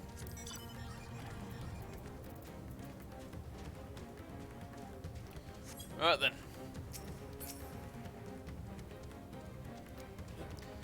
I'm pleased to report that the vicinity appears to be beast-free, no doubt thanks to your earlier efforts. With that, let's resume our search for your friend and her child. Where shall we begin, Matsia? If you follow Gossi Road south, we will arrive at Perusa, a temple. It is a sacred place where people go to commune with the divinities. It's possible that Mevan sought shelter there, and perhaps other villagers as well. Then it's settled. Mattia, stay close to me, alright? You two take the lead. Keep an eye out for beasts and anyone in need of help. Very well. We make for Perusa as quickly as we're able. With me!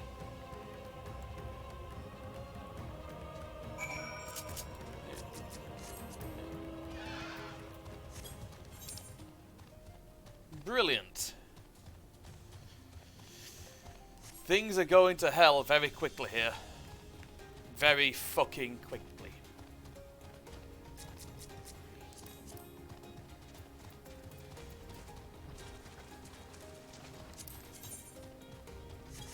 Oh, the flares.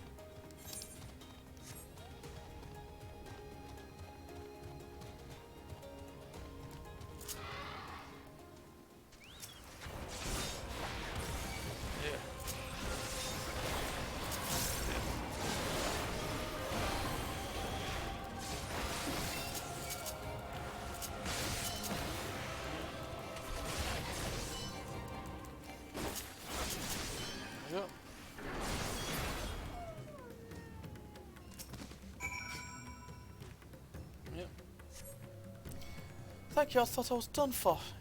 Mevan, she's a friend of mine too, but I've not seen her. She still must be out there somewhere, trying to avoid the beasts. With a child, gods, worry not for me. I can make my way back to the village on my own. Right then.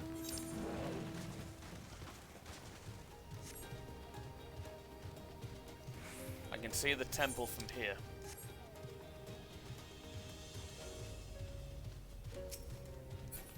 That was someone on a mountain then.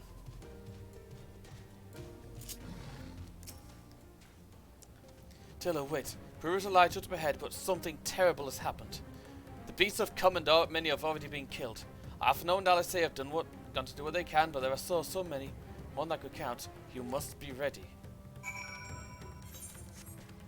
Alright then. Let's go deal with these things, shall we?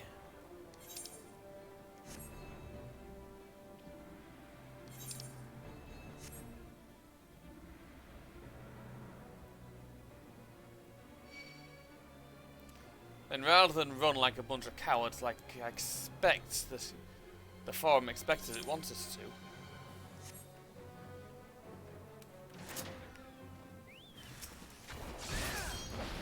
Oh, fuck.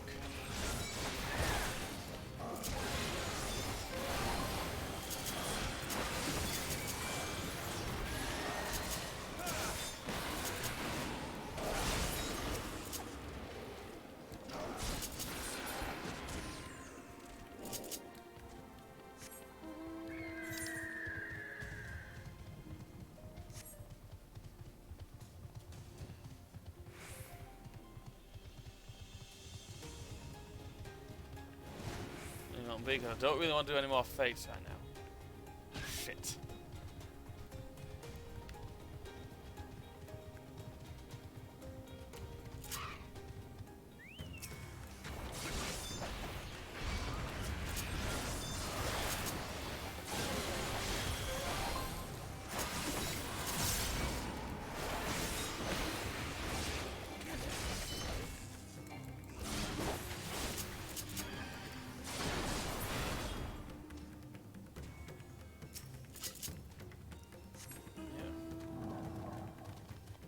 Terminus beasts. Jeez. And a big one here.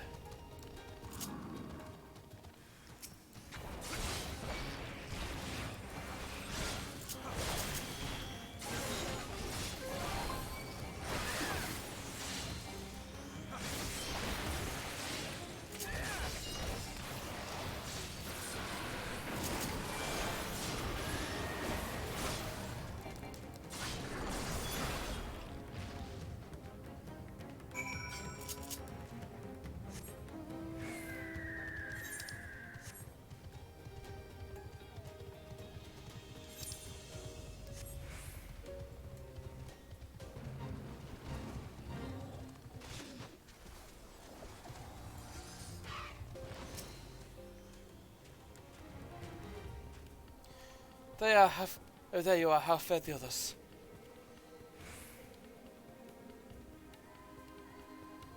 Let's see. You've seen to all the beasts in sight. In that case, let's have everyone gather in front of the temple.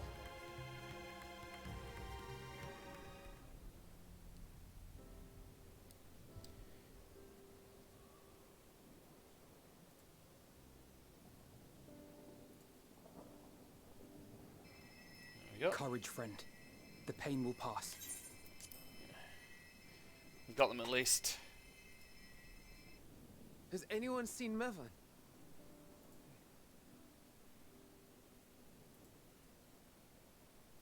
Yep. Where could she be?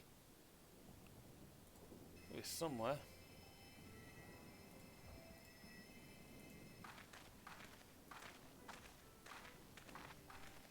We've dealt with all the blasphemies and made certain no villagers are still in hiding. Oh, good. Good work. We've otherwise tended to the wounded as best we can. Oh, good. What will become of us?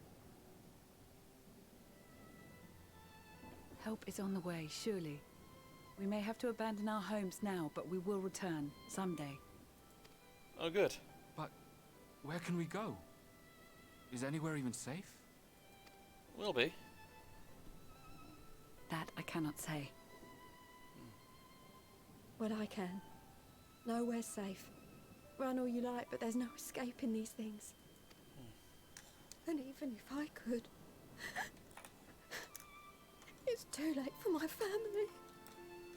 jeez.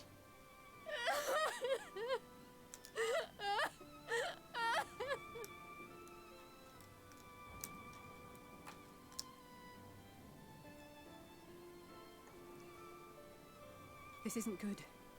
The more they dwell on the tragedy, the more likely we are to lose them too.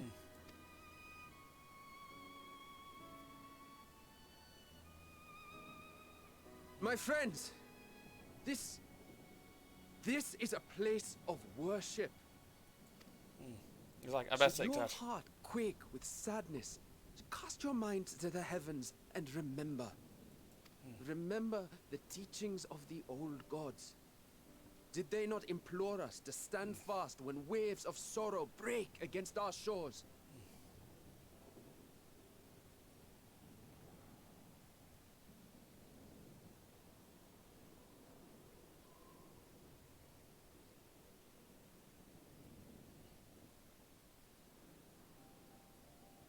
Know this, my children. There is more ugliness than beauty in this world. To live is to suffer. To drink of calamity and drown in anguish. To toil and be tested, always and ever.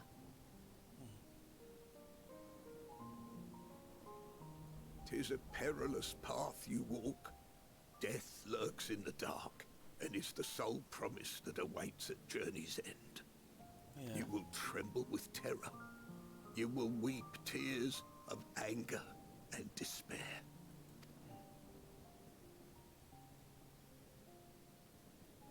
But you'll keep going. No matter fucking what. But do not avert your eyes. See your life for what it is. Then will you see how the hardships make you strong.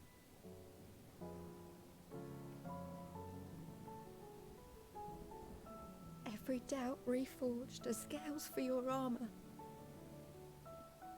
Every agony to temper your blade.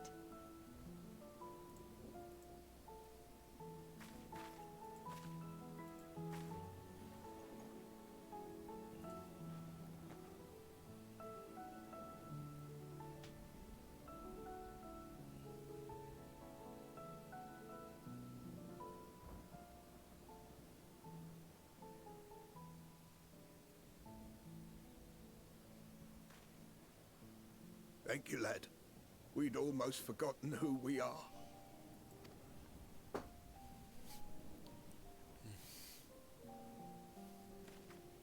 My undying gratitude to you as well, my friends. No worries. You were searching for Mevon, no? We must return home. I pray you help the boy find his friend. We shall. Gladly. We dispatched what beasts we could, but the roads are still dangerous. Stay together and go in safety. Let's go kick some ass.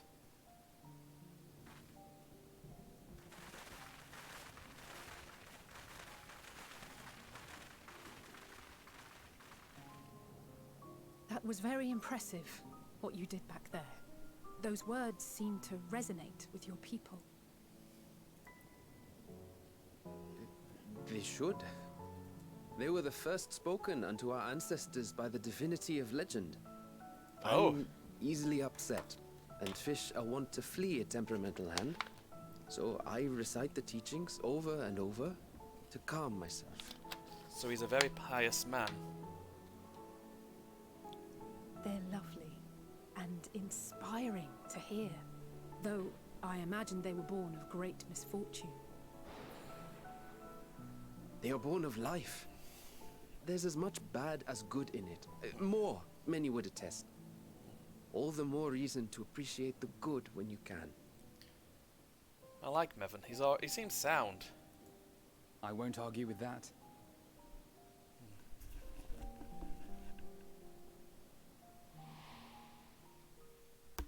In darkness, seek joy. Surrender not to sadness, and see beyond despair. Walk free, and bear the light for others to follow.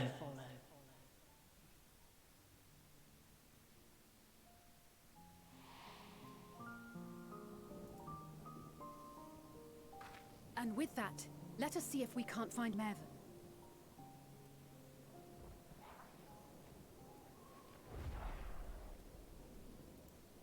Did you see? That beast was chasing someone. Oh, wonderful.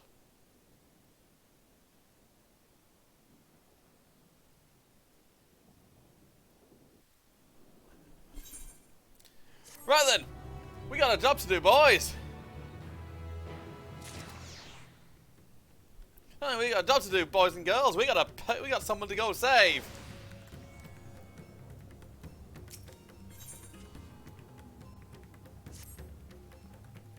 Over there, my view was blocked by the trees, but I'm sure I saw someone being chased by a beast.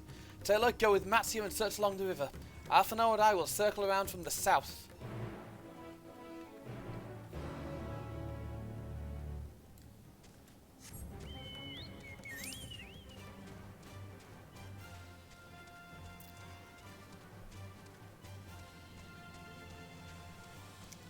You know, Alice is taking control of the situation very well there.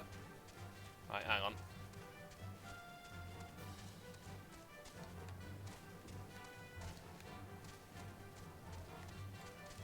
A visa, which I don't think I can actually get up to without flight. Yeah, get up to that one without flight. Do that another time.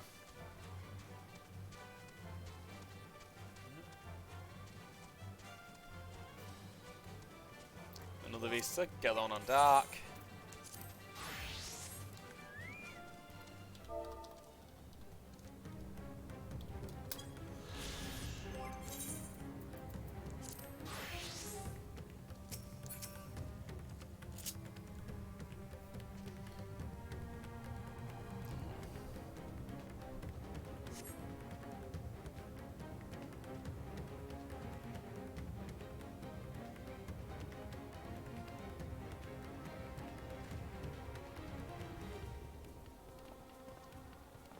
In there.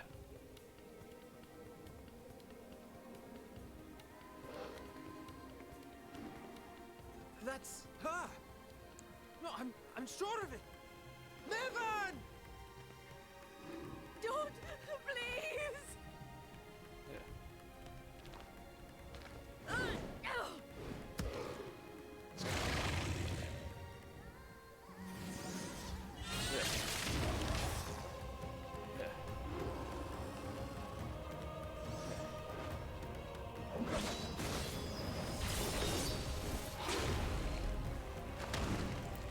Yow!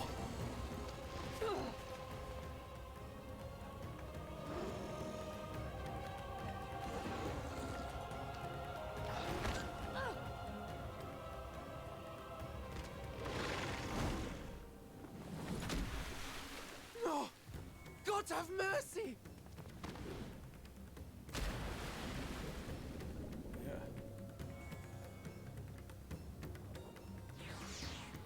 Oh, good.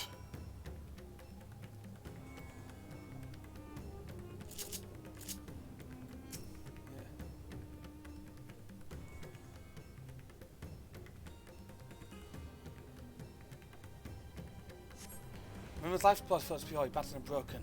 Her death no doubt came swiftly. Women Dot, however, is nowhere to be seen. Oh, fucking hell.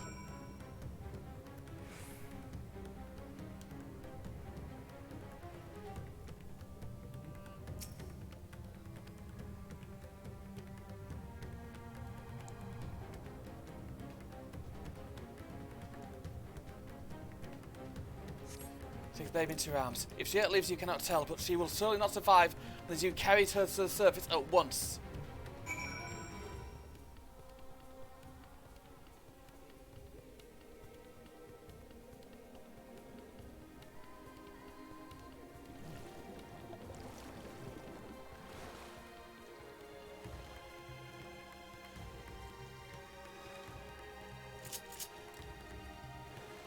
This is getting really fucking dark. Holy shit.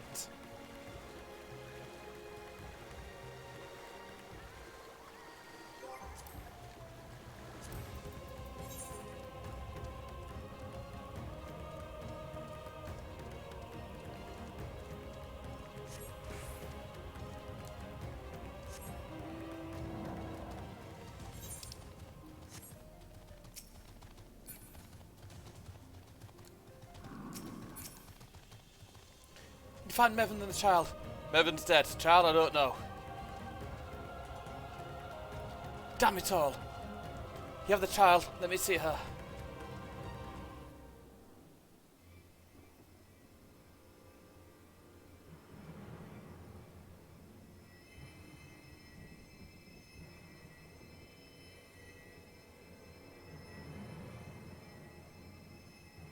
She's so cold, Elfino. The child is alert, and I see no wounds, and yet she grows weaker. That ain't good. My spells can do no more. What she needs is a change of clothes and a warm bed. We must hurry back. Yeah, we must.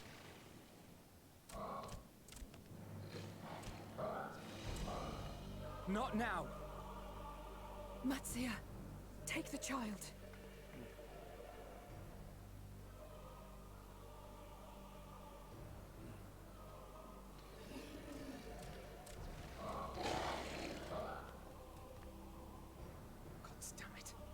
It appears we've made enough noise to be heard for miles around.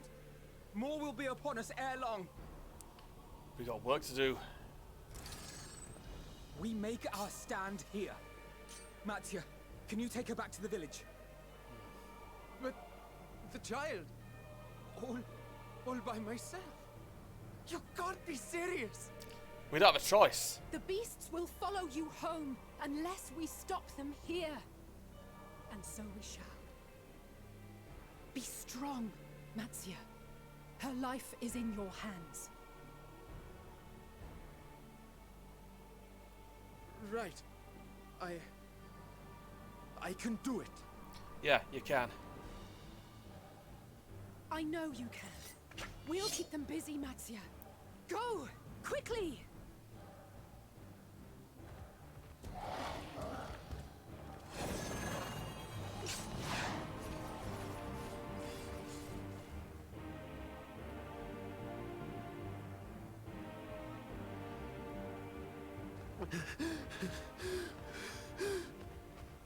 Steady. You know the way.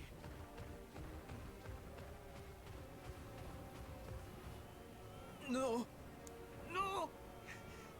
Not you too.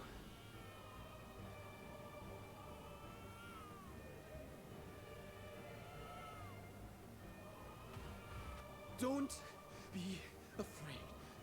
Don't be afraid. To live is to suffer, to drink of calamity. It is a perilous path. Death lurks in the dark.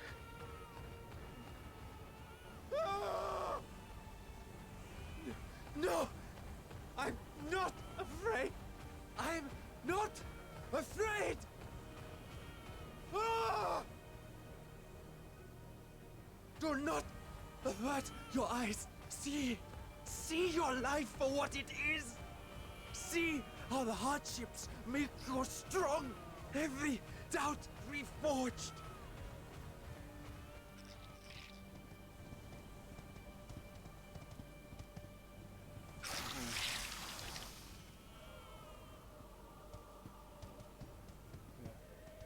Every agony.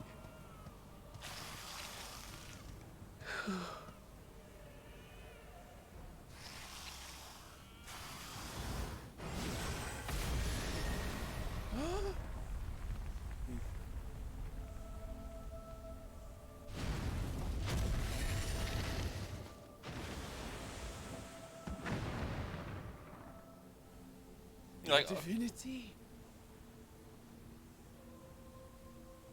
Nay, but one who would deliver thee just the same. Yeah.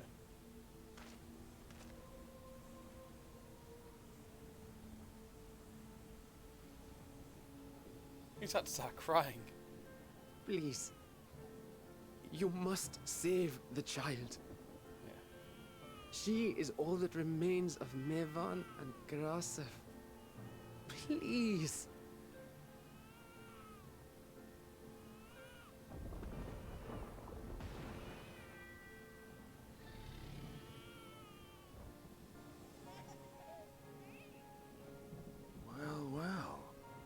Seems the babe's taken a liking to you. He's like, oh. Thou art strong, little one. Let us convey thee to thy home.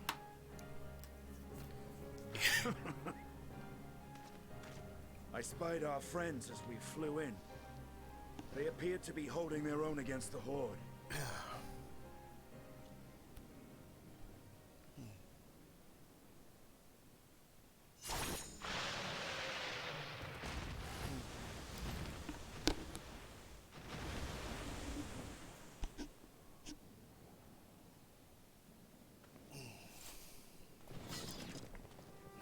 Right. That's the last of them. We should hurry and find Matsia. Yeah, we should. He had help from on high. Did you not hear that boom? What, like divine aid? A fine battle it must have been. Shame I missed it. I meant more literally. Estinian, it was you who came to Matsia's aid. I was only along for the ride. Vritra was the one who saw the boy was in need. The two are headed back to the village. Well, that's gonna be a moment. Where the worm will honor Ahiwan's wishes and finally reveal himself to his people. Perhaps so. Will you go and join them? I think we're There's best. something I need to do first. Mervyn gave her life so that her child might live. She deserves better than to be left to drift alone. She deserves to be laid to rest beside her husband at least. Will you help me? You fucking know it. This is getting fucking personal.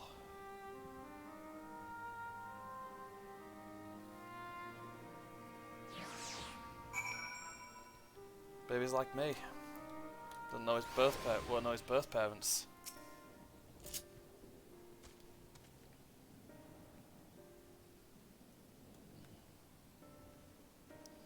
We've done what we can. 'Tis for the villagers of Palakistan to perform the funeral rites.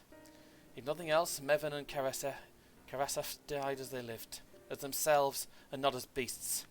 Their souls will find peace in the ethereal sea. To think the day would come when even that smallest of solaces would be this comforting.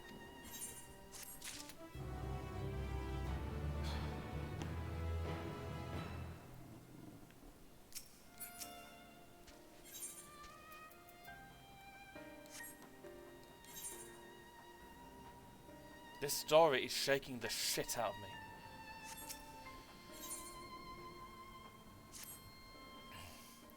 You're ready then. In that case, let's head to Palakistan. No doubt Vritra is awaiting us.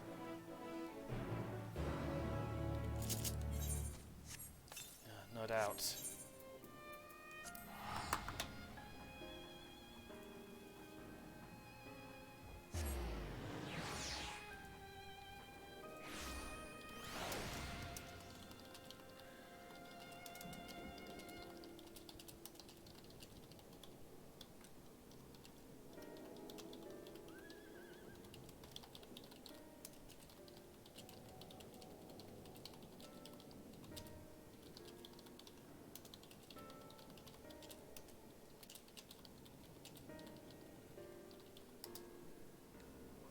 Right then.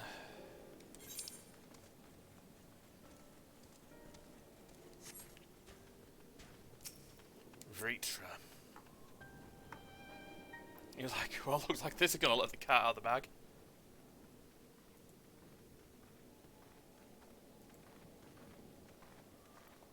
Well, like, rest easy, for all is well here. Young Matsia returned with the babe safe in his arms. Owing to a warm bed, the girl hath already begun to regain her strength. Less joyously received was word of the mother and father's fate, as well as that of their transformed neighbours. How many children of Thavner must we lose to this calamity? Mothers and fathers, brothers and sisters, sons and daughters. Every death another void that can never be filled. He's got both his eyes. We who survive must carry the weight of their memory, as we strive to regain a semblance of what we have lost. Karasafan Mevan's babe is a child of Thavner as well. I thank you for returning her to us safe.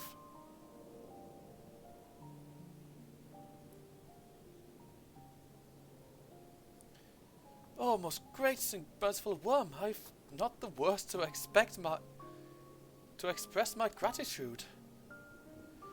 They say that were it not for you, brave Matzia and the child would have been lost for us forever.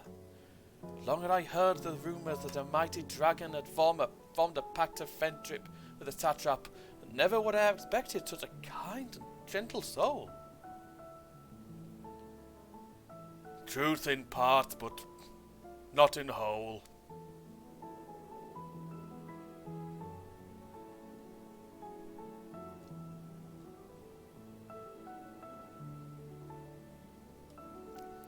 I am Vritra, and for years uncounted had this isle served as mine abode.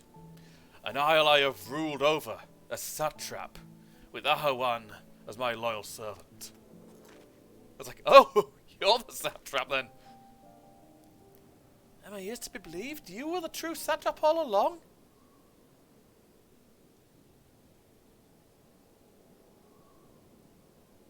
Idana, what are you doing here? Hello.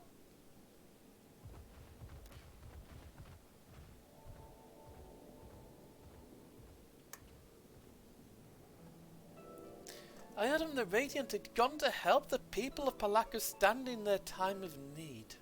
And so I and several of my colleagues in the great work came to offer our services.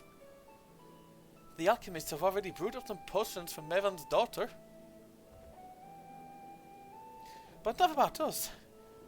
You and your role are a far greater enigma. If you were the true satrap all along, could it be a young Varshan was created to serve as your emissary? Thou didst suspect the boy was but a simulacrum. A rumour has circulated for many years around the High Crucible that our most skilled alchemists were once commissioned by the satrap's family in secret to fashion a mammoth indistinguishable from a living boy. Nothing but Varshan with that knowledge. I simply put two and two together. I was not alone in drawing that conclusion, but like me, they no doubt recognized that the satrap was using the simulacrum to work more closely with his people and decided not to press the issue. I can imagine it being like, well, this explains a lot.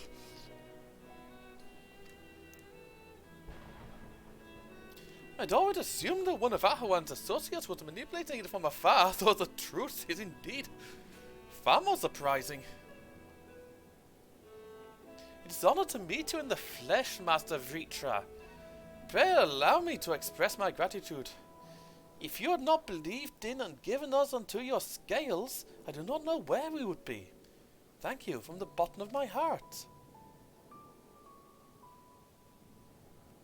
'Twas thou and thy fellow alchemist that fashioned the means to unmake the towers. You were the saviours not only of Razat-Han, but the star. Far too kind to our Master Vritra, but the star yet wants for salvation. Once more, my colleagues and I commit the knowledge and resources at our disposal to the mission of aiding the people in this, their darkest hour. 'Twould seem this place is in good hands. I would return to see how Razat-Han fares.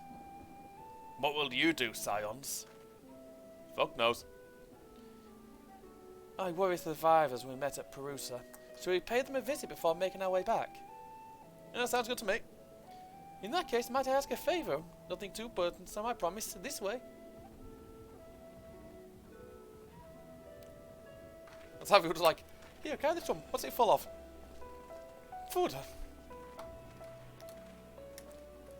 A good meal ought to help, says. That'll cheer them up. I mean, I know it does me, but I don't know if the same thing will cheer them up here. Holy shit. Oh. Needs to simmer just a little bit longer, I'd say. In the meantime, I was hoping I might ask you a few questions. The red sky, the terrible beasts, what in the name of the sisters is happening here in Thavnir? End times, terminus beasts, etc. Oh my, that's rather odd to take in. It would seem the situation is even more grave than we suspected. Thank you, friend. My colleagues and I will use your knowledge to see if it can further our own research. Well, yes, here we are. A pot of piping hot chai brewed from my own secret recipe of spices and tea leaves. Together with hearty helpings of rich milk and purest sugar. Enough for everyone in the village. Might I trouble you to deliver a few cups? The drink has medicinal properties then? Not in the least. The ingredients are quite ordinary, so very tasty though. That's a way of lifting the spirits. So basically, like, I've made them all look. I like Nidana. She's done something that not many people do. She's made them all a cup of tea. The spicy aroma and distinctive sweetness of chai's simple, everyday pleasure on our island. Not the best medicine, it's the simplest. Lovely sentiment, Nidana. By all means, allow us to assist. Hope you made enough for us. Hope you made enough for us too, love. I can do with a cuppa.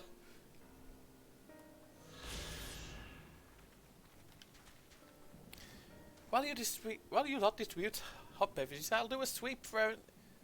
While you lot distribute hot beverages, I'll do a sweep for errant beasts to slay. Father's out to a task, no doubt. When you're finished, look for me at the wakeful Tirana.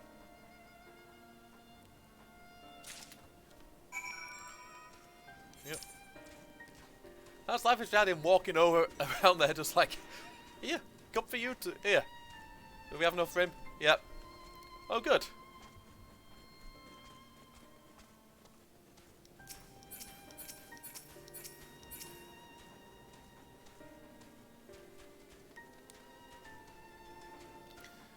Oh, look at them lazing about, knowing full well the beast might strike again at any moment. Do they not realise their lives are in danger? Life won't intend to survive. Too young to die. Yes, I'll leave this island behind if I must. But where would I go? Is anywhere safe these days? Here, cup of tea. Cup of chai. Can you say I have more important things to worry about? No. You're right. It is precisely in times like these we must try to remain calm and steady. Do believe I'll visit the elder and see what needs to be done. If there is any way I can aid my village and my friends, I'll do it. You can imagine her actually thinking it over with a cup of tea.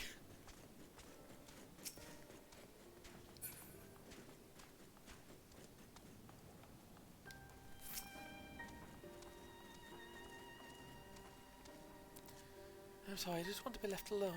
My best friend and I, we fled the village together when the beast took him and it's all I could do to run. All the while I could hear this monstrous voice screaming my name. Here, see if this helps. This is for me? We used to drink chai together often. Share stories over steaming cups after a hard day's work. Thank you, friend. Pain may never pass, but I must press on all the same. For his memory and for we who must remember.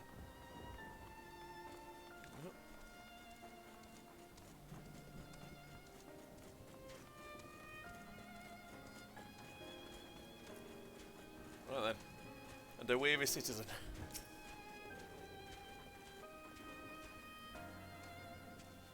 Wait, I know you. You were the one who saved us from those beasts back at the temple. Not for you. Well, let's not even think about that. Times like this, we mustn't dwell on what might have been, but look to the future. What future awaits us? How can Rat at Hand hope to recover from this? Most of my friends are gone, and I don't know where to turn. This might help. Go and try. Well, if you insist. That aroma has a way of cleaving the mind. Come to think of it, we faced our fair share of trials in the past as well. And no matter how hard the times, we've always come together as a people united. One day at a time, one step at a time. For that is all any of us can do. Yes, back to work. Once I finish this cup. Thank you. He's like, yeah, back to work once I finish my cuppa.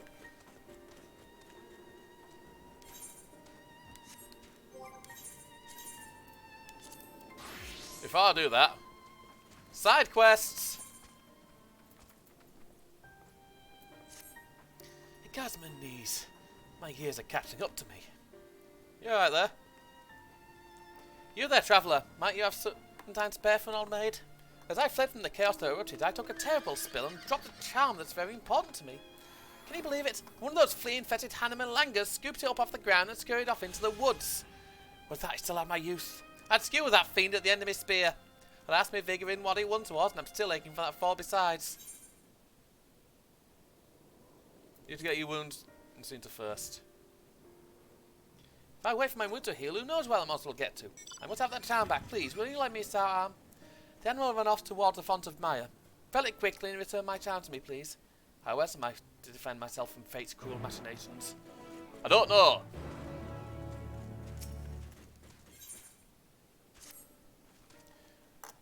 I know we're beset by monsters, beasts and worse, but if you have even an ounce of strength to give, I would ask for your aid.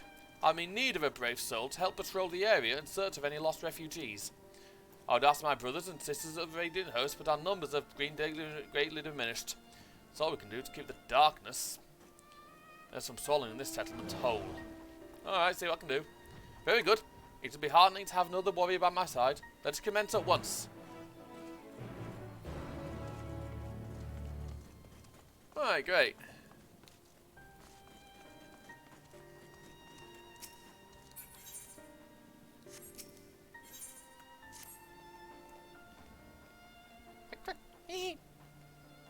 What?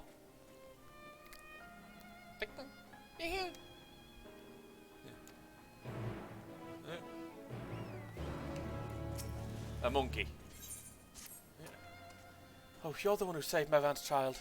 Might help a father in need. My daughter's nowhere to be found, and I fear she's gone off into the woods by her lonesome. Others from the village have joined the search, but our numbers are few.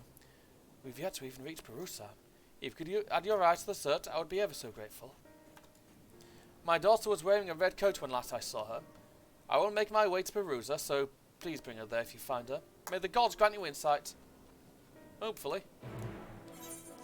Right, do this bunch of quests first.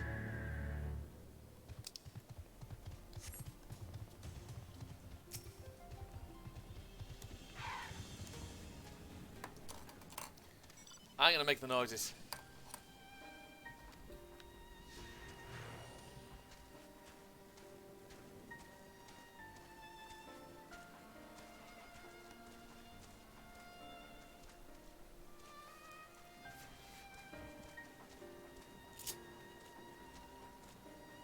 Deal with that later.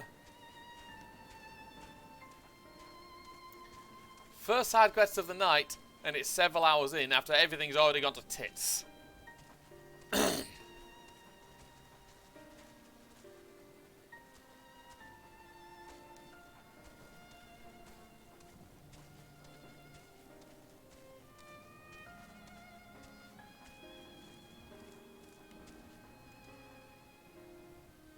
You come upon an elderly RA woman, bent over in pain and breathing haggardly.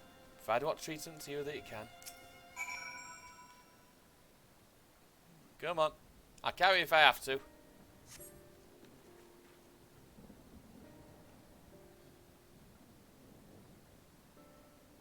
Thank you.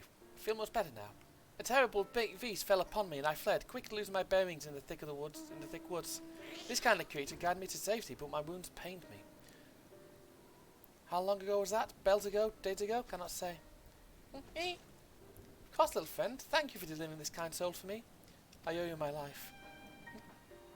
We shouldn't stay here, for nowhere outside the village gate is safe.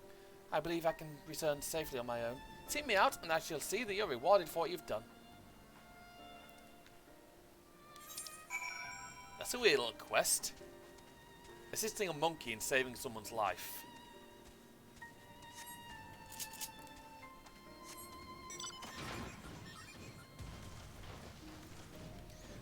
See if this counts it down a bit, because this story is getting fucking dark.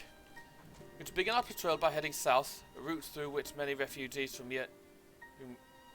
Yedlamad pass. We will cover more ground if we split into two groups. If you should find anyone in need, go to their aid, and if you discover any discarded effects, collect them for safekeeping. Oh, And if you should encounter one of those terrible beasts, slay it where it stands. Once we've made a thorough search of the area, let us rendezvous back here. Godspeed. I can imagine him being very upset with those creatures being around.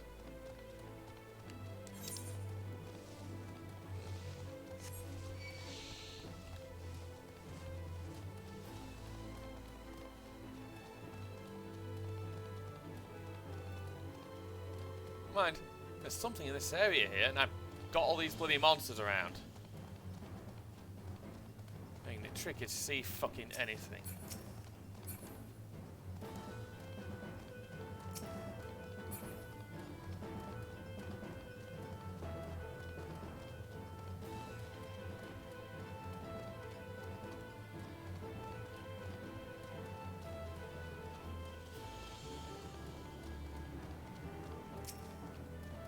There we go.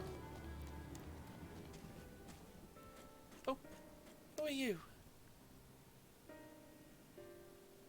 My father, I'm such a fool. I want to pick some flowers before visiting Perusa, but I've never wanted to cause worry.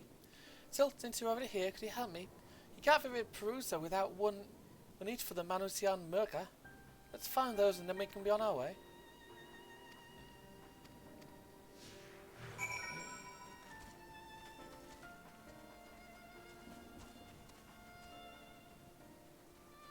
Around here somewhere then, are they? That's one. That's two.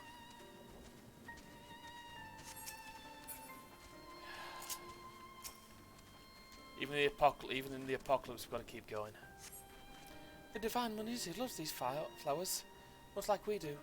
Mother said that the red petals symbolize life and remind the divinities of the lifeblood that's the source of their power.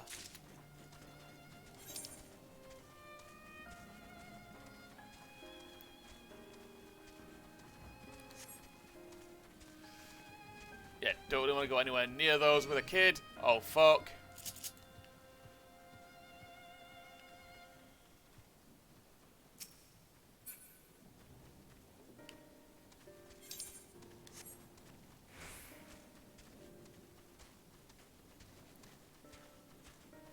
Taking big reptilian crocodile things.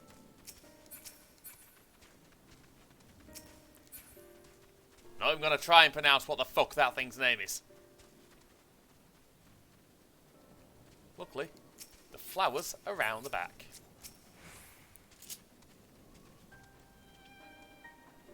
And then, Mother told me these orange flowers are favoured by the gods of Murga. Doesn't the colour of their petal remind you of the rising sun? Its nourishing rays are a sort of power for the Murga, and they cherish these flowers above all others.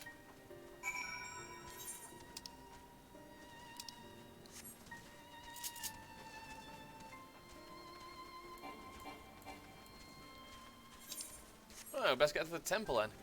At least it's not too far. Yep.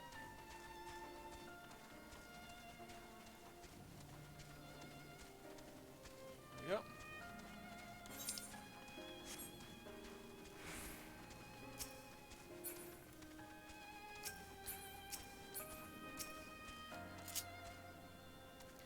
Oh, thank the gods, I'm so glad she's safe. I apologise for troubling you, but I really want to see Mother again.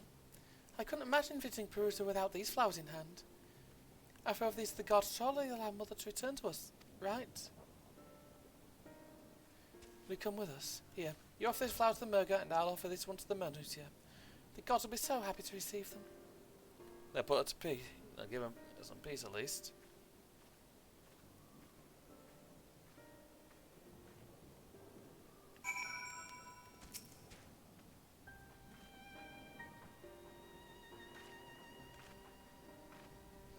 Thank you. Can't wait to see Mother again. Yes, yes, me too. Why don't we return home? We can prepare the soup she liked so much. Thank you, traveller, for all you've done. Meet me again at the village, and I'll see that you are rewarded for your kindness. I really shouldn't be trying to do the accents, because it's going to make me come off like a bloody jackass. But honestly,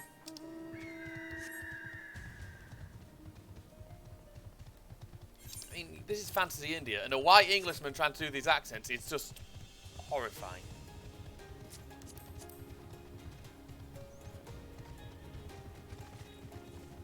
Oh, Lightbringer.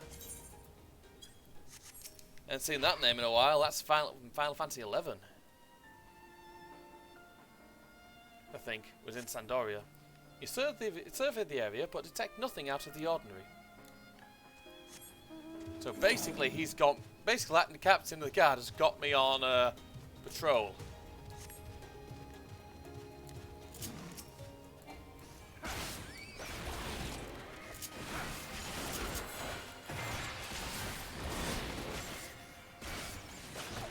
Oh, brilliant.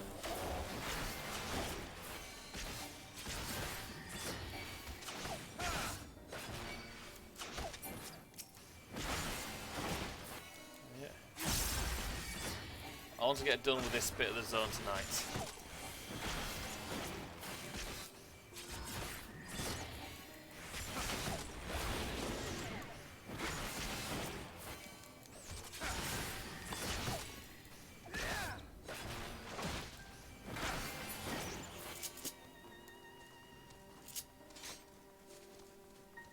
We've got many of these little shit bags we have to kill.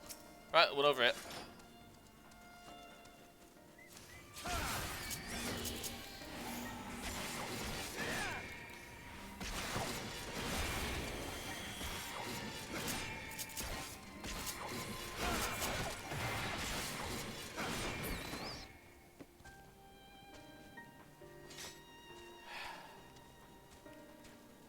Still need to kill more.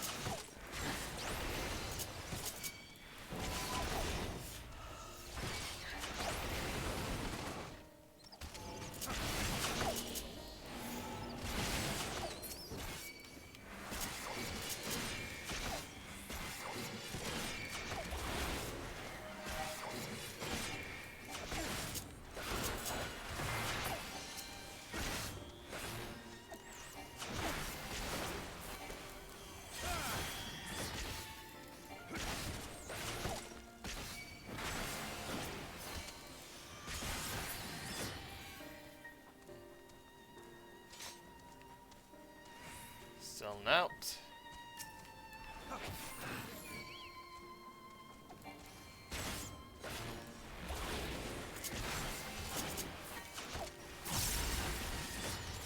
There you go.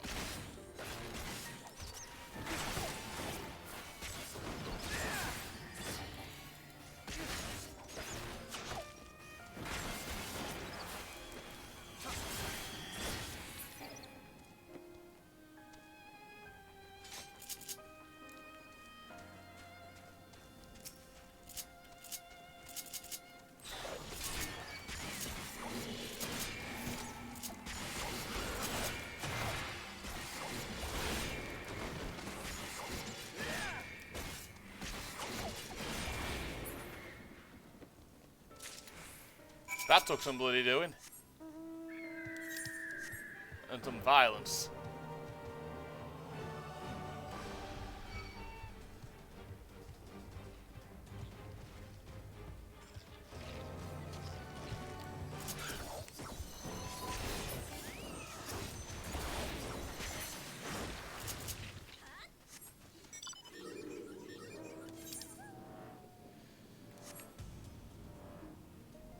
Jeez.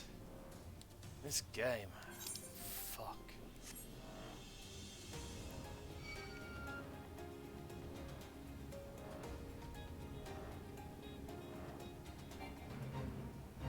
A bit uglier than the normal Fs we deal with. Oh, hello.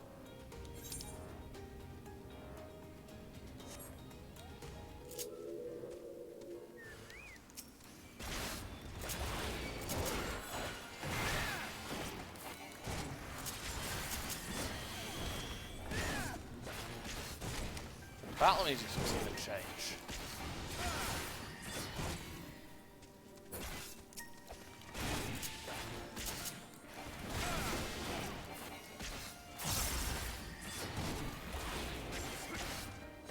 These things have a lot of fucking health.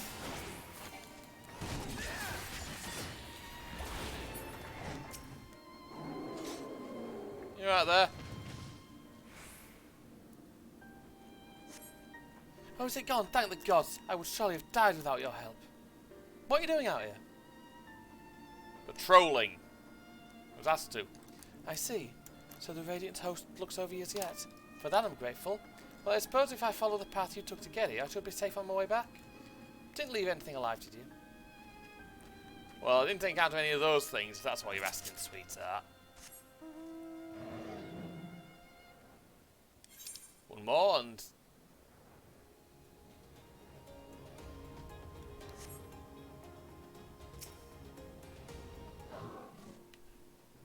Fancy a strange statuette lying on the ground, depicting a woman wearing a beastly mask. Maybe best to collect it.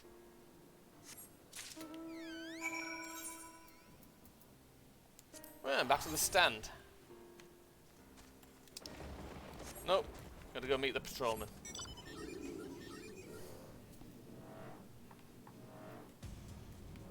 So this place is... This is shaking me up. Something bad. Something real bad.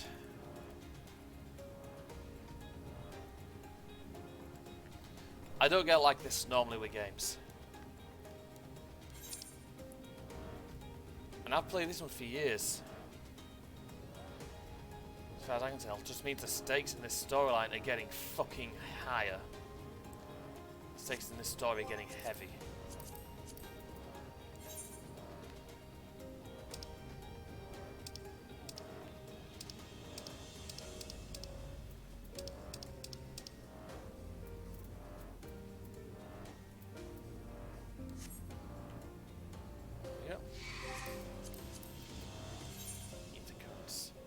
Oh, I got 3 more to get, haven't I?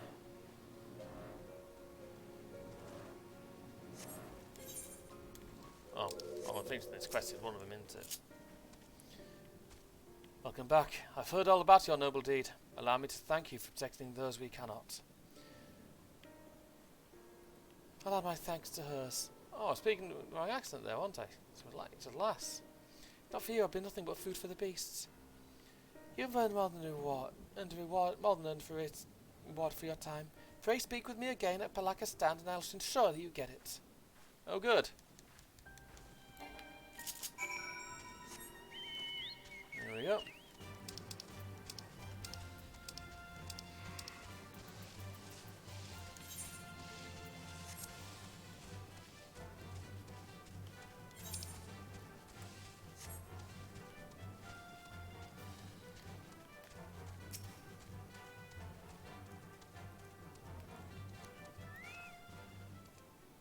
Ah, my saviour arrives at last.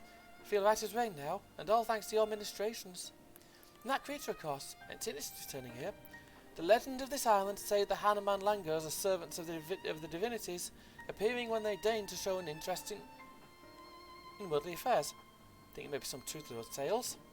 I must remember to make an offering when I'm able. As for your reward, however, please take this and know that I shall never forget the goodwill you showed me. No worries, sweetheart.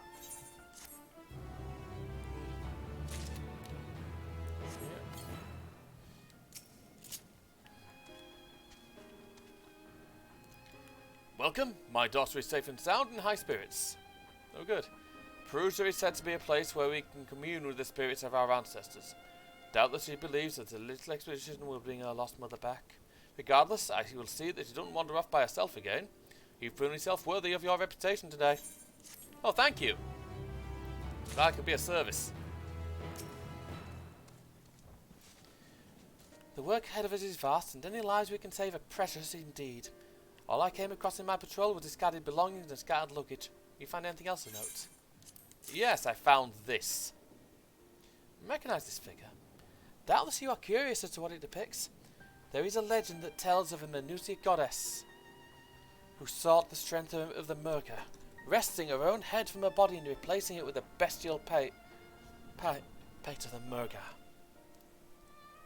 In pursuit of wisdom did the Murga do the same, replacing his own head with that of a Manusia. Thus were born divine beings here who boast strength and wisdom, holding an age of unsolved peace. One of the refugees must have dropped this in their flight. This figure is a reminder that the most insurmountable hardships can be overcome by looking beyond the bounds of tribe for help. A figure so fine was likely beloved by its owner. I shall do what I can to see it return to them. Thank you for your help today, traveller. No worries. Alright. You returned at last, and none too soon. I feel that something terrible is soon to happen. We were able to say that, monster. Here, got you this. Yes, this is it. This is it! I can already feel my vitality returning, such as it is. Death will have to wait for many years yet. Thank you, traveller. I received this charm in my youth when I was handed my spear and deemed a warrior true. It was passed down to our order, and I keep it still to remember my halcyon days.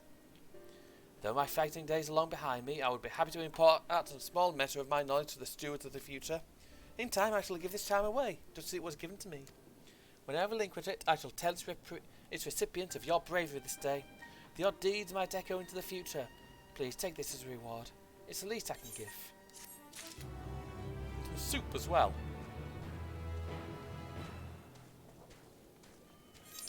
Alright then, in Agama's footsteps. Please don't be a quest chain. And I don't mind the quest chains, but sometimes I can get a bit long-winded. Oh good. Just a weary radiance.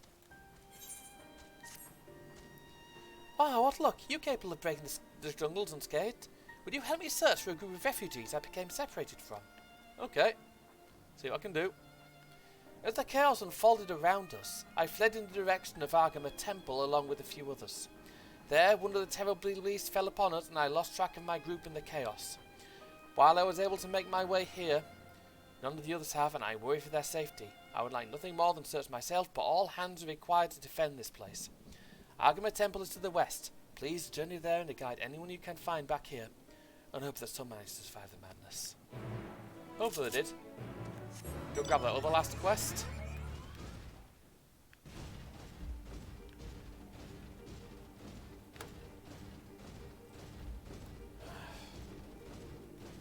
I'm not shaking, that's good at least.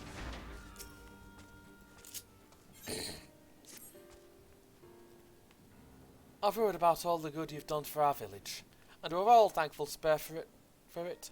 I hate to impose upon your generosity further, but if you have a moment to spare, could you lend me your stout arm? See what I can do. I would ask for you to search for my father.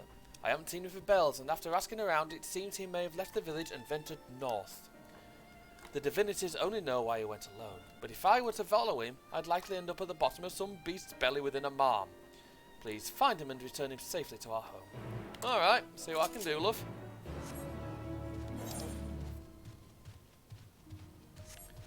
My father, my fisher. I think he might have gone fishing.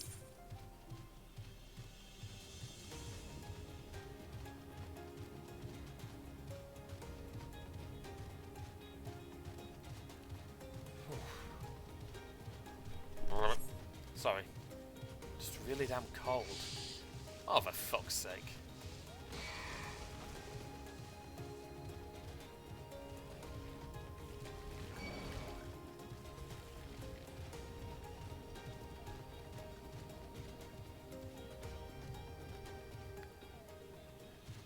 So how can that have seen me? Don't have eyes.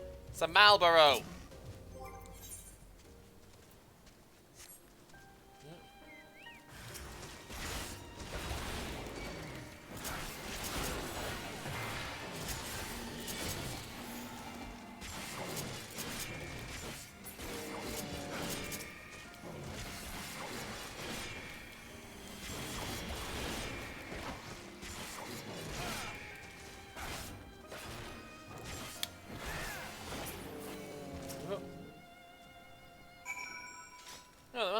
Oh, thank the heavens!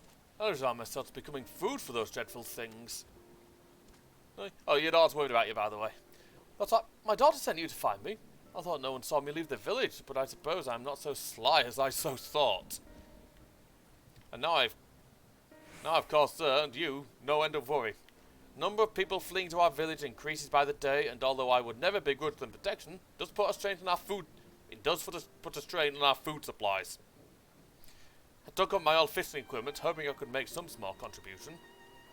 Children need hearty meals to grow, after all. Filling our stores is the least I can do to eat us through these troubled times. Think you'd help this old fool on his errand? Okay. Your generosity is much appreciated. I've already set up several cages near the water. All you have to do is check them and bring me anything they've caught. Oh. It's not so much slyness as he's concerned about the village, so he's like, right, I best make sure we've got some food.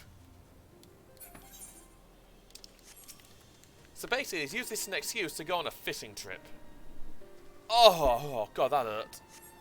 I'm trying to click my neck. I'm trying to click my neck, and all I've done is hurt myself. Hold on. Yep. Yep.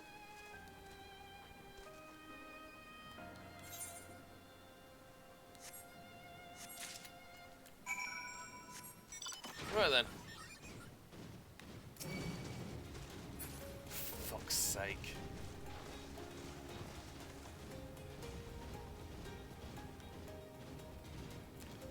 Have a word with him again. I trust the river wasn't too cold for you. So what do you find? Hope my fishing skills haven't gone rusty in my old age. Here you go. Oh, that's what I like to see. Plump and juicy, just what we need. This will keep the refugees fed for another day, I reckon. That's how we have to get through this, one day at a time. Alright, let's return to my daughter. I'm sorry to have a fellow worry on my account.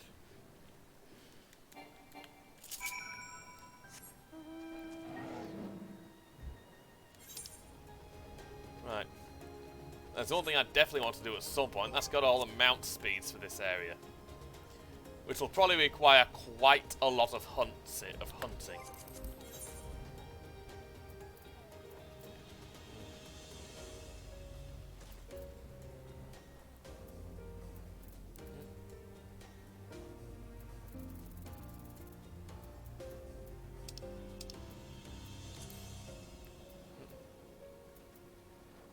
Ah, fate grinds already. I'll have to do that at some point. I did it for Shadowbringers a little while ago. I did it while I was leveling up Machinist. It's actually how I got its last few levels. Which was certainly a bit of a draining experience. I did that shortly before I started streaming. Because you guys would not want to see a dude doing who just streaming for that amount of time. Well, grinding, something like that. Yep, you're right there, mate. Hey, who are you? You here to save me? Yep. Of course, I knew she wouldn't forget about us. The beast prowled the area for some time, but I managed to find refuge among these rocks. However, I've been too frightened to set foot from the shelter for fear of drawing the attention of some hungry animal. With you here, I believe you can find the courage. Will you accompany me to Palaka's stand? Alright then. Thank you. Let's just tread carefully.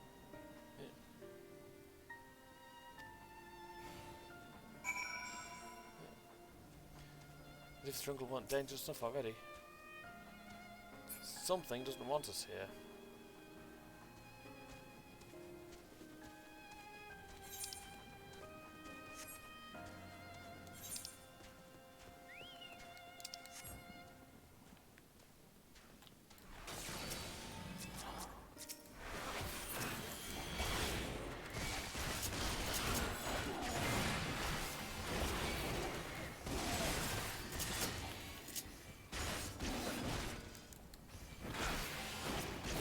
The music doesn't change here. It's bloody tragic now. Then again, after everything that's happened, I'm not really surprised.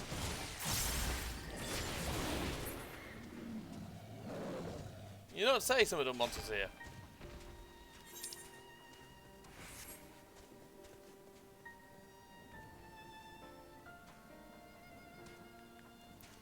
Does a bit.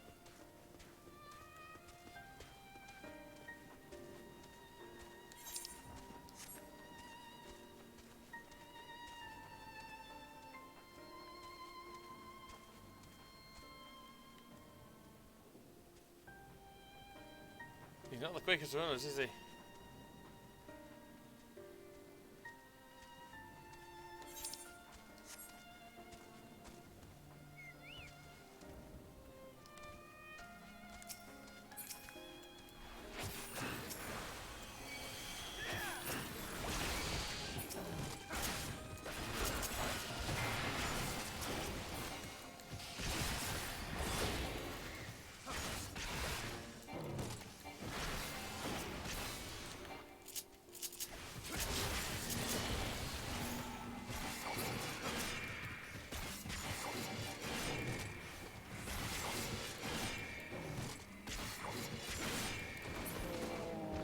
cross them down. Yeah, it does, but we've got to cross the stream now.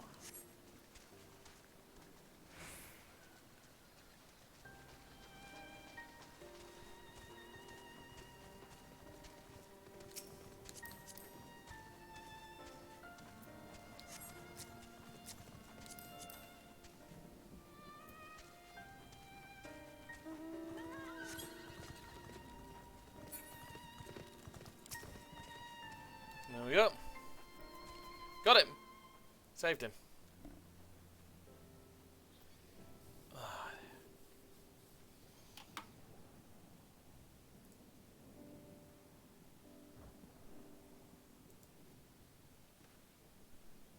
I don't know how to thank you. You saved my life. Don't worry about it, man. Don't worry about it. All part and parcel of the job, really. Please tell me, brave woman from the Radiant Host, I've arrived safe and sound. I must think of a way to repay your bravery. Yeah, don't have to worry about it.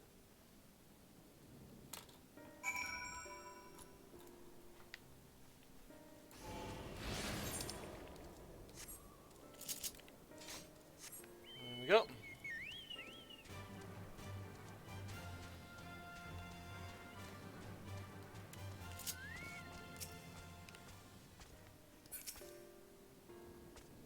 Been waiting for you. My father returned and told me about all you did for him and our village. Seems I owe you thanks for 2 good deeds today. Palakastand has long been in a place where the stewards of the shrines and tombs resided. That's to say, we've been focused mainly on meeting the needs of the departed, not the living. As such, I understand my father's desire to see our food stores bolted, but if he gets himself killed, we'll all be worse off for it. Thankfully, we needn't worry about that. Today at least. Take this as a gesture of gratitude from both father and I. I get the feeling to be like, right, we best get some beef. You're like, right, we need people to train us to fight and how to hunt. Because you are going to need to do a bit of hunting.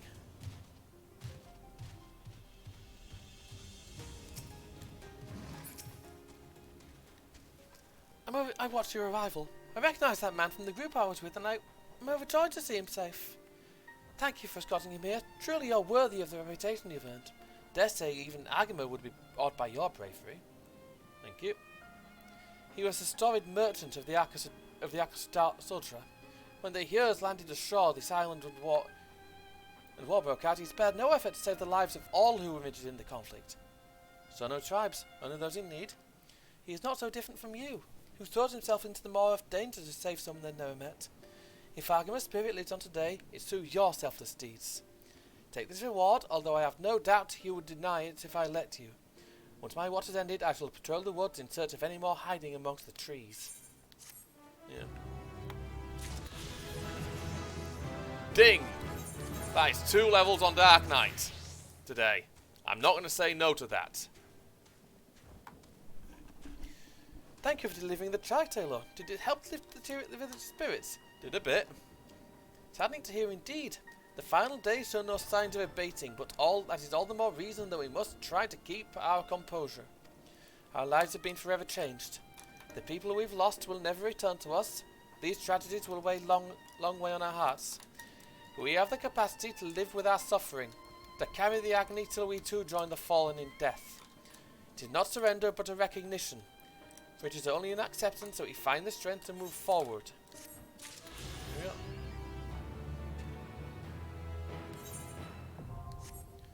Oh, good. I needed that. As you finish your deliveries, might I talk with you for a moment? I was curious to know, what has become of Van and Karasaf's remains? You guys can deal with it. Oh, thank you, friend. Surely they will be able to rest peacefully by each other's side. I and the people of Palakastand will perform the rite as soon as we are able. And for the child, not be easy for her growing up without her parents, but I promise to do what I can. Once she's able to eat solid food, the fish I'll catch will help nourish her. Basically, she's going to grow up hopefully with a taste for fish.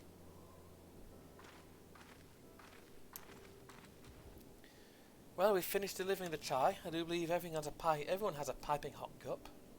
I got an itch. can also believe there's magic at work, how their attention fades with every sip. Let us pray that Palakistan has seen the last of those transformations, at least for now. They are still at risk, as every village in Thavner. Like as not. Still, I trust we can leave this place in the care of our friends from the Radiant and the High Crucible. Shall we return to Ratahan? But by all means, do not let us keep you further. There are still many who have need of your wisdom and strength to deliver them from this terrible calamity. And I will do what I can as well. I will bring rations and supplies to Miyakali. We have plenty to spare. Oh, good. Let us find a Stinian to be on our way. Where do you wander off to again?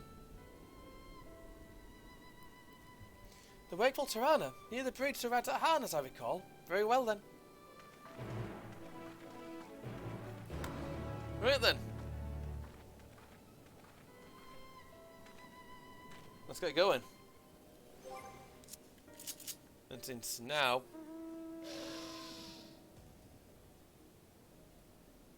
I can fly, that's actually going to make this a lot quicker.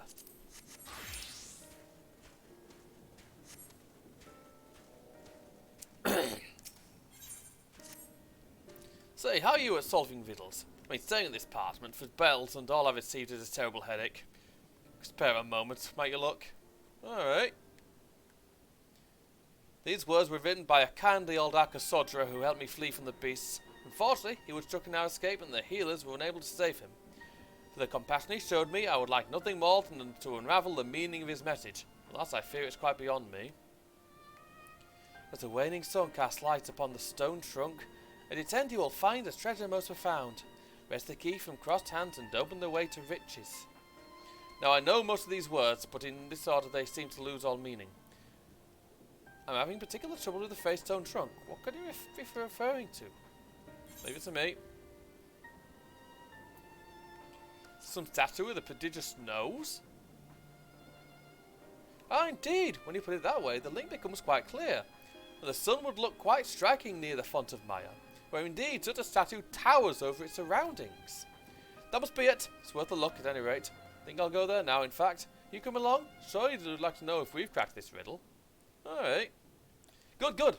It's always better to have a companion at your side. Well then, let's make haste to the font of Maya. First one there gets pick of the treasure.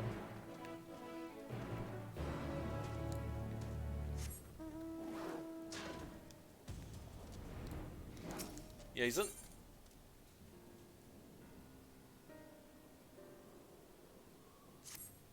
Oh, excuse me, did you need something? Hey, you're him. The very man who saved my Aunt Van's child. Taylor, was it? Yep. I knew it. I'm Yazan, an alchemist of the great work. I am but one of the few who are looking after the child as she makes her recovery. Mavan and Karasaf were dear friends of mine. Thank you for everything you've done for their daughter. Her condition's on the mend, I'm sure you'll be glad to hear. We've been taking turns checking in her and on her. Last thing she needs is a gaggle of adults fussing over her day and night. That being said, when she's healed fully, there is the question of who will be in charge of her care. For the love I bore her parents, I would gladly take her as my own, but that would mean raising her away from her home. Moreover, I am yet to be wed, and my duties consume so much of my time I can scarce focus on my own care, let alone that of a growing child. Doubt my ability to give her the love she deserves. Love equal to that her parents gave her. She deserves better than that. So I've considered finding someone more suitable. At least I can do, truth be told, perhaps the best option. Even so, although I was born here, much of my life was spent at the great work. I'm very down the foggiest idea of who to ask, even if I had the time to do so. You, however, seem to be well loved a lot among the people here. Could you ask her around in my stead? It would be a much more effective use of my time to prepare medicine for the wounded and sick. Leave it to me. I apologise for imposing such an enormous task on you, but I will trust no one else with it. When you've finished, come to my hut to the south of this settlement, and we can discuss any potential parental candidates. Of course.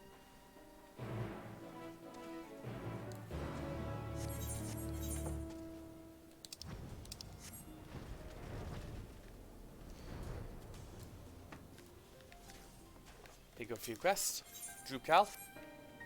You're the traveller who rescued the child of Mervyn and Karasef, yes? you have a moment to spare for the brave souls that watch over the village? Of course. With the radiant host short-handed, the courageous among us have volunteered to climb those treacherous cliffs and keep lookout for any approaching beasts. I would make their long days easier with a home-cooked meal, but I cannot reach the summit on my own. Every amount that might carry me there is otherwise indisposed, and I don't believe that'll prove a problem to someone so resourceful as you. If you'd be so kind, please deliver these meals to lookouts at the summit. I'll pay you for your troubles. That'll help speed things along. Speak to this one. You have a look in your eyes which I'm well familiar with. You wish to see the threads of fate which guide you, yes? What have I told you? They can be illuminated through the fine art of reading chai tea. Okay. Yes, the last remnants of a cup of tea can show your fate. The leaves and spices in the cup spelling out a message for those who can read it. This art has been perfected over generations in Thavner, and I am willing to share it with you. Are you willing to take my gift? Don't see why not. Splendid. Before we begin, however, you must gather the spices we will use with your own hands. It is the only way to attune the tea to your destiny. I've marked on your map a location where you can harvest 3 different spices. You will choose 2 of these. Do not make this choice lightly. It may very well decide the course of your future.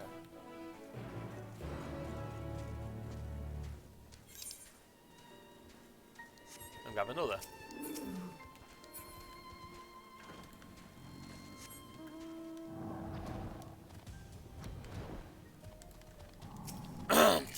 Sorry. Excuse me, you're a traveller, yes? Would you be willing to take on a personal request? I'm worried for the safety of a friend of mine and would ask you to check on them. Okay. Thank you. I know you have no sort of demands on your time. My friend, you see, is a bit of a private person, and I only wish to know how he is faring after the recent troubles. However, the journey to his abode is much too dangerous for me to attempt alone, and I wouldn't dare ask another villager to go in my stead. Traveller with a sharp blade, however, could surely get the task done with little effort. He resides in the jungle in the northwest, or at least he used to. Mark the location on your map.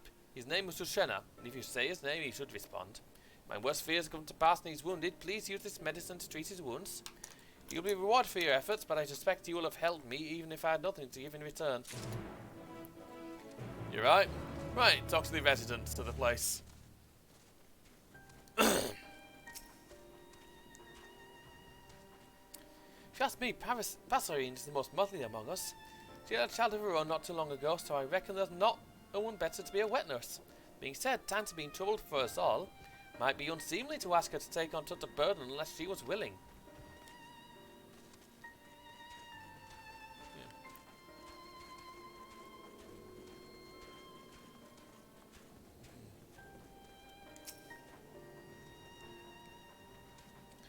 Talde, non-doto for a quite like his arm, but I understand alchemy isn't a merciful trade for a parent.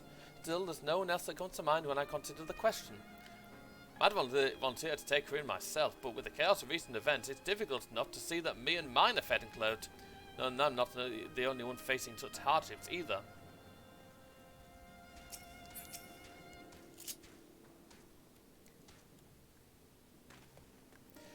Who do I think is the most suited to care for the child? Yazan is the most obvious choice. Dependable, loyal and dutiful. Every quality you would desire in a parent. I know he does become so absorbed in his research, but that devotion has made him a peerless alchemist. Who's better is there to look after someone so sickly as her? Wrong button!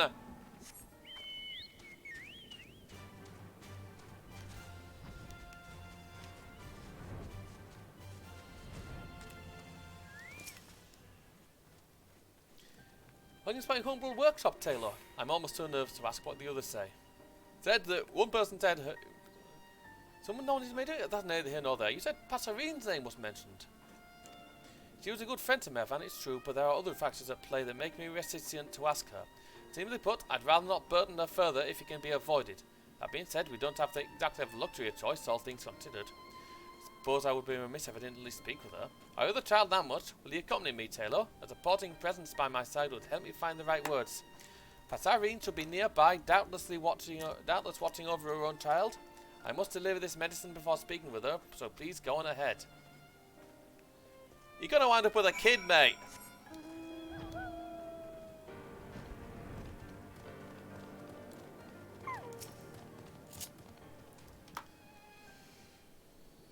Don't think it's going to be a quest chain, just a single quest. Hello. Yazan, it's so good to see you. And who's this with you? Bazarine, meet Taylor. He's the hero who saved Mivana and Kerasef's daughter. What a pleasant surprise. Thank you for the bravery. I've heard tell of the troubles she's been through since. Hope you're able to see her return to health soon. It's been trying to be sure, but we must look forward to the day she's hale. Everyone is doing their utmost to make it so. The question remains as to where she will go from there, however. I consider taking her into my home, but I fear my qualifications as a parent are somewhat lacking. I know you've been a dear friend to Mevin, and as such, only thought it right me to ask you if you're willing to care for the daughter.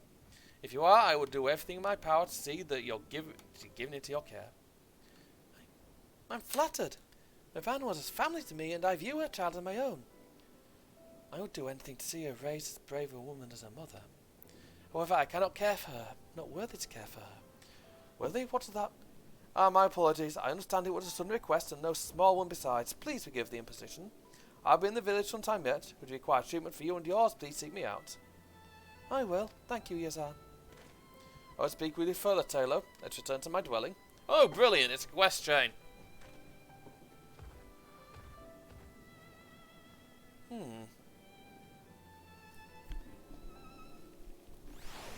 Wait a second. Before that, let's go sort these ones out. He's gone funny.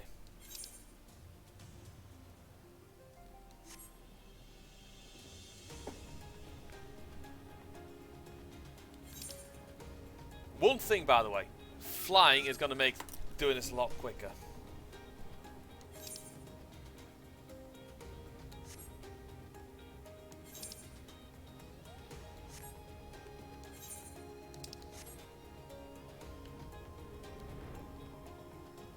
Stone Sky Sea location there.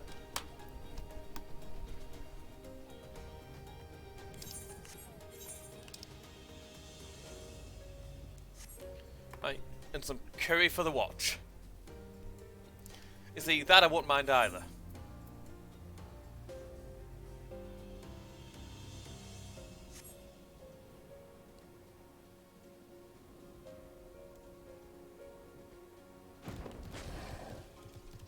That's a falcon. Sounds like my stomach could drown out the alarm. Say, didn't bring anything to eat, did you? Yes, I did. Bought you a curry. I knew I recognised that heavenly scent. Spices to fortify the spirits and tea to sharpen the senses. This'll tide me over until my replacement arrives.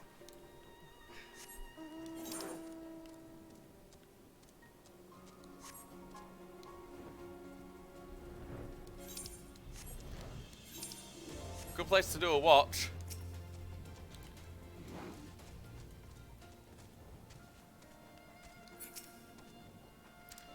That smells a bit stomach crumbling, somewhat fierce. Pray tell me you've bought enough to share. Nah, just enough for you, mate. Here. It's all for me? Why, thank you. I was beginning to dread the rest of my watch. Nothing like a spiced curry to keep hunger away. I've never seen a container quite like this before. Not a drop of curry was spilled in your flight. Still piping hot. Thank you, friend. Basically, whoever did that knew what the fuck they were doing.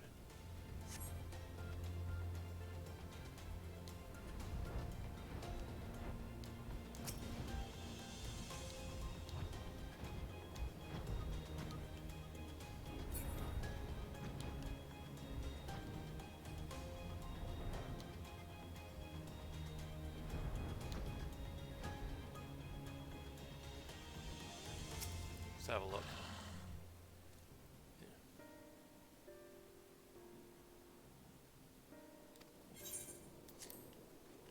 Bound doesn't sound too bad. Let's have a look what the other ones do.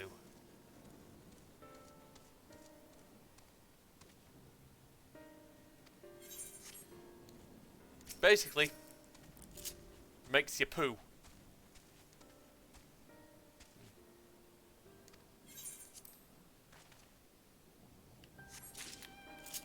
There we go.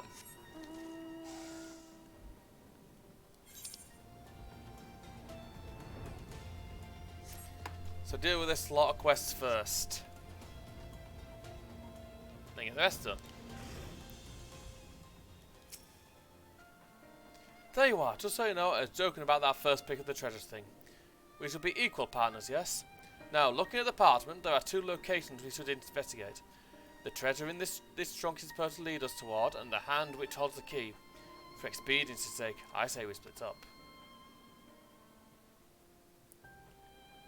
If this key is located where I think it is, it may be difficult to find without some method of traversing the air.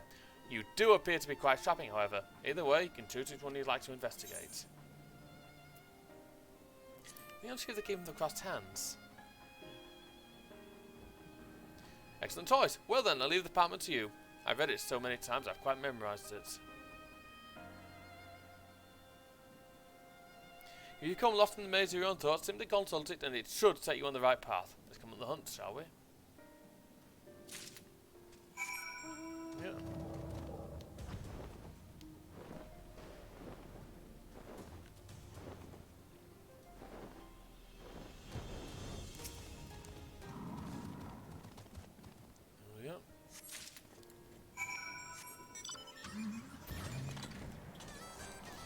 Hang on, got it. Oh dear.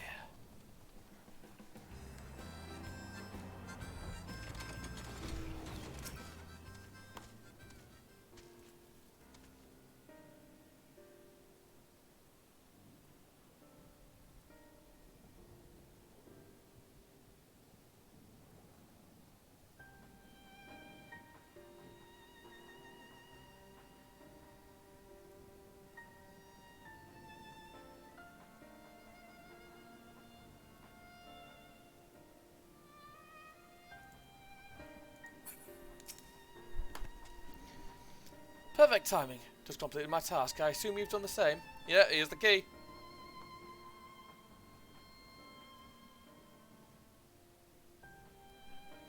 You truly have the spirit of a treasure hunter. No, we're both burning with curiosity, but let's wait to open this box until we return to Palaka's stand. Mysteries can so rarely be solved. Right, I'll go deal with my friend the Yeti.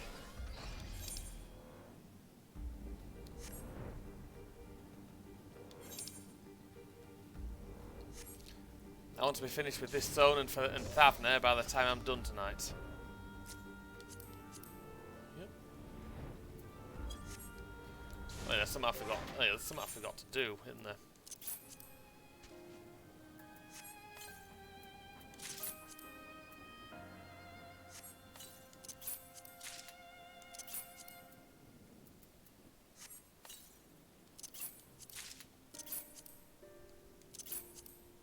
I will be using the weapon coffer. I'll save that for Reaper. Yep.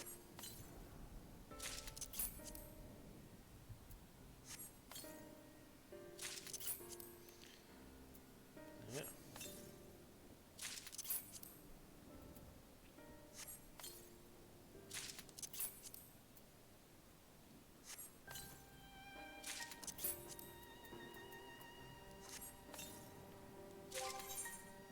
Right. Give it the material later.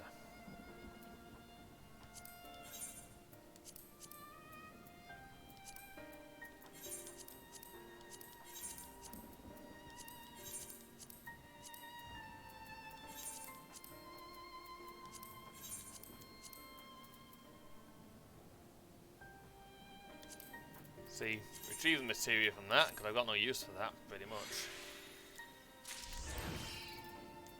Desynth it.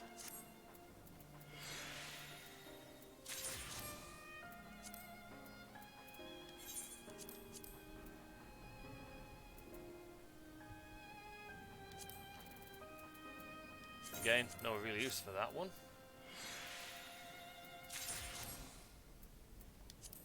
All that. All this.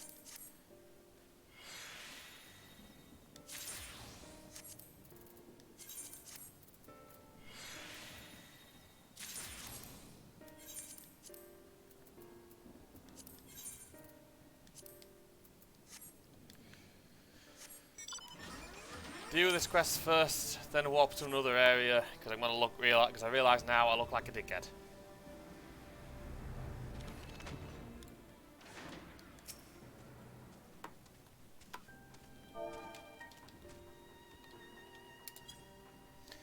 hear a faint sound of an animal in pain emanating from the direction of the bluffs. Investigate its source.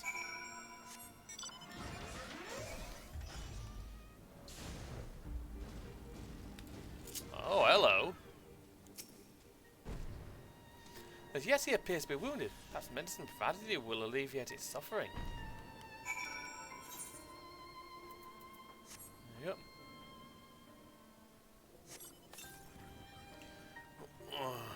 While you cannot understand the Yeti's words, you can see its empty gratitude behind them. Return to the young Akasodra and inform him that his friend is well.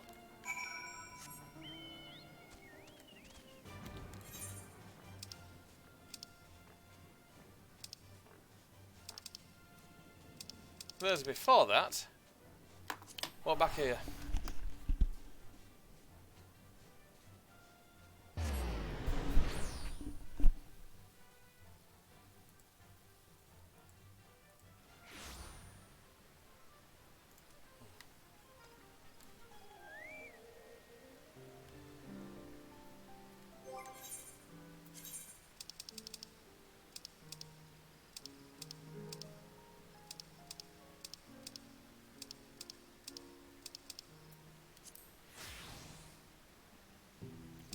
I think I prefer the other one.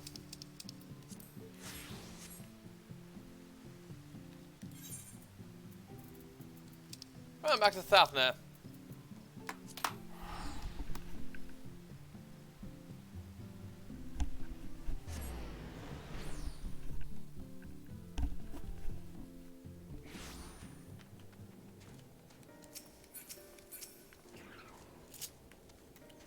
Feed the bird. Finally, you've arrived. Now the key goes into the lock.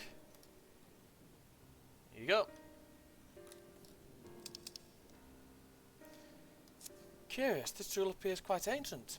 Judging from the symbols etched into it, it once belonged to an Akasodra practitioner of magic. Not surprising, I suppose. The place we found was was once used by their mages for various rituals and such. They moved deeper into the jungle during recent years, but my saviour likely knew the temple's history. This may have been his way of thanking me for rescuing him, though my efforts were for naught. I feel ill-deserving of such a price. I shall use this to help the refugees, to rebuild their shattered homes. It's for you well. I did promise you a share, yes? Not exactly half, but I hope it pleases. Yeah, it does. I just laughed if that made him like several million in Gil. Well, and then starts looking after people properly. Black Traveller, so how was he? Injured, but I used the salve. Oh, that's horrible. Still, I suppose I can be grateful that you could treat his wounds. I owe Shoshana my life. When I was attacked by one of those terrible Pisaka, Shoshana's roar drove the monster off.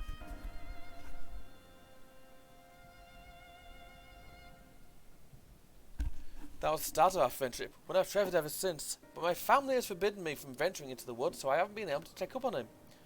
I know they're only words for my safety, but still. Shouldn't abandon your friend. Right, of course. Surely if I explained Shoshana's bravery and selflessness that they'd understand. No less lose by trying, anyway. Thank you. Not only did you save Shoshana, but you reminded me of what true friendship is worth. It's not much, but please, take this. There we go. There we go. Above this. So you deliver the meals. If you'd eaten them, I'd be able to smell your guilt. I'd be able to smell your guilt. I'm grateful, and I'm sure the lookouts are as well. Long ago, we would post soldiers upon those cliffs, though we might see invaders approaching by sea. Think something much worse would eventually cross the ocean. Regardless, we are blessed that nature has provided us a way to watch for danger. I hope to keep our lookouts fed for as long as I can. Oh, good. You return the spices I see. You hold your future in your hands. Now give them to me and I shall brew a tea you are not soon to forget.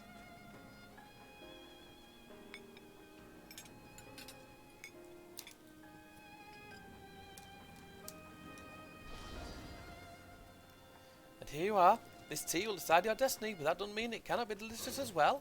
Hope you don't have to convene you to drink until the final drop.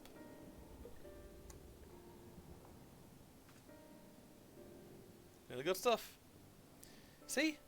Delicious, yes. Now pass the cup to me and I'll read your fate. Here you go. Ah, most curious. Fascinating. Oh, there is great wealth in store for you, but only if you make the right choices. Lay down your weapons, pick up a map and tools. The trade will be well worth it. Well, how does it feel? A glimpse of foresight is often an enlightening experience, and I hope that my humble skills can dispel the doubts in the days ahead. Thank you for giving me the chance to hone my craft further. Basically, means to do a bit of crafting. Not too forceful, was I? Simply asked her if she was. Didn't mean to make her feel obligated to agree. Found her words somewhat mystifying. Not worthy. What could that mean? Usually not one to pry, but this worries me. I consider Passerine a friend, and I'm loath to leave her to her troubles. And there is still the master of the child. I shall have to think on what to do from here. May need your help again soon, Taylor. Hope you're willing. Always am. Well then, if you're willing, I have a task that requires immediate attention. Simple but essential, namely the gathering of herbs. The child is in a vulnerable state and I would fortify her against further sickness. There are also more wounded in this village than I anticipated. And my stores have begun running low. It would be best for me to replenish them while time affords us an opportunity. Can I count on you to help me? Of course. Splendid. I require several of the reddish soma herbs which grow among the shrubbery to the northeast. With both of us working in tandem, I wager we should have enough gathered before the next bell. Sounds good to me. Now the next quests.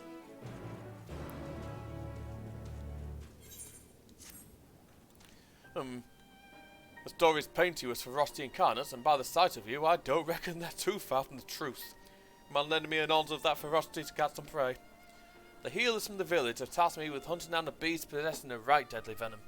I'm at a loss as to how to go about it, but with two trapping hunters, I'm sure we'll find a way. So, you with me? Yep, I am. Look forward to seeing what you can do. Well then, I'll mark it to the north. I trust you'll keep up with me. Will do.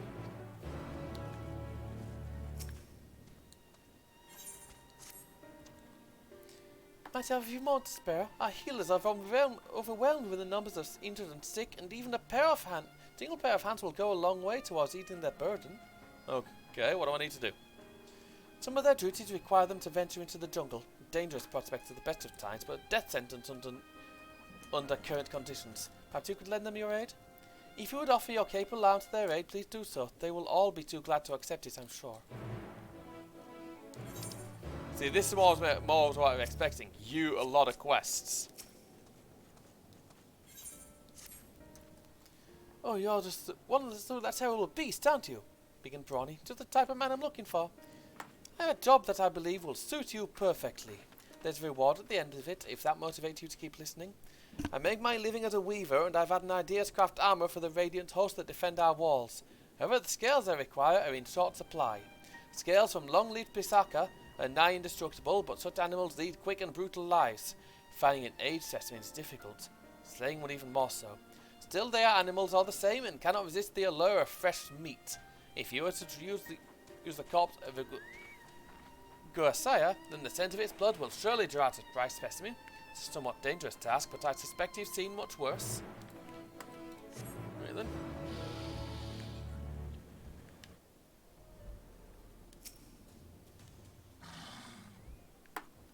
What, are you here to help? Of course, I'm glad for any assistance afforded to me.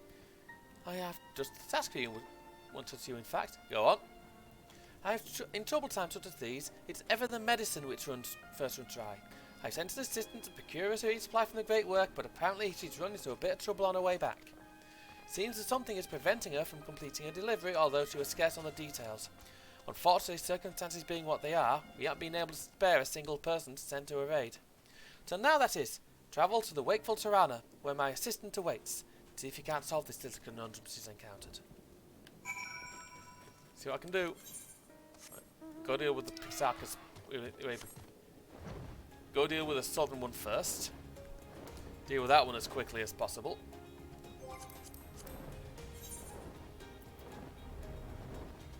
One, two, three, four. I thought that were 5.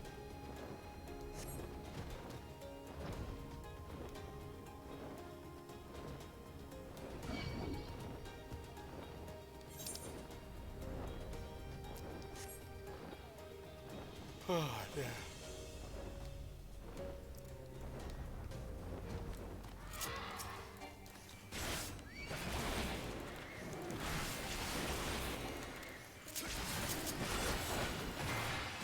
Yep.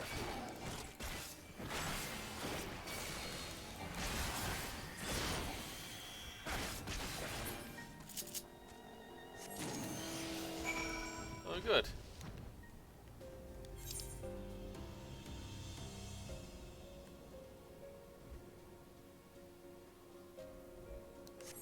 Right, that one's nearest. That one's nearest. Need a swig.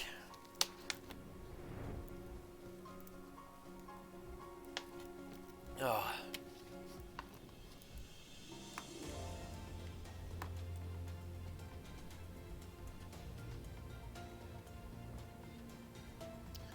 A lot better that. Sorry, cold.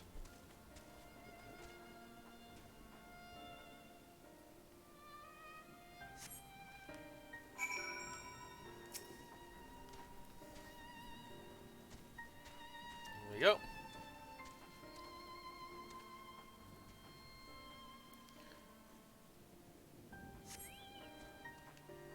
Where is it?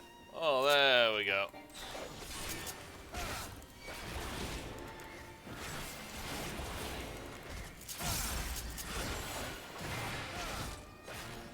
It's going down relatively quickly.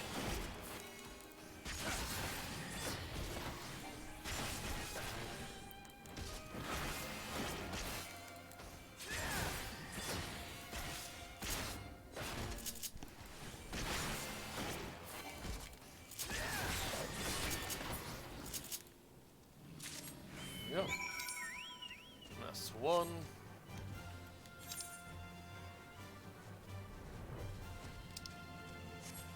What I do is check what that area is up there.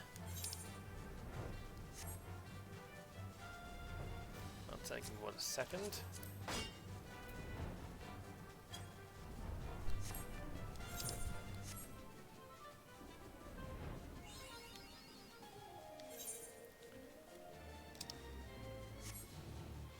That went well. That's Thavnair mapped.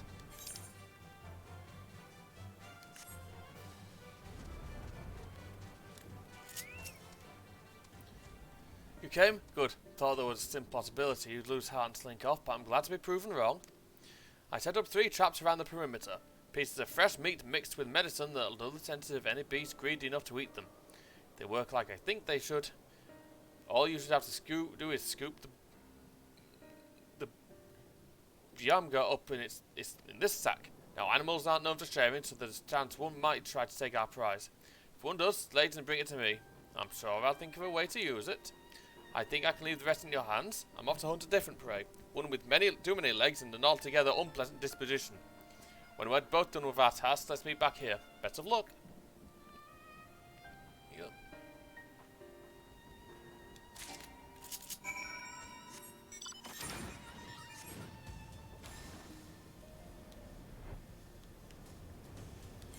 Deal with that. After this.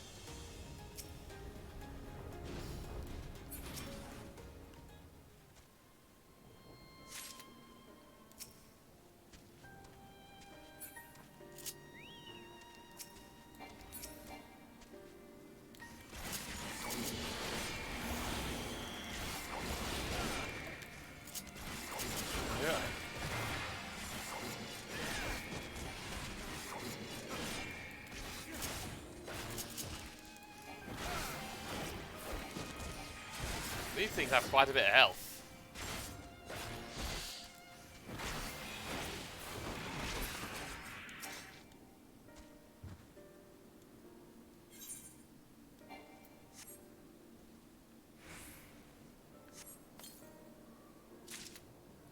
That is 1.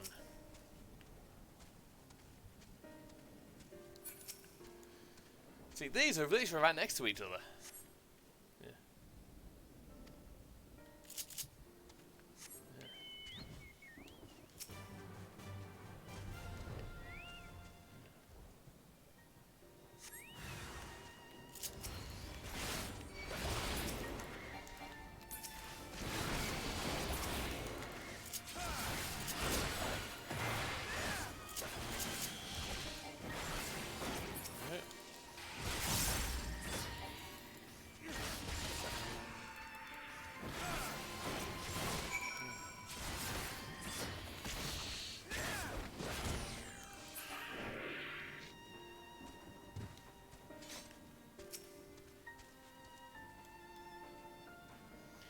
saw the creatures emerge from the brush, but you fell them before I even had a chance to be frightened. Well, you'd have had escaped if that had been me. Ugh. Anyway, did you manage to find the Soma? Yeah, I found a couple. Excellent work, excellent work. My search came up fruitless. It appears we're not the only ones seeking this particular herb. Shouldn't come as a surprise, I suppose. This area is well known for the medicinal plants which grow here. My supplies have run low once more. Perhaps I should ask the villagers if they have any to spare. For now, I believe we've found all we can. Let's return to Palaka's stand.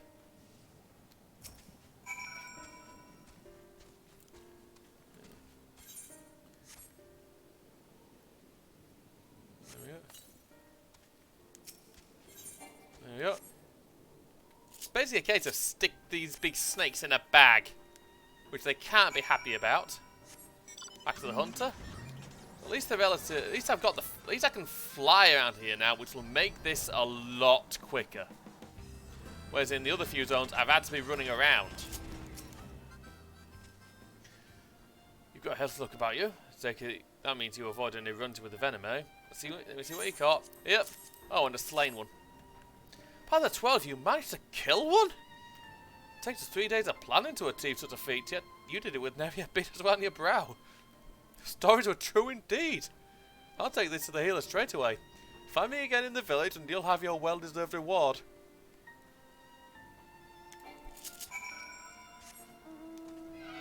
He's like, I'm sorry, what? That one's dead? Nice. He's out, thank God.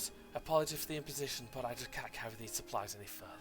I'm afraid my constitution doesn't allow for such strenuous labour. I'll see what I can do, I'll help you out with it. You look to have a stout pair of legs under you. Could you deliver the medicine in my stead? I must rest. Yeah, just a bit of a lie down. So on this crate here, please hurry, the people of Palaka are in dire need. But I had more stead to give.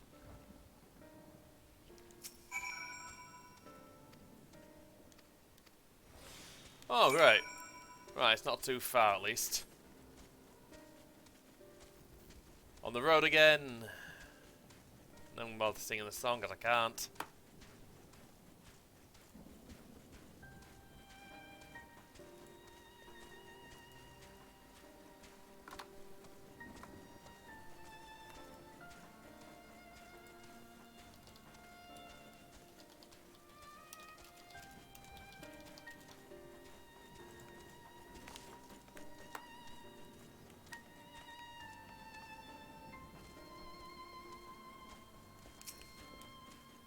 Yeah. Thank you for picking up the slack, so to speak. I must remember not all my assistants are fit for such demanding labour. I will administer this medicine to those in need as soon as I can. It was Utpala who entreated you to help me, yes? Pray inform her that all is well and give her my gratitude.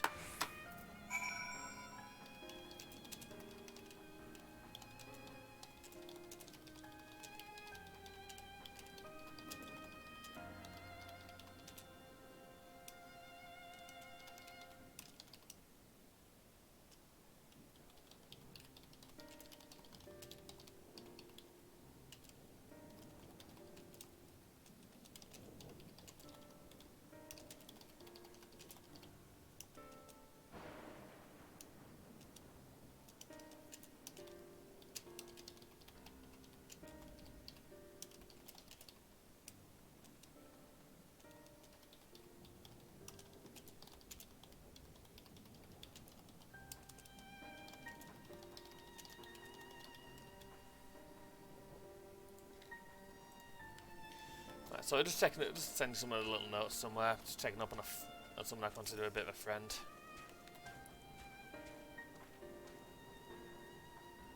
How goes on? Do you have the scales? Yes, I do. Why, these are more splendid than I could have imagined. The Pisaka are a dangerous prey to be sure, but the reward from conquering them is well worth it. In our legends, they are portrayed as devils that feast upon the flesh of men. The goddess Mintaruva brought one low by piercing its eye, as nowhere else would yield to her weapon. The legends have an ounce of truth to them, for over many years, the Pisaka's scales have become imbued with metallic substances. By weaving them into thread, one can make a material out of uncommon strength. Surely our defenders would appreciate garments made of such material, yes? I cannot fight myself, but if such skills as I possess can help us through this struggle, then I must do what I can. For your part in aiding me in this, take this. You deserve it. No worries. Well, that's the Edenmon Zweihander. It's a beauty.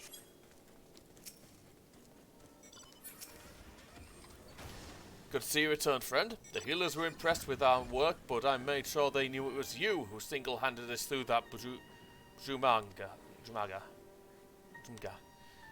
The healers use their venom to make a salve that numbs the skin, useful for when they need to cut the rot out or administer some other ghastly treatment. Any road, good work today. May the hunt be prosperous. Yeah.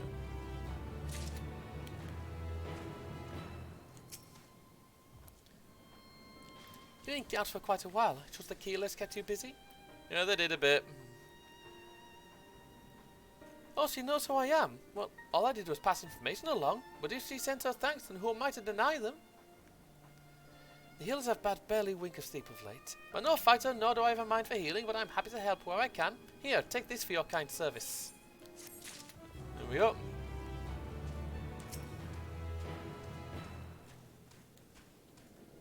As I suspected, we weren't the only ones searching the jungle. I returned to my quarters to find a bag possibly stuffed to the brim with herbs. Including Soma, in fact. I asked a nearby colleague who delivered this bounty, and they told me it was one of the Arkasodra stewards. I believe I know it is. Her name is Sula. A shy one, but obviously kind of heart.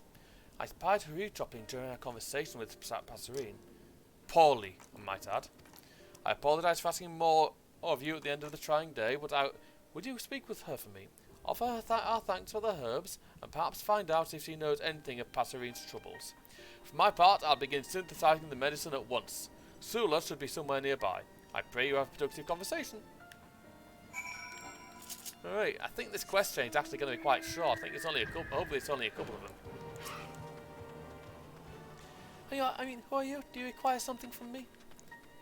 I know who you. The herbs, I came upon them while hunting, nothing more. I have heard that medicine made from them is effective in treating the ailments of young children. It seemed only meet that I should do my part, as it were. What do you know of Passerine's troubles? Very well. I believe I can shed some light on the root of Passerine's distress. That is what you wish to hear, yes? He has asked you to speak with me, just as he asked you to gather his herbs. Yep. Well, perhaps it is best for us to all speak together, and go to him and allow me some time to gather my thoughts. I shall approach you when I am ready.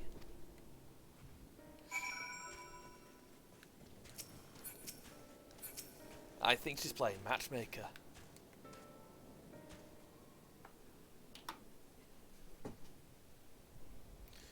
You're just in time. I've only just finished synthesizing the medicine.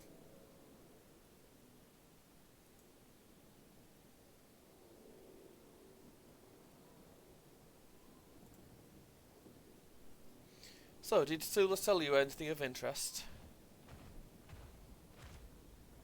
Well, I suppose I can hear it from her. I appreciate that you felt it fit to include me. Firstly, I owe you an apology. I was sneaking about out of concern for Passerine. I know what it is that weighs on her mind, you see. That is what you want to know, yes? The story is troubling to hear and even more troubling to relate. Before I tell it, you must promise me that you will be your strength in the days to come. Of course, anything to help a friend.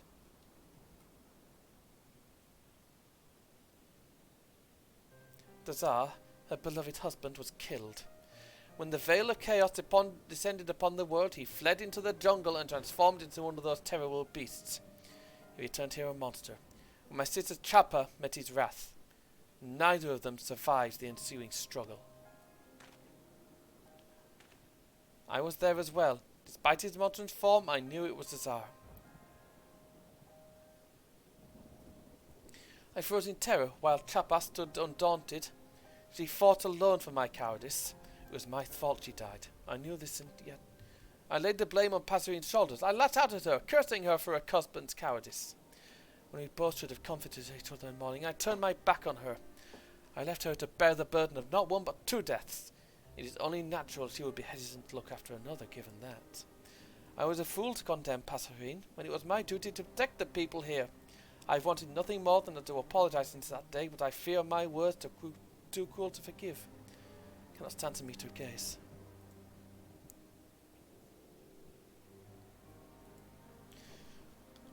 It was a difficult time for everyone. We often lose ourselves in moments of crisis, but so long as we find our way back, we are worthy of forgiveness. Japa would agree, I'm sure. She won't blame you for what happened, nor would she want you to blame yourself. Passerine doubtless feels the same. You're right, I must apologize to her. That is the only course. What Taylor was it? I will speak with Passerine.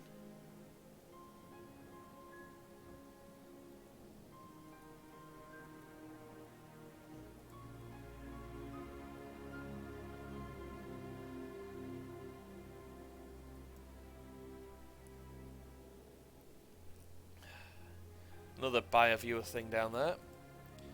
But I'll require some time to muster my courage. Soon, I promise. Okay. Still got a bit less of this question, I think.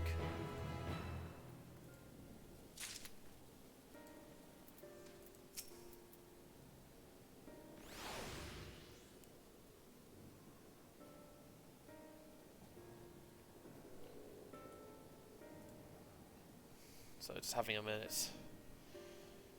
This is, like I said, this story is getting ridiculously dark.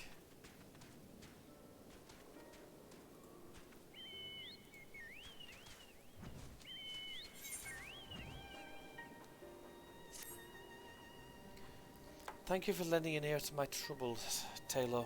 If you're willing, there is a place I would travel to, and I wish for you to accompany me.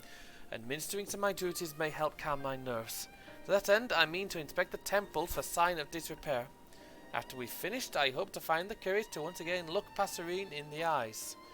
With all the monsters about, much of my attention of late has been focused on finding and protecting those who fled, and with the arrival of the Radiant Host, however, there is finally time to attend to this long-neglected duty. Okay.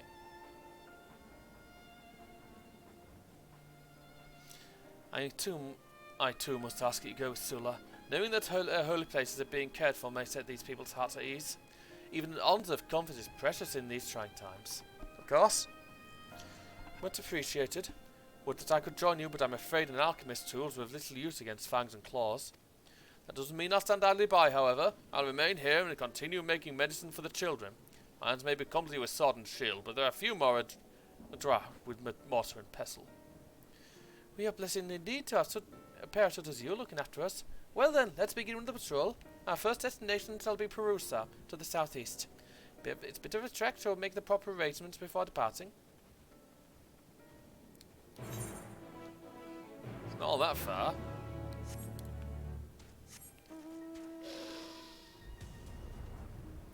Right. I'm going to head to that place at some point, because I think there's going to be something there. That's later on. To the Perusa first.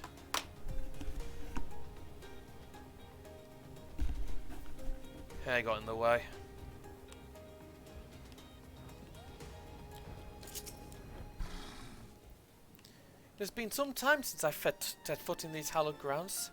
In times bygone, there were even more such places in this region, but many were moved to Vanaspati. From one of the divinities worshipped here, were these words passed down, that we might send our departed with its wisdom. Just as life leads to death, so too does death lead to life. Do not shed tears for the departed, for they have but set foot on upon a new journey. Be not forlorn that your paths have diverged, but look forward with joy to the day they might cross again. For as long as I can remember, I followed in my sister's footsteps. In her absence I felt lost. Whenever I think to forge a path of my own making, my legs become heavy and my heart becomes anxious. Your sister would want you to move forward with courage. Thank you, Taylor. Yazan has a generous soul, and to have your wisdom to buoy me is more than I deserve. Would that I could open my heart in Passerine in such a way. This part of the temple appears to be well kept. Let's check the other side, shall we?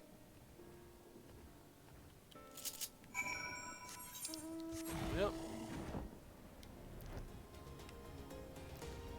It is It's a hell of a temple. As it should be. A big old temple.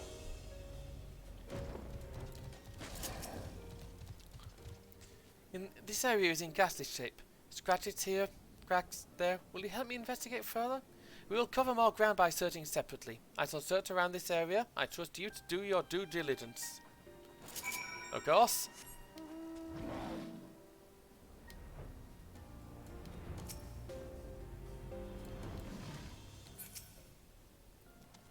There we go. Stones here are crumbling and fragments of them litter the ground. It'd be best to replace them.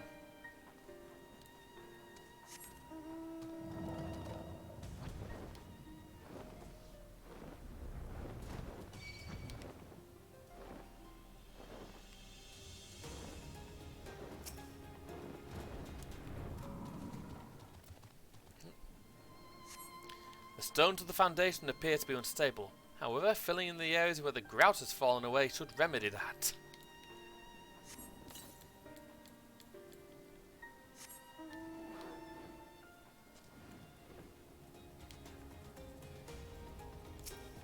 There we go.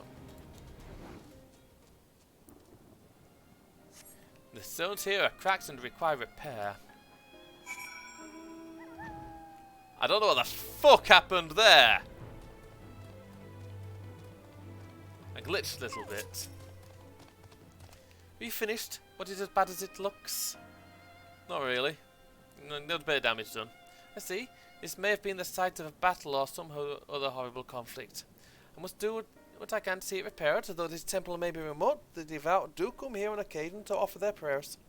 Thank you for helping me today.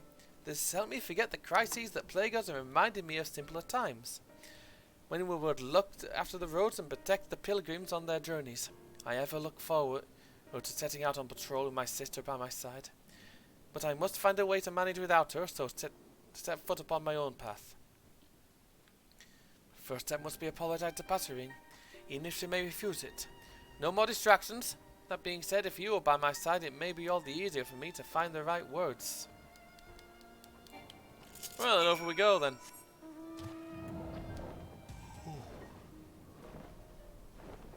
You're here with a burning sky.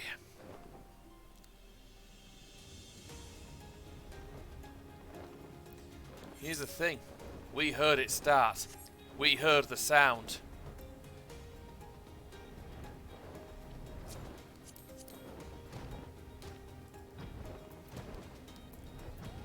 Not a good sound to hear, but we fucking heard it.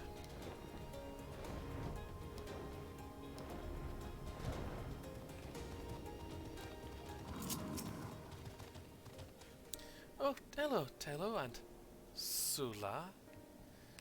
I take your patrol is fruitful. I've just administered a soothing towel to Paserine's child. She's sleeping sounder now, so us speaking, so don't wake her. Passerine, I'm sorry. I should not have said those horrible things before. I was not in my right mind. It was my fault that my sister was killed. I stood in frozen fear when Dazar attacked him. When it was all over, I placed the blame on you. I was a fool. No, Sula, you were right. It was I who couldn't ease his troubles. It was my fault he succumbed to the despair that gnawed at his heart.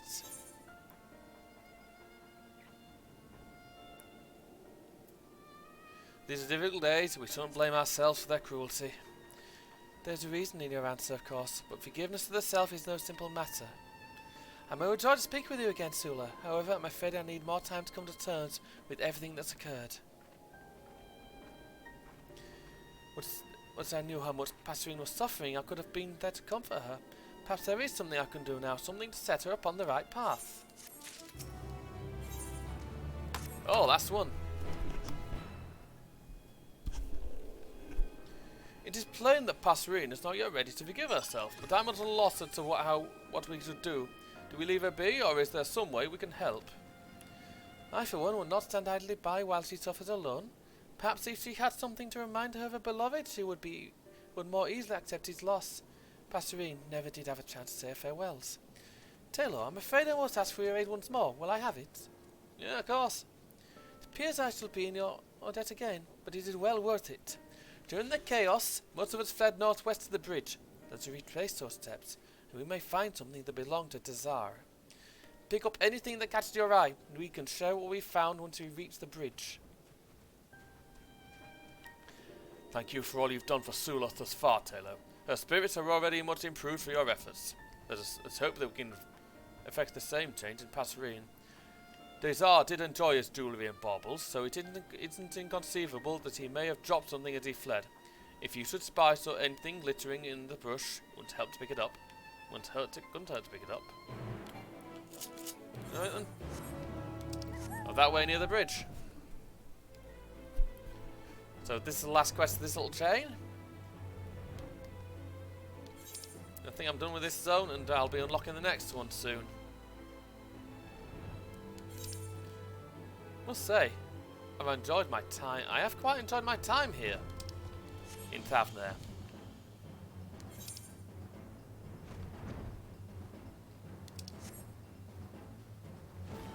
One glittering object.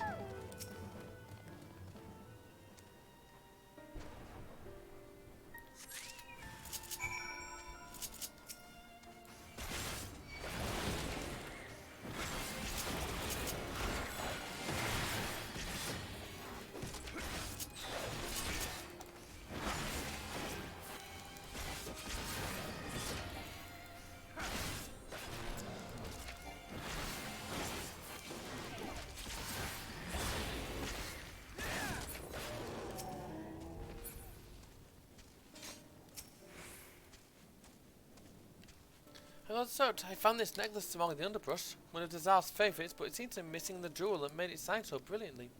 What's that in your hand? Why, this is it! The very jewel I spoke of! Make an excellent team, eh? However, we cannot give this to Passerine as it is. We must repair it first. Doubtless Yazan will be able to lend his expertise in that respect. Let's return to the village and speak with him. Of course.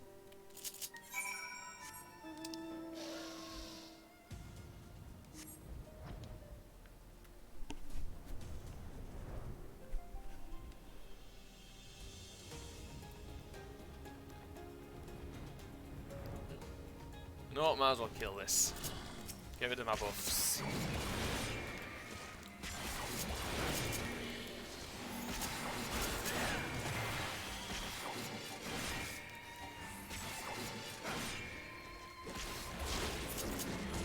Yep.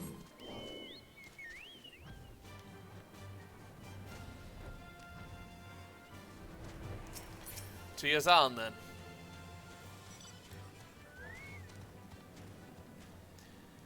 Sula has told me about your findings, quite excitably in fact. She's gone to find materials so she can polish a necklace to a mirror sheen.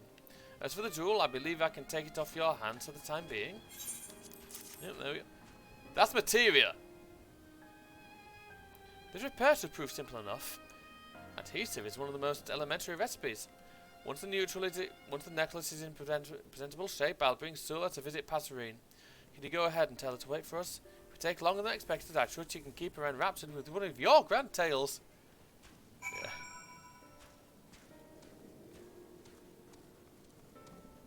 There we go.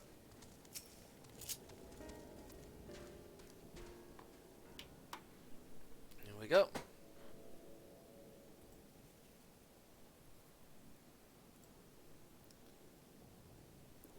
You have something for me? I don't recall asking anything of you. Passerine, I would like to have this. Please. This is Desar's necklace. I was so proud of the day he bought this. How in the world did you find it? I had not but memories to remind me of him, but this makes me feel he ain't so far away after all. There's nothing I can do to change the past, but I can work to give us both a brighter future. This was the least I could do, and I could not have done it without the help of these two. Thank you for this gift, truly. And for your wise words, I see now that you're right. We mustn't let the tragedies of yesterday keep us rooted in place. All it takes is a single step forward, but you must want to take it.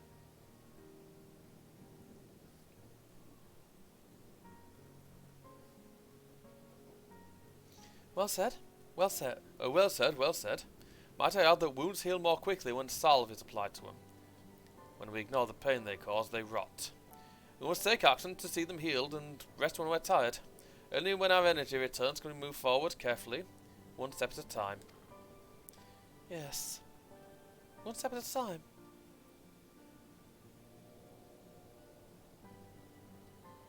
Izan, if it isn't too much trouble, could I help to care for the child? The scars of recent tragedy are yet too fresh for me to take care of her entirely by myself. But even so, that doesn't mean I cannot assist in some small way. I have my own child to look over, of course. But still, if you were to take the child under your wing, I'd be happy to assist you whenever you needed me. For the time being, I could be a wet nurse. Any medicine she requires would be your responsibility, I suppose. Together we can see that she emerges from her affliction as hale as any newborn babe. Oh, that's a splendid idea, I must admit. I could hardly think of a better arrangement myself. I shall hunt and bring food for the child that she might grow to be strong like her father and mother. That is what a bow would do, and one step at a time I shall make her proud. The emptiness I feel at Dazar's loss will take some time to fill, but I believe in time it'll heal. I will heal. You'd want me to heal. Allow me to thank you once again for all you've done. We owe you more than we can repay. Now, I would like to see the child for myself.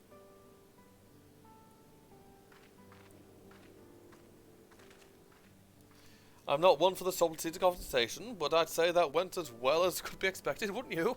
Now, come back to my workshop. There's some I'd like to give you.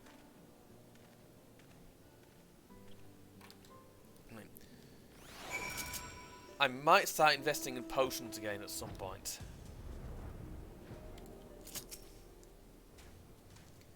Something I did when I raided. A long time ago. Truth be told, I had already resolved to raise the child myself, but the prospect of having a helping hand is comforting indeed. I suppose the true work starts from here, eh?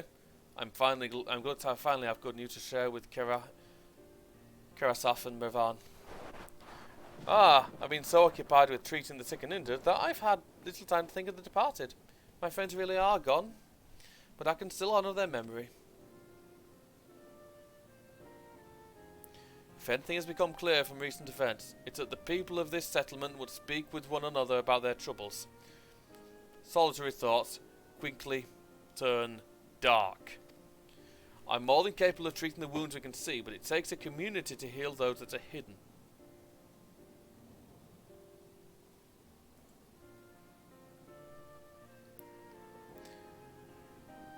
I admit the latter prospect may take some time for me to become accustomed to. You'll find a way, as an alchemist, as a friend, and as a father. What if that were more of one of me, eh? Luckily I know more than a few concoctions that'll give me the vigour of several men. I need only have the energy to brew them. Regardless, I apologise for dragging you along all this time, even though I doubt we would have arrived at such an amicable conclusion without you. So I retract my apology. Although our parents are no longer with us, I must do my utmost to raise their child in such a way that would meet with their approval. I owe my friends that much. I suppose you do.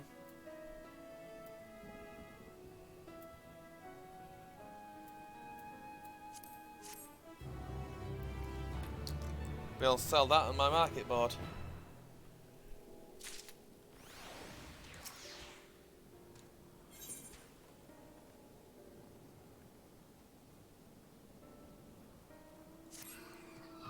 Oh, Taylor, just the man I was hoping to see. Now that I've had the opportunity to speak with more of the people here, I realise their plight is even more dire than I had imagined.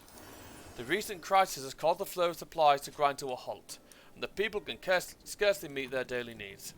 This would be the case even without the influx of refugees.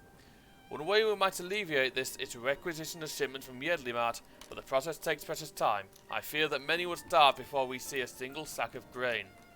All of this is exacerbated by the lack of able-bodied fighters. The wounded are many, and there are few who have the strength and skill to guard us from the beasts lurking in the forest. The Radiant host would give their lives to protect us, and have, but every day more of them are injured.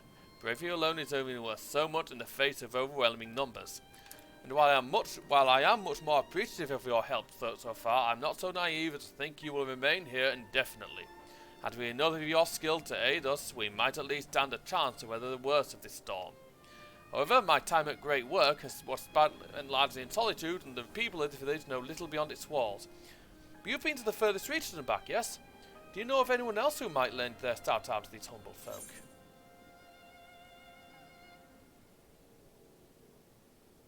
I know just such an adventurer. As fierce as I, in fact. If not more so.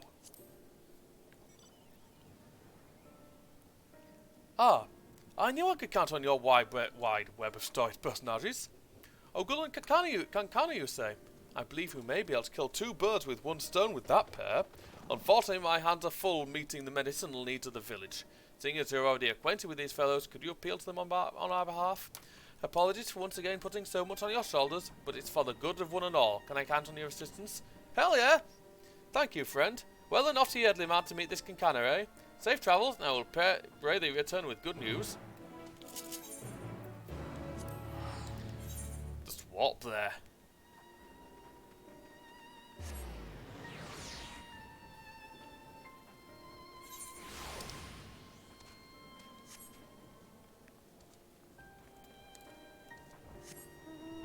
There we go. Over to here.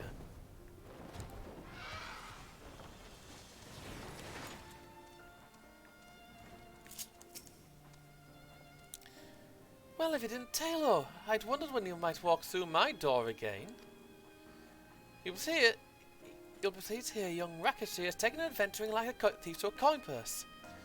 He is more than capable enough to assist me on my less arduous tasks. Indeed, his future is bright. However, as much as it heartens me to see you, I sense your visit is entirely motivated by your curiosity in our affairs, yes? I see. I did not know that Palakastan was beset by such troubles, but I suppose I shouldn't be surprised, all things considered. Naturally, I shall do all in my power to help. If you were to the right people, and the merchants will have a shipment of supplies ready in a manner of bells. Inform this year's arm that aid is on the way, and for much less coin than the merchants would usually charge. Its chaos has gripped all of Radha-Han, and it's only together we shall find the strength to release ourselves from it. And if you require an adventurer, then look no further. The supplies require brave souls to defend them, correct? Now for mine. I will await you at the gates. Oh, wait for me, I'm coming too.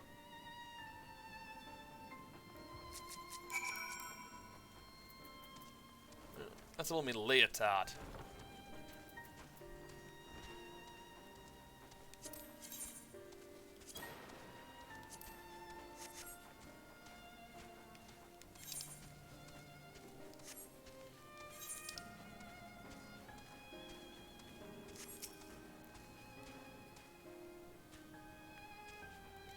Kankana made good on her word. Not that I doubt she would.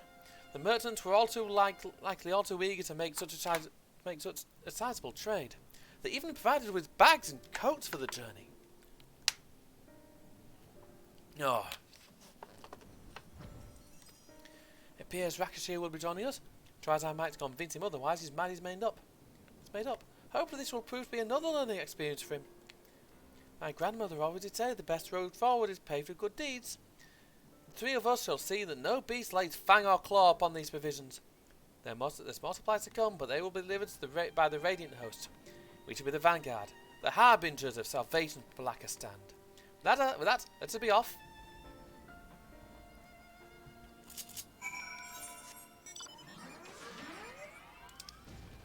All the way up that way.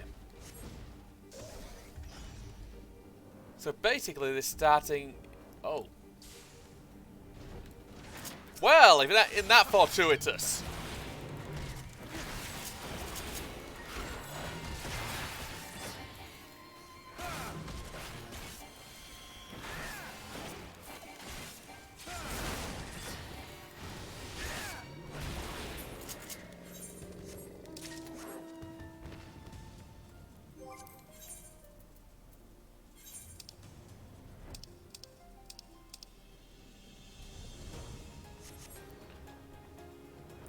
Seriously, that sky, holy shit.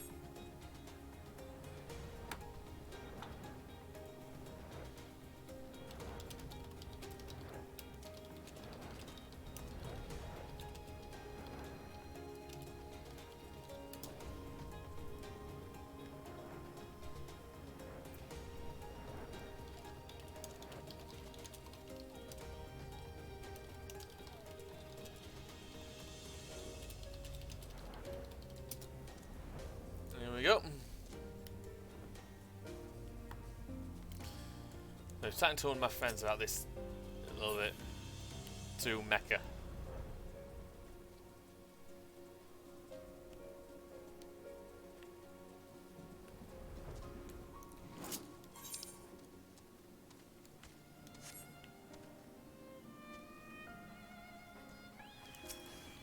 Yeah.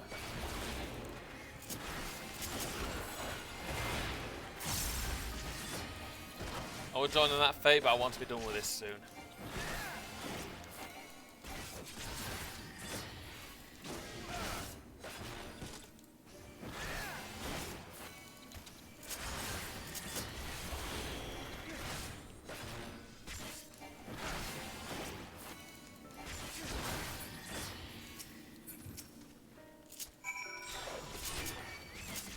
Deal with this first.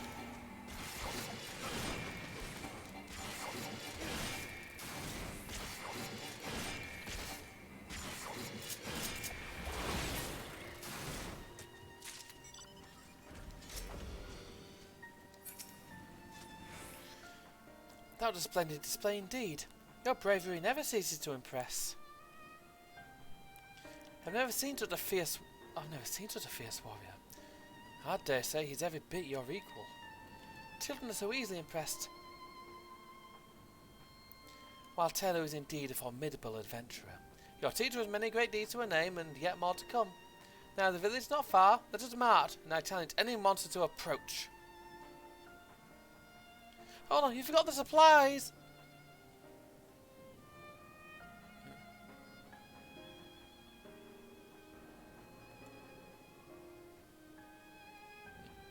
Brilliant.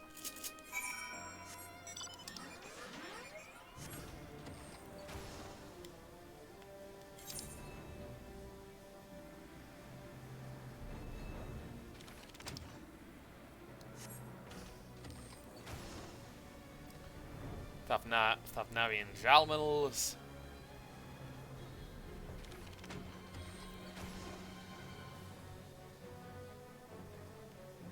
What I might do is run my hunt dead quick before I finish. It'd be a good way to cool myself down after the shit show that Etheris or Hydaelyn, whatever, has become.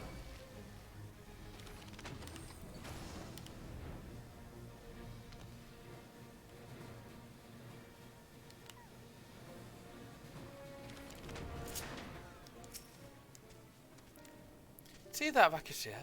Mark well how quickly the beats have come to the flurry of blades. In no small part thanks to this brave Akasodra. Ah, so this is the adventurer that Yazan spoke of. Not since my last hunt with his sister have I fought so effortlessly with another. I never felt so invigorated. To have such a mighty Akasodra fighting by my side. How do you keep it up? Twatting you has me out of breath. Endurance is the product of long hours of patience, lad. Well then, it seems my hunt is finished. Let's return to Balakistan before we draw the attention of something deadlier.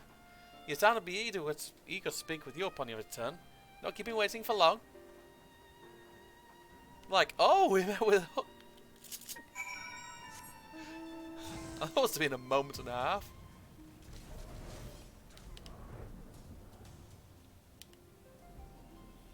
I almost got myself aggroed by a level 90 monster.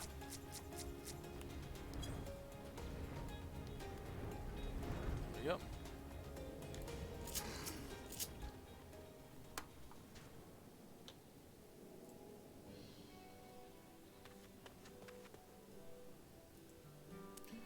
Oh, there you are. Sula told me you'd brought both the supplies and the protection you promised. She is at present preparing the game she hunted. She has promised to spar with me afterwards. I am fast feeling that I have made the right choice in coming here. I'm grateful for it, lass. It'll do Sula good to have your energizing presence by her side. I understand there are more supplies to come. I must find a way to thank the merchants and the one who spurred them to act. Kana, was it?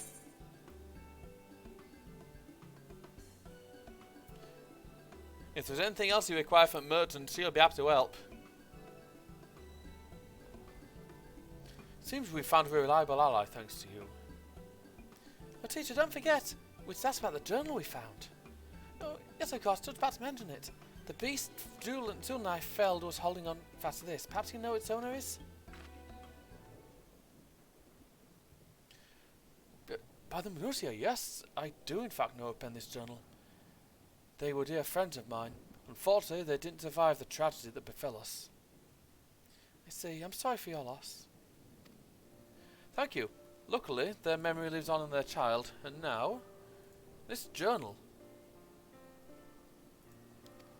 When she comes of age, I'll show this to her, that she might know who her parents were. Life is but a string of meetings and farewells. It's our memories that sustain us, that give us life.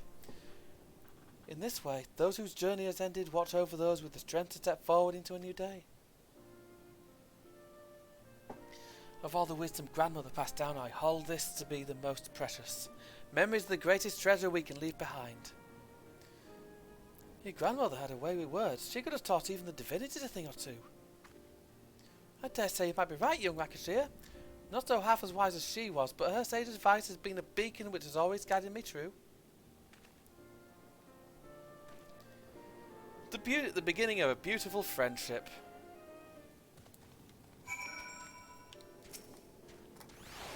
To be told, I first accompanied you here to repay the debt I owed, as grandmother would have wanted. I see now, however, that fate intended for me to be here. In Sul I have met a comrade in arms. In Rakashir I found a capable and eager student. For both their sakes I must strive ever to be better than the day I was before. Perhaps I should take up the art of dance. The fierce display of the Sekisegumi compelled me to set down my spear and take up the katana. The grace and deadliness with which dancers throw the weapons has a charm all its own. With some measure of peace to return to the Matanga, and I believe my skills will put to better use here. An adventurer must court challenge after all. Oh, my teacher had a daring spirit, is slightly reckless. But we're not. I'll make sure she don't come to harm. Have you listened to a single word I said, Rakashir? You've no notion of the dangers I must brave daily. For now you should be content to behold great deeds and learn from them. I wager your adventure will soon take you far from here, Talo. Rest assured I shall safeguard the people of Palakistan in your stead. I look forward to hearing tales of your exploits. No worries. Well then, first order of the day to attune to the Aetheryte and gather information. Don't listen down, young Rakashir, for these are the fundamentals of adventuring. Come now. Our lack of supplies was weighing heavily on my mind. I feared for both Passin and the child, but for the first time in a long while I can breathe easily. Ogul's presence has proven to be a salve on Sula's mood, as well. She laughs as if she hadn't since its passing. We both have you to thank for our reversals of fortune. Even the departed have benefited from Ogul's arrival. The delivery of the journal was an unexpected boon, and it will doubtless prove to be vital in raising the child. When she becomes old enough to understand its content, she will come to know the deep love her parents bore for her, a love so steadfast that it will shield her from the world's cruelty. Of course, I intend to tell her all about your part in her salvation as well. But for now, there is work to be done for both of us, I'm sure. Wheresoever your travels take you, don't forget the friends you have in this corner of Thavna. And lastly, be safe. If you die before I repay the debts I owe you, I'll hunt you through the 7 hells until the ledger is balanced. See it don't come to that, eh? Will do.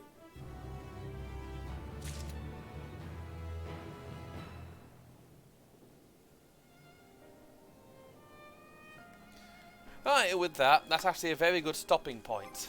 I don't have time to do the hunts now, it's really fucking late. Or early, depending on where you are. So I'm going to set myself an alarm when I wake up, do the stuff I need to do, and then we shall be back to this tomorrow. With any luck. It's been a lot of fun today, folks. I've quite enjoyed this.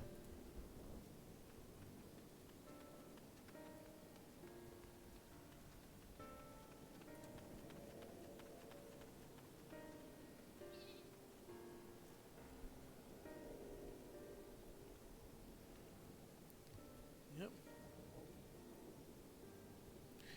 And let's see who I can look up.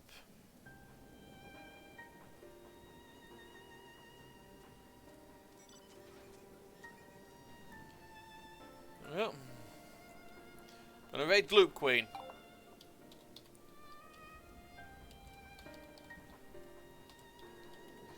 Much appreciate. Should be fine with joining in.